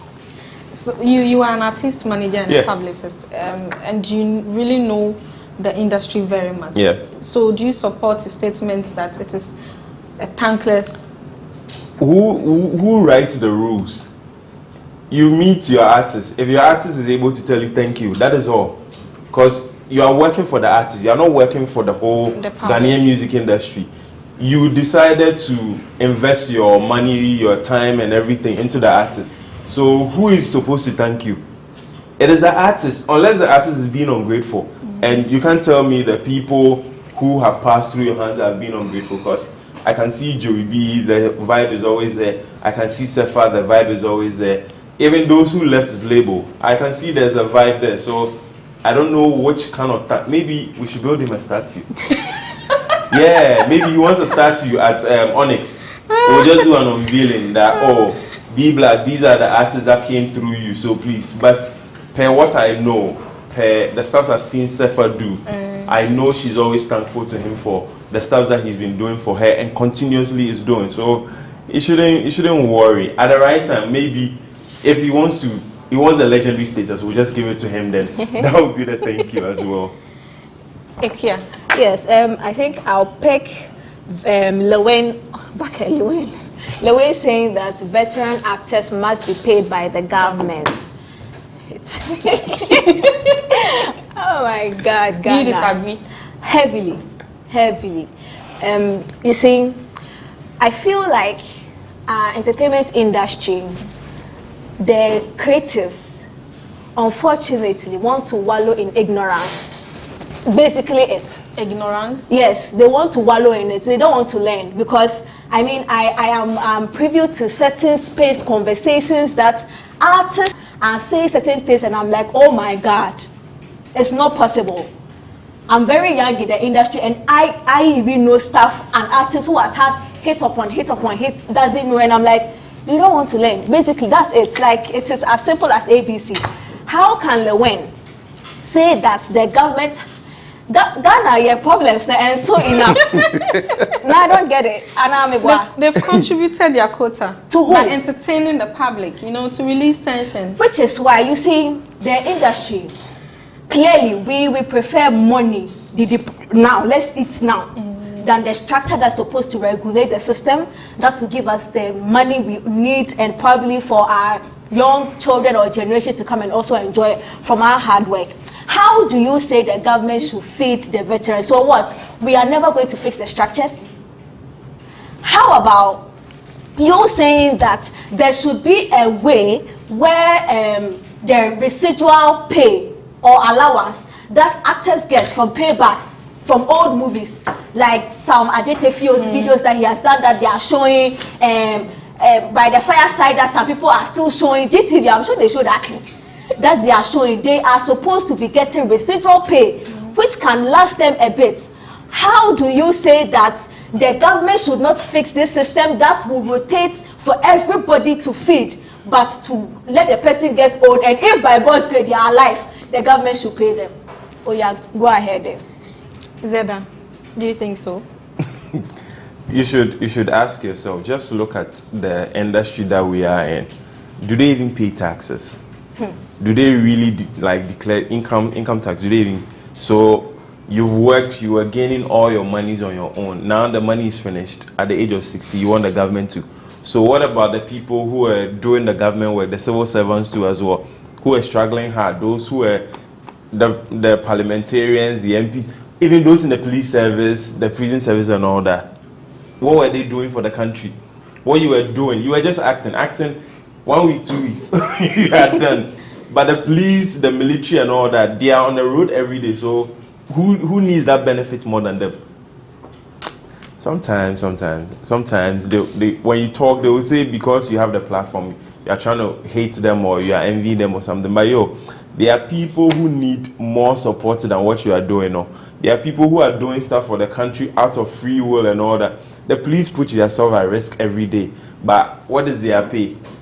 The military, even those in the doctors, the health services, look at the stuff that we need. We've not even spoken enough about those stuffs because you use them one or two be comedian be and please, I'm a comedian myself. I can entertain myself.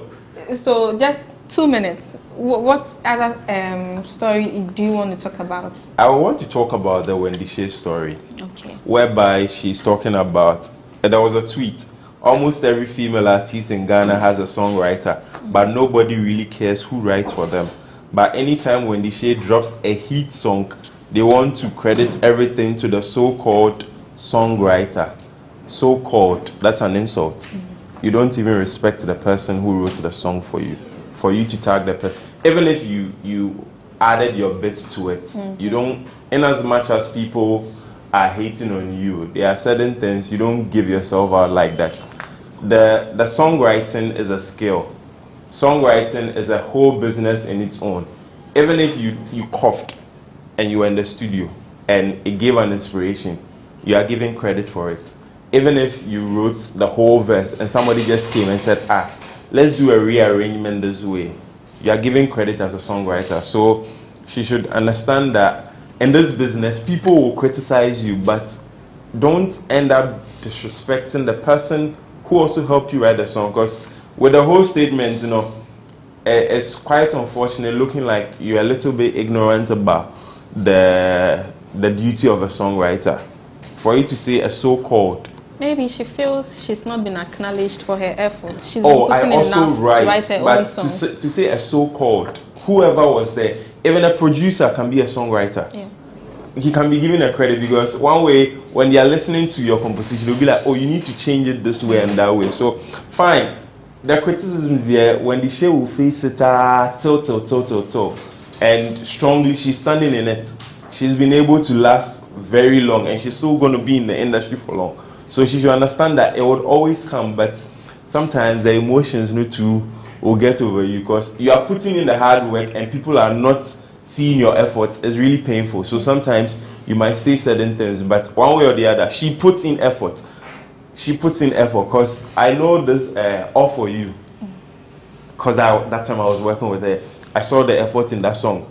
At least I was able to see that. So yeah, I understand the purpose, the problem whereby people are not really acknowledging her to be a good songwriter and all that. Because there's this song too, Mama. There's this song she released, Mama. Yeah, it was a kind of Mother's Day song. She wrote part of the song, but it's not something that she's been talking about a lot. So I feel she should rather more often also talk about it, like the songs. Because if you check her first album, The Shea on You, yeah, she had credit on the songs that she wrote as well. So if she could also project that more, people won't come bashing her that somebody wrote the song and all that. It's not always Bullet who can write all the songs for her. Okay, we will go for a quick break and then when we come back, we will talk about who really a legend is. We'll be right back.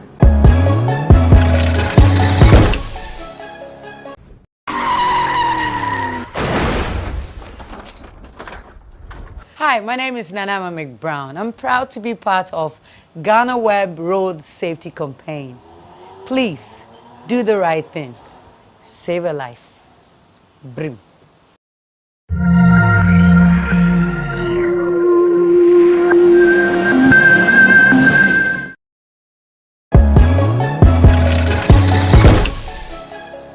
Welcome back to Bloggers Forum, and Before we go on, we want to discuss who really a legend is in the entertainment industry.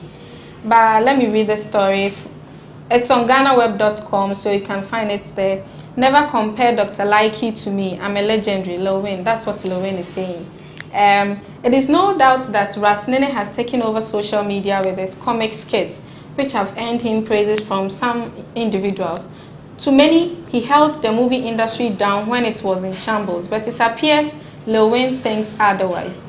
According to the Kumawood actor, Kojon Cancer Lil Wayne, Ghanaians should stop comparing him to Ras Nene because they are not of the same level when it comes to achievements. He made mention this in an interview with Zion Felix. Let me see what he wrote. There is a difference between a movie star and a YouTube star. It is impossible to cross boundaries. For instance, I will continue to be a star until I die. My record is unbeatable. I have set a very high standard, and that will be difficult to break. I have over 2,000 movies to my credit.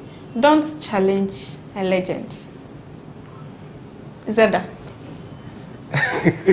Well, the comparison is now between a YouTube star and then... Dr. Likey is not a YouTube star, quite unfortunately. He's been in the Kumawood movie industry, but most of the roles he was playing, he was either playing a gangster or a criminal or a drug addict in the bush in some. You don't watch Kumawood there? I watch. Even the name Ras Nene is established. I watch in buses. So he's been there for a long while now, but God being so good, it was through these skits that was able to. And at that time, the hair was bushy. If you look at his old pictures, he didn't have the sakura. It was the rasta that he had, and he was able to change, and he's doing these skits and all that. I don't want to sound like, quote unquote, a hater of Ras Nene, but his skits are too long. His skits are too long. So if you want to do a comparison between Likey and Lil Wayne, I'm like, yeah, just work. Because when you watch a Lil Wayne movie, every scene is funny. Even when he's serious, he's funny. If you want to write down the number of movies he's done, it's uncountable. You get me?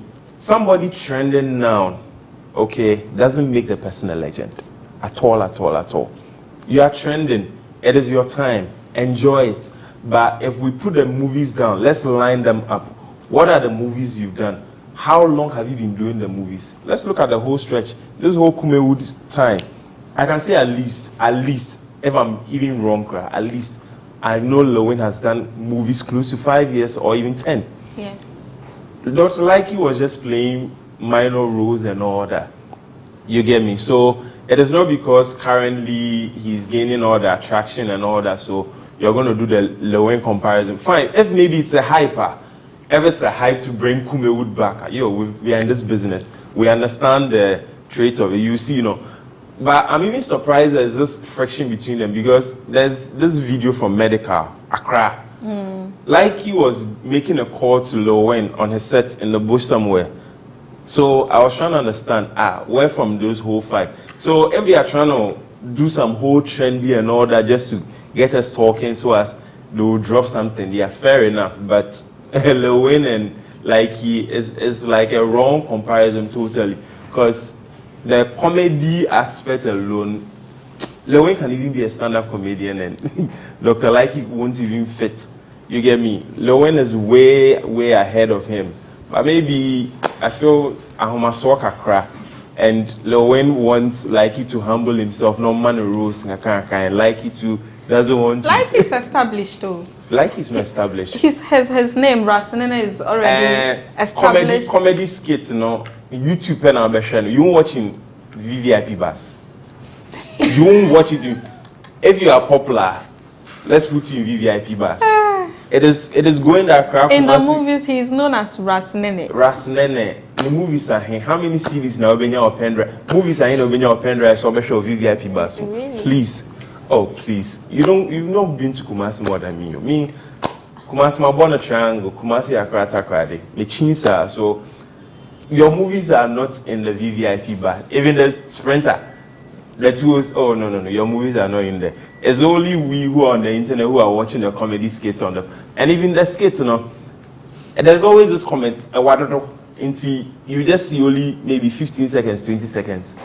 You don't see the full part of it. But when you sit down and watch a Lil Wayne movie, yeah, you see that, yeah, there's an actor, Onimejumano, like Jimmy and the Atitino, the war, no, yes, no, so he should calm down. This is his time. He should enjoy. At least with me, I could Dubai crab.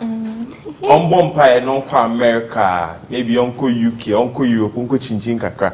But on Yabotre, Lil Wayne is well established. Lil Wayne doesn't even use script. Oh my God. He doesn't even I've been on the set countless number of times. I was like, how are they able to know that Wayne? Because they only be like, oh, Wayne, I just saw Wayne seal. And he would talk, so I was like, then you know much trauma. No. And it fits perfectly. He doesn't go overboard. He doesn't overdo it. So I don't know. Maybe he should just pick a few stuff from him and just make himself better. But legendary, dear, Lil Wayne is there. He's a legend. Yeah. Do you think so? I didn't know one could bestow legendary level on their own self. I honestly didn't know that though.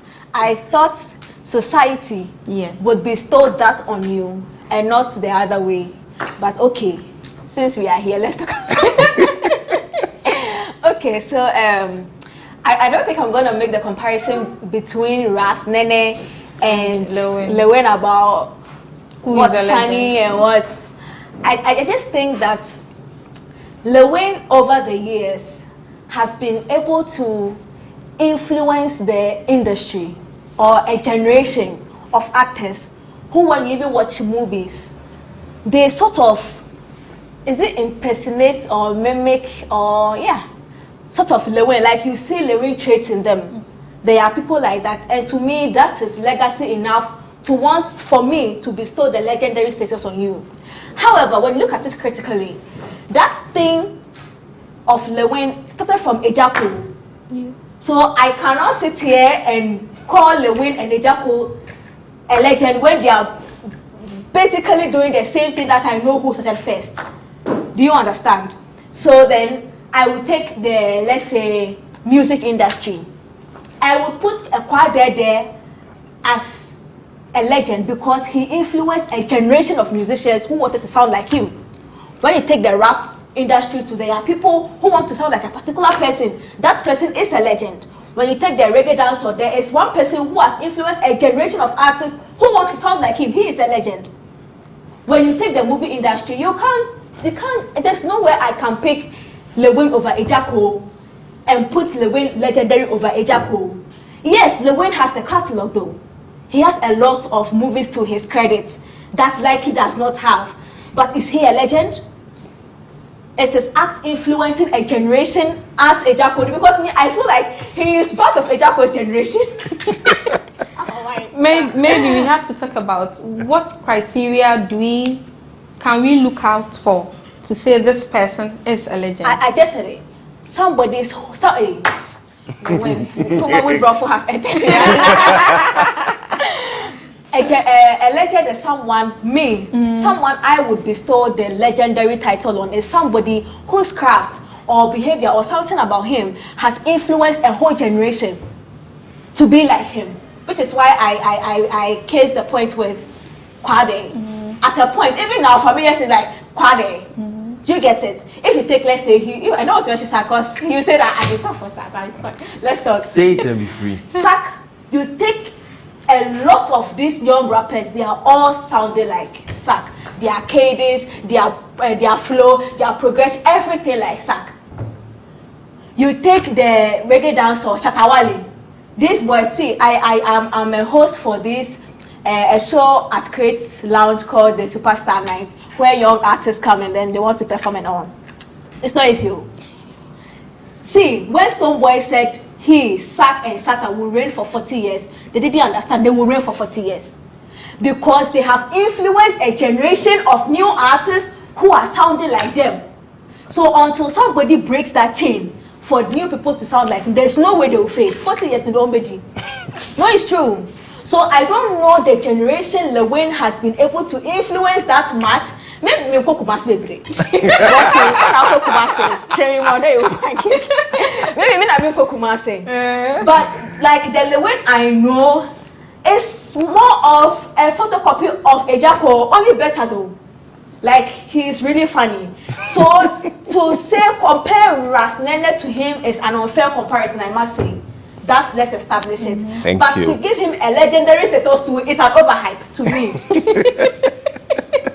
That is it. Because really, Lewin has done the job. And I feel like for Lewin, when you take the craft, well, you know what, it doesn't even matter because everybody has their downsides anyways. Yeah. You can't use the fact that he's petty to judge or to ruin his hard works and then the catalog. He is there. Why you pain? However, I don't think he be putting the legendary status on himself. Because if you're saying, how about Grace Omabo? No, the whole thing is because they are trying to do that comparison with like that's how come. Yeah, but that comparison is unfair. And that's what is gonna crowd is wrong with us. When somebody is trending now, you want to compare. You want to match somebody's hard work. Just like y'all talk. When I started comparing Sarkodie, I was like, how? You like see, compare the songs alone. Like, why? Give me 10 years. Let Lewin leave the movie industry now, and give me 10 years where Rastana is actively, not passively, in the movie industry. Then I can compare their work and say, you know what, this person could be more legendary than the other. But if not, and if I give him 10 years and Lewin is still in the game 10 years, on to I think Yaudabo and Kofi Inshiraba. Yeah, they disagree with Mumi and Uma session. This is what Yaudabo is saying. Dr. Laiki has arrived. He's currently on top. The world is evolving, and because he puts his craft on YouTube, people think he's just a YouTube star. But every star is a star, and everything evolves around social media. That is Dabo. Every star is a star. So he wants Lewin to accept that this is Dr. Laiki's time. Oh, but what is wrong accepting that it's someone's time? Now me, I started blogging. There are younger bloggers coming. They are more energetic than me. Should I hate them? That no, it is a time. But my connect I have, you can't get it that easily, cause the places Lewin will be able to enter. Cause the people I meet and they tell me they are not popular people. They are like, oh, I have a connect to Lewin. Those in the marketing industry and all that. I was like, oh, okay. There are certain places Lewin will be able to enter. There are certain things you'll be able to get within a snap of a finger. Braslene, it's not about currently, Obia show videos, you are trending and all that. We need now. Fine, we accept it. You're more platform, no, yeah, but you're no more harder than we know. Lewin is doing a lot of productions in the background that he has not even released it. And I know there are a lot of TV channels who are already begging him, so Fabra a channel. Then I would YouTube bill. TV channel Benny. YouTube is a global platform. YouTube is a global platform. How many of our parents watch YouTube on a regular? They are always watching TV. They are always watching the local channels. So if it's not their son or daughter who will buy them the Android phone, the TV there, but from making sure so better TV, no, they would always find a local channel. You are always on the internet, so don't center all your focus there.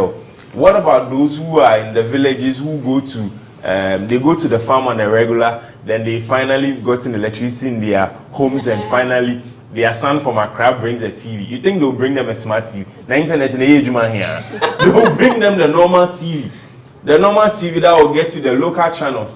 And they won't tune into the channel that will speak English.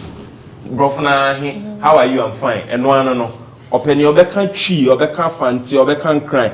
Like, yo, these are the kind of things they want to. So let's not sit on the internet and overhype everything. Even those who are abroad, they even stream the local channels. So what are you saying? YouTube is global into the end. They always want to find the channels that are showing the local content. So they have YouTube. The internet is unlimited to them, but they are still looking for the local stuff. So what channel are you saying? Because it's time, because YouTube star, now you see YouTube a call 5 minutes and say now start on the one no. Rasnene is not bigger on YouTube than Lewen. That notion is so wrong. It's not even true. Lewen had a YouTube channel that was almost hitting how many hundreds of subscribers and and then in less than a week he built the same magnitude of YouTube. That guy is powerful on YouTube. If there's any Kumawood actor aside Mark Brown that is powerful on YouTube, Rasnene on to Lewen. Oh, the TV, YouTube. Never. It's not possible. You shouldn't even think about it. Lewen, see, Rasnene is a breakthrough. Lewen is a success. Okay. That is the conversation here. He has broken through. Lewen has been successful. Having constant breakthrough is always successful. You get it? You can't compare. You cannot, in no universe, compare Lewen's magnitude on YouTube to Rasnene, even at this point. It's not possible. Lewen are the only two who are never channel YouTube neither trending exploit the whole baby because Lewen is that powerful. You know Lewen actually has a whole production for YouTube alone. I know Kranko TV so. So when we are talking about YouTube, he doesn't have that power than Lewen on even YouTube. No, it's not true. So I don't even know. And as I said, one is a breakthrough, one is a success. No, but it's always people in the media who are always fueling all this stuff because the person is growing. COVID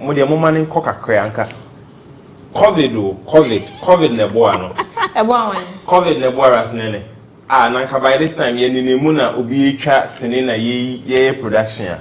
COVID neboa no. Sisia no, everything is coming back to normal. We are getting people to be meeting in places. We are getting productions done and all that. In Sisia ye just was okay. Then send ye kasa why breakthrough style produce movie back on the ensure. Asameba. You know, let me add something to this thing. What he said about the media fueling such conversations is quite tragic and catastrophic to the artist. No, it's true. No, wait a minute. And then I promise myself not to speak anymore. It's my first time. Next time I'll bring my dictionary. No, you see, what we keep doing when we want to compare breakthrough artists to people who have sort of found their feet in the spaces that we sort of bring a barrier between them so much so that now Lewen is going to protect his turf, his connections.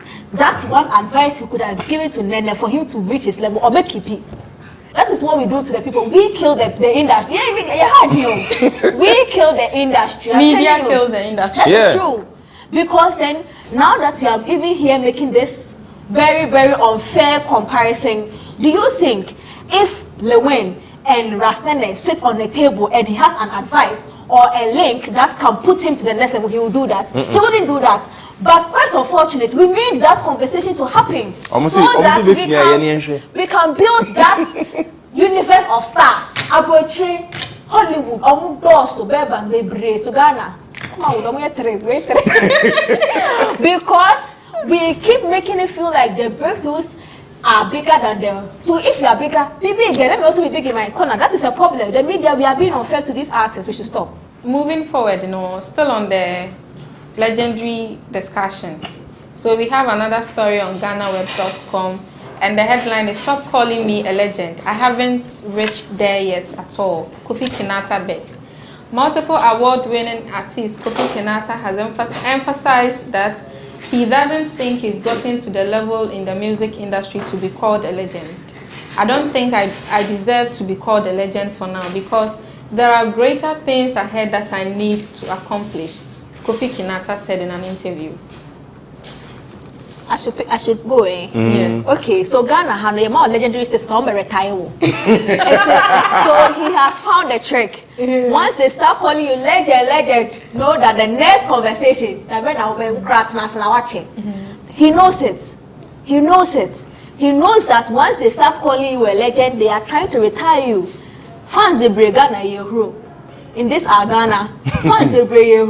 So we went like that, hey, Timmy, you are I know you are lying, you are lying. After anything, it is true. Sometimes fans put us in certain positions that gives us unnecessary pressure that we cannot even live up to. And for him to redeem himself, I'm proud of him. Because it's all the legend, so now I feel more money soon on Twitter. Oh, legend. Something for the boys. Do you get it?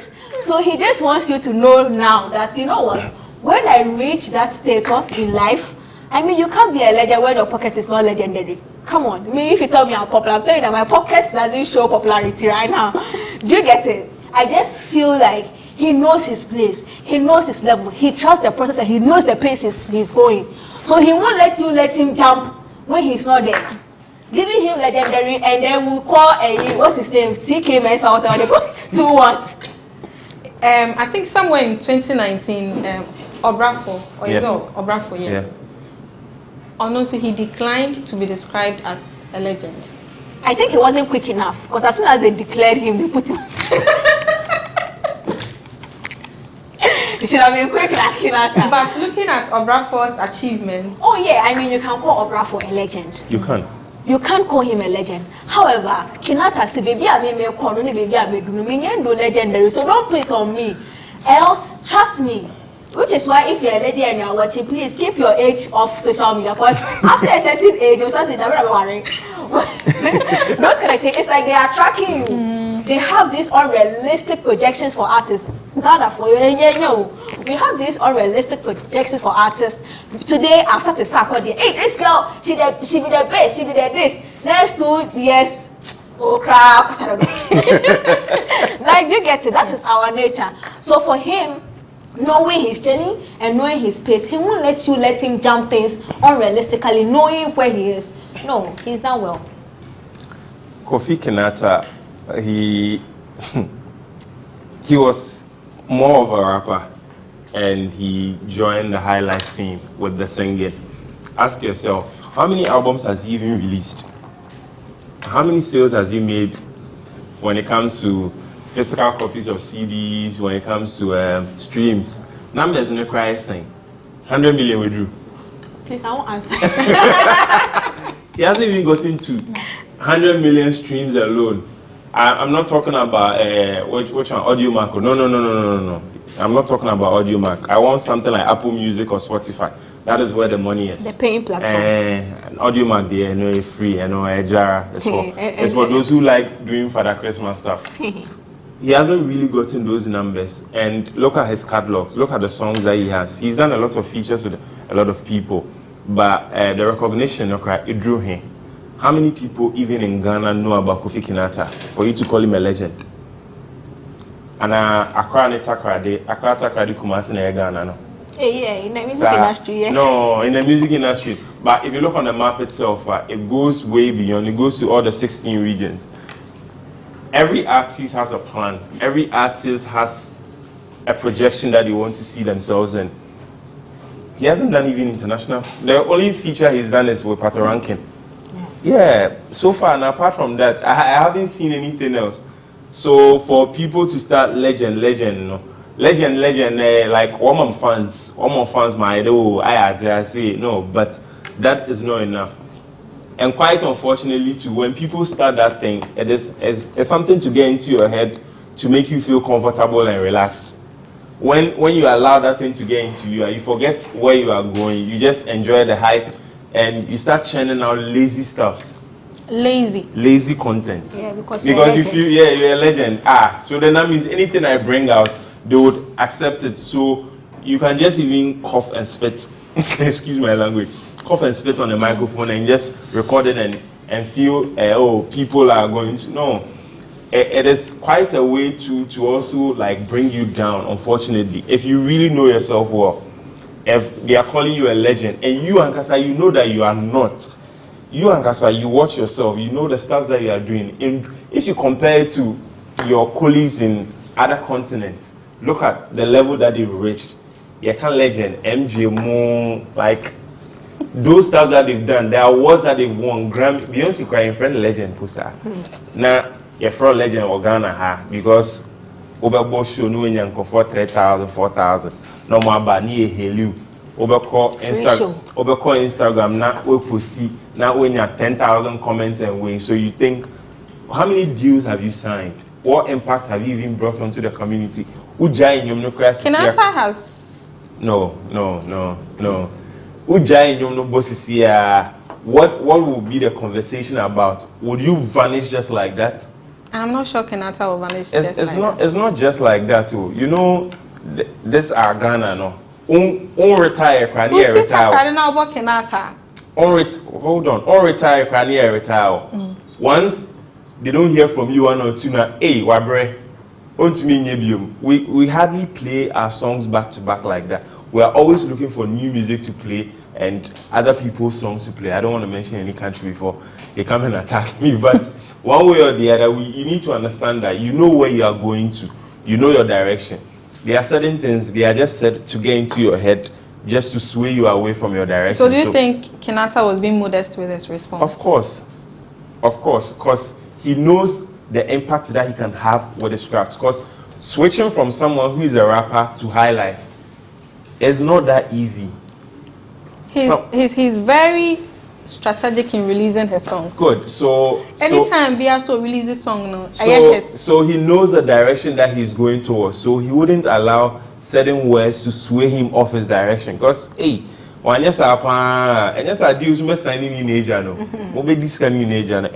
he knows it's a long journey. Only 30 for you. Sir, are you privy to his age? I won't mention it. But you just did. I said he's not. I haven't mentioned exactly. He's not. So he has a long journey ahead. He has a larger impact to give on the young ones. The way, when I was coming, the Uber I took, the driver was playing a lot of the songs. And there were certain songs, I could hear different people. And I was like, hey. Then he's also having his impact one way or the other. So I'm sure he wants to also prove a point that one day, somebody too will get to the next level and mention that, oh, Kufikra and saw Mensa. You get me? Those are the kind of things that you can mention that where you say, where they make us say. But currently, you know, it's not enough. And there's more money to be made in the business, even though there's no money. So who are some of the legends in the entertainment industry, both music, movie, that Eddie Crento. Osibisa. Okay. Pat Thomas. Movie Amachi Dede, David Tomo. That Grace Omabo. Hey, let me go to theater. Eddie now Atachi. Yeah, those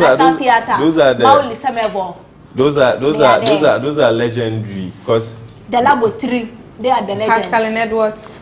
Hold on, I'm coming. The laboratory. But Pascal was acting with Edinam. Question mark. And then what happened? Question mark. I read she started with them. I read a story on Ghana where she was sabotaged once and all that. I could say Japan. All these people, I'm sorry to those I can't mention, but those are because what check here on more catalogs, you know, if you look at where they've been to, like the places they've been able to explore with their music. I recently, someone was saying something about you see these Nane Champo and that Dumbadia song. They're mixing a machine. I know Chrome how. Instruments me a bo original and a bo. Lumba craft. Sorry. Lumba, the Champon brothers and all. See, you see, he mentioned something about. You said was he being modest? He wasn't being modest. He was being honest. Actually, because then the point is that he doesn't have to hold somebody's hand for us to say, oh, Abuamio. Your song on its own should be able to do the magic. There should be people who will give testimonies that way and your mom is and now waste all I'm a copy and didn't drew how until he gets those kind of testimonies. He wouldn't jump the broom and say what I am a legend or agree to be. He's not being modest. No, he's not. He's being honest. And no credit. Candid though, candid. What is the truth? That is the conversation. I know you really enjoyed this week's discussion on Bloggers Forum, but before we go, Cheesy Pizza has all you want from juices, smoothies, jollof, fried rice, pag and meatballs. We have great deals for you all week round. Cheesy Pizza gives you the McCheesy combo every Monday and Thursday. With only 49 cedis, you get one small pizza, fries and chicken, one cola drink at all branches. Tuesdays are Super Tuesdays, at all Cheesy Pizza branches. Buy your Super Family Pizza at half price every Tuesday for 40 cedis at all Cheesy Pizza branches. Be part of the midweek bonanza every Wednesday. Buy and get one free at all Cheesy Pizza branches. And also, remember to start your weekend with special jollof and fried rice from Cheesy Pizza branches every Friday. Call 0264 13 33 97 to place your order. Cheesy Pizza, your pizza your way. Anna Ekia Tilly. Tilly Ekia Nipa. Tilly Ekia. But it's fun watching you juggle. It's been fun having you here on Bloggers Forum. Thank you. Tilly, your final remarks. It's nice to be here actually. I come here, but my boss sits here. So today I'm in this chair. Yeah, I would like to touch some few seconds on the D-Black conversation to Kojo Sheldon. I mean, the reason why Kojo Sheldon is honored in the space is because of the deficiency in our media. Basically that, which is why he has a voice, or which is why his voice has become some form of influence, because the media in general, we are failing to do our work. We are all going the TMC way. Hey, this person did this. Dr. Laiki has not greeted the way, those kind of things. How about putting premium on the other parts of their work? Fortunately for Kojo Sheldon, he has found a way of doing something different. He puts premium on the lyrics, which is what genius they do outside there. So now, on money they were sharing on farm on the say lyrics no or the premium so it is nice for the youth. Because generally all they hear in the media is this lady has slept with this lady, you get it? Which is all the lady interviews like that, panel interviews, those kind of things. So he is doing something different. If we are going to open ourselves up, learn, and also put premium on things that are important to the artist, Kojo Sheldon will always have a voice. He is here to stay because the media wants to be one way, he wants to be different. So if there's somebody who is going to put premium on shoes or sneakers, like the way Complex do, somebody who is going to put premium on other things, you know, people will start seeing that voice as an authority. Now, Kojo Sheldon has a voice because we, the media, we didn't do our job. So yes, he has the right to say whatever he wants to say to D-Black because the media fails D-Black. Your final remarks? So one way or the other, when we go about our duty in this business, D-Black, I want to go back to D-Black's issue about the artist management being a thankless job. It might look discouraging to other people who want to invest in this business because they will feel like, oh, if somebody who has been in it for more than 10, 15 years is saying that it's a thankless job, then that means if I tend to invest in it, yeah, that must say, you get me. Fine, maybe he's speaking from a point of pain or whatever he has been through and all that. But one way or the other, too, if you understand, human beings are always going to be human beings. They are going to be bad humans, they are going to be good humans. He's not complete, but hey, he should understand. It is a human nature. Oh yeah, but is he perfect? Why he's you not. Yeah, I want to. Yeah, because he should understand. There are good people, there are bad people. On one side, label, there was a coup d'etat, and people left the label. So he should understand. In as much as he has a platform, no, it shouldn't be a source of discouragement to other people who are coming. He's been doing a good job, great job. Currently, and all that. So he should keep up the good work. I know it's not easy to get all those kind of discouragements and all that, but just as he has a platform, no, he should keep on encouraging us because I see him doing wonderful things. I see him do exciting things. He's going on a tour and he doesn't go alone. He makes sure wherever he's going, there will be certain things to show. So that is what he's doing. What he's doing is also impacting me because I'm also learning. So I've not been able to tweet at him and say thank you. But at least I am here. I'm able to let other people know that, yo, this man is also... So he's saying it's a thankless job. I'm thankful for what he's doing for his artists. I'm also learning from him. So you should understand, there are good people and bad people. So it's not everybody who will go and be ungrateful. I know, sir, we all had fun today. The person you just listened to is known as Kofi Zeda, a publicist. Onyeni Paketu Asao. Asaya road manager, and then he's the founder and owner of GhanaNyom.com. And me and Mrs. Steve here. Bomidi. Bomidi mami. Silly Ekia Nipa. She's a presenter at oneplayafrica.com. I know you are wondering, another brand power, your managing editor, Mr. Odro, say, why ye Juma finimu nyina into uncle leave. That is why you are not seeing a brand here. My name is Menace Owusua Oparijan. And I'm better muma a brand. See you another time.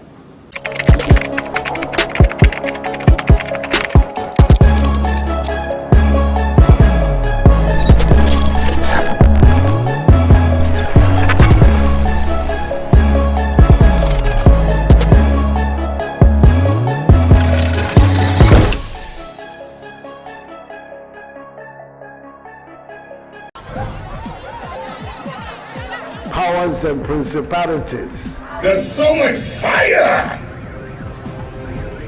inside me.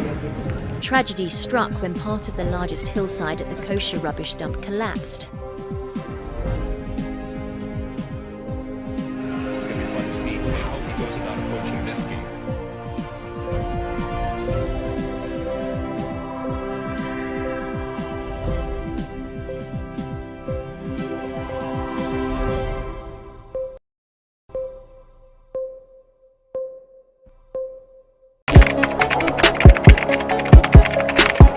We table issues relating to the arts and entertainment for a riveting discussion, of course, without fear nor favor. The question your presenter asked them was a dumb question. You need to speak the fact and move. Varied views. We agree to disagree. So I would disagree with everything you said. I think that he's a smart guy. I think what he did. No, but I also said he's a smart guy. Yeah. I guess that I'm waiting for the what next. Yeah, I don't think that we have to wait for what next. It sometimes gets confrontational, but that's the beauty of the game. Today you are denying funny face. It's not my brother. Today you are denying funny face. I don't know him. You don't know funny face. It's not my brother. You don't know funny face. It's a package. We meet, we sit, we dialogue, we learn, we progress. My name is Benefo Puabin Abrantepa, a proud blogger, and this is my forum.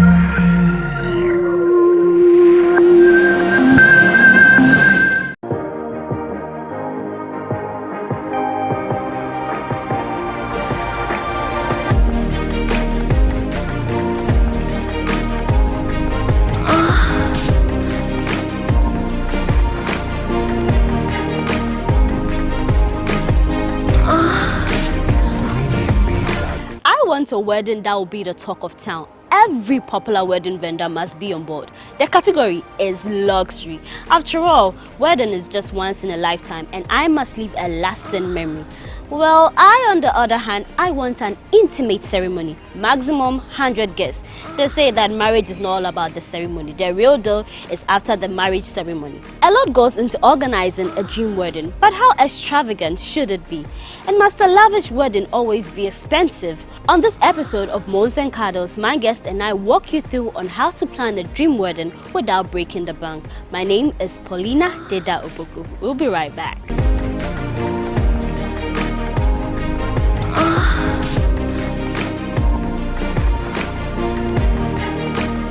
Welcome back to Moans and Cuddles on GhanaWeb TV. I am Paulina Deda Opoku. It's always a pleasure to have you here. So today's conversation of Moans and Cuddles, we are taking it a bit higher. Powers and principalities. There's so much fire inside me. Tragedy struck when part of the largest hillside at the kosher rubbish dump collapsed. It's going to be fun to see how he goes about approaching this game.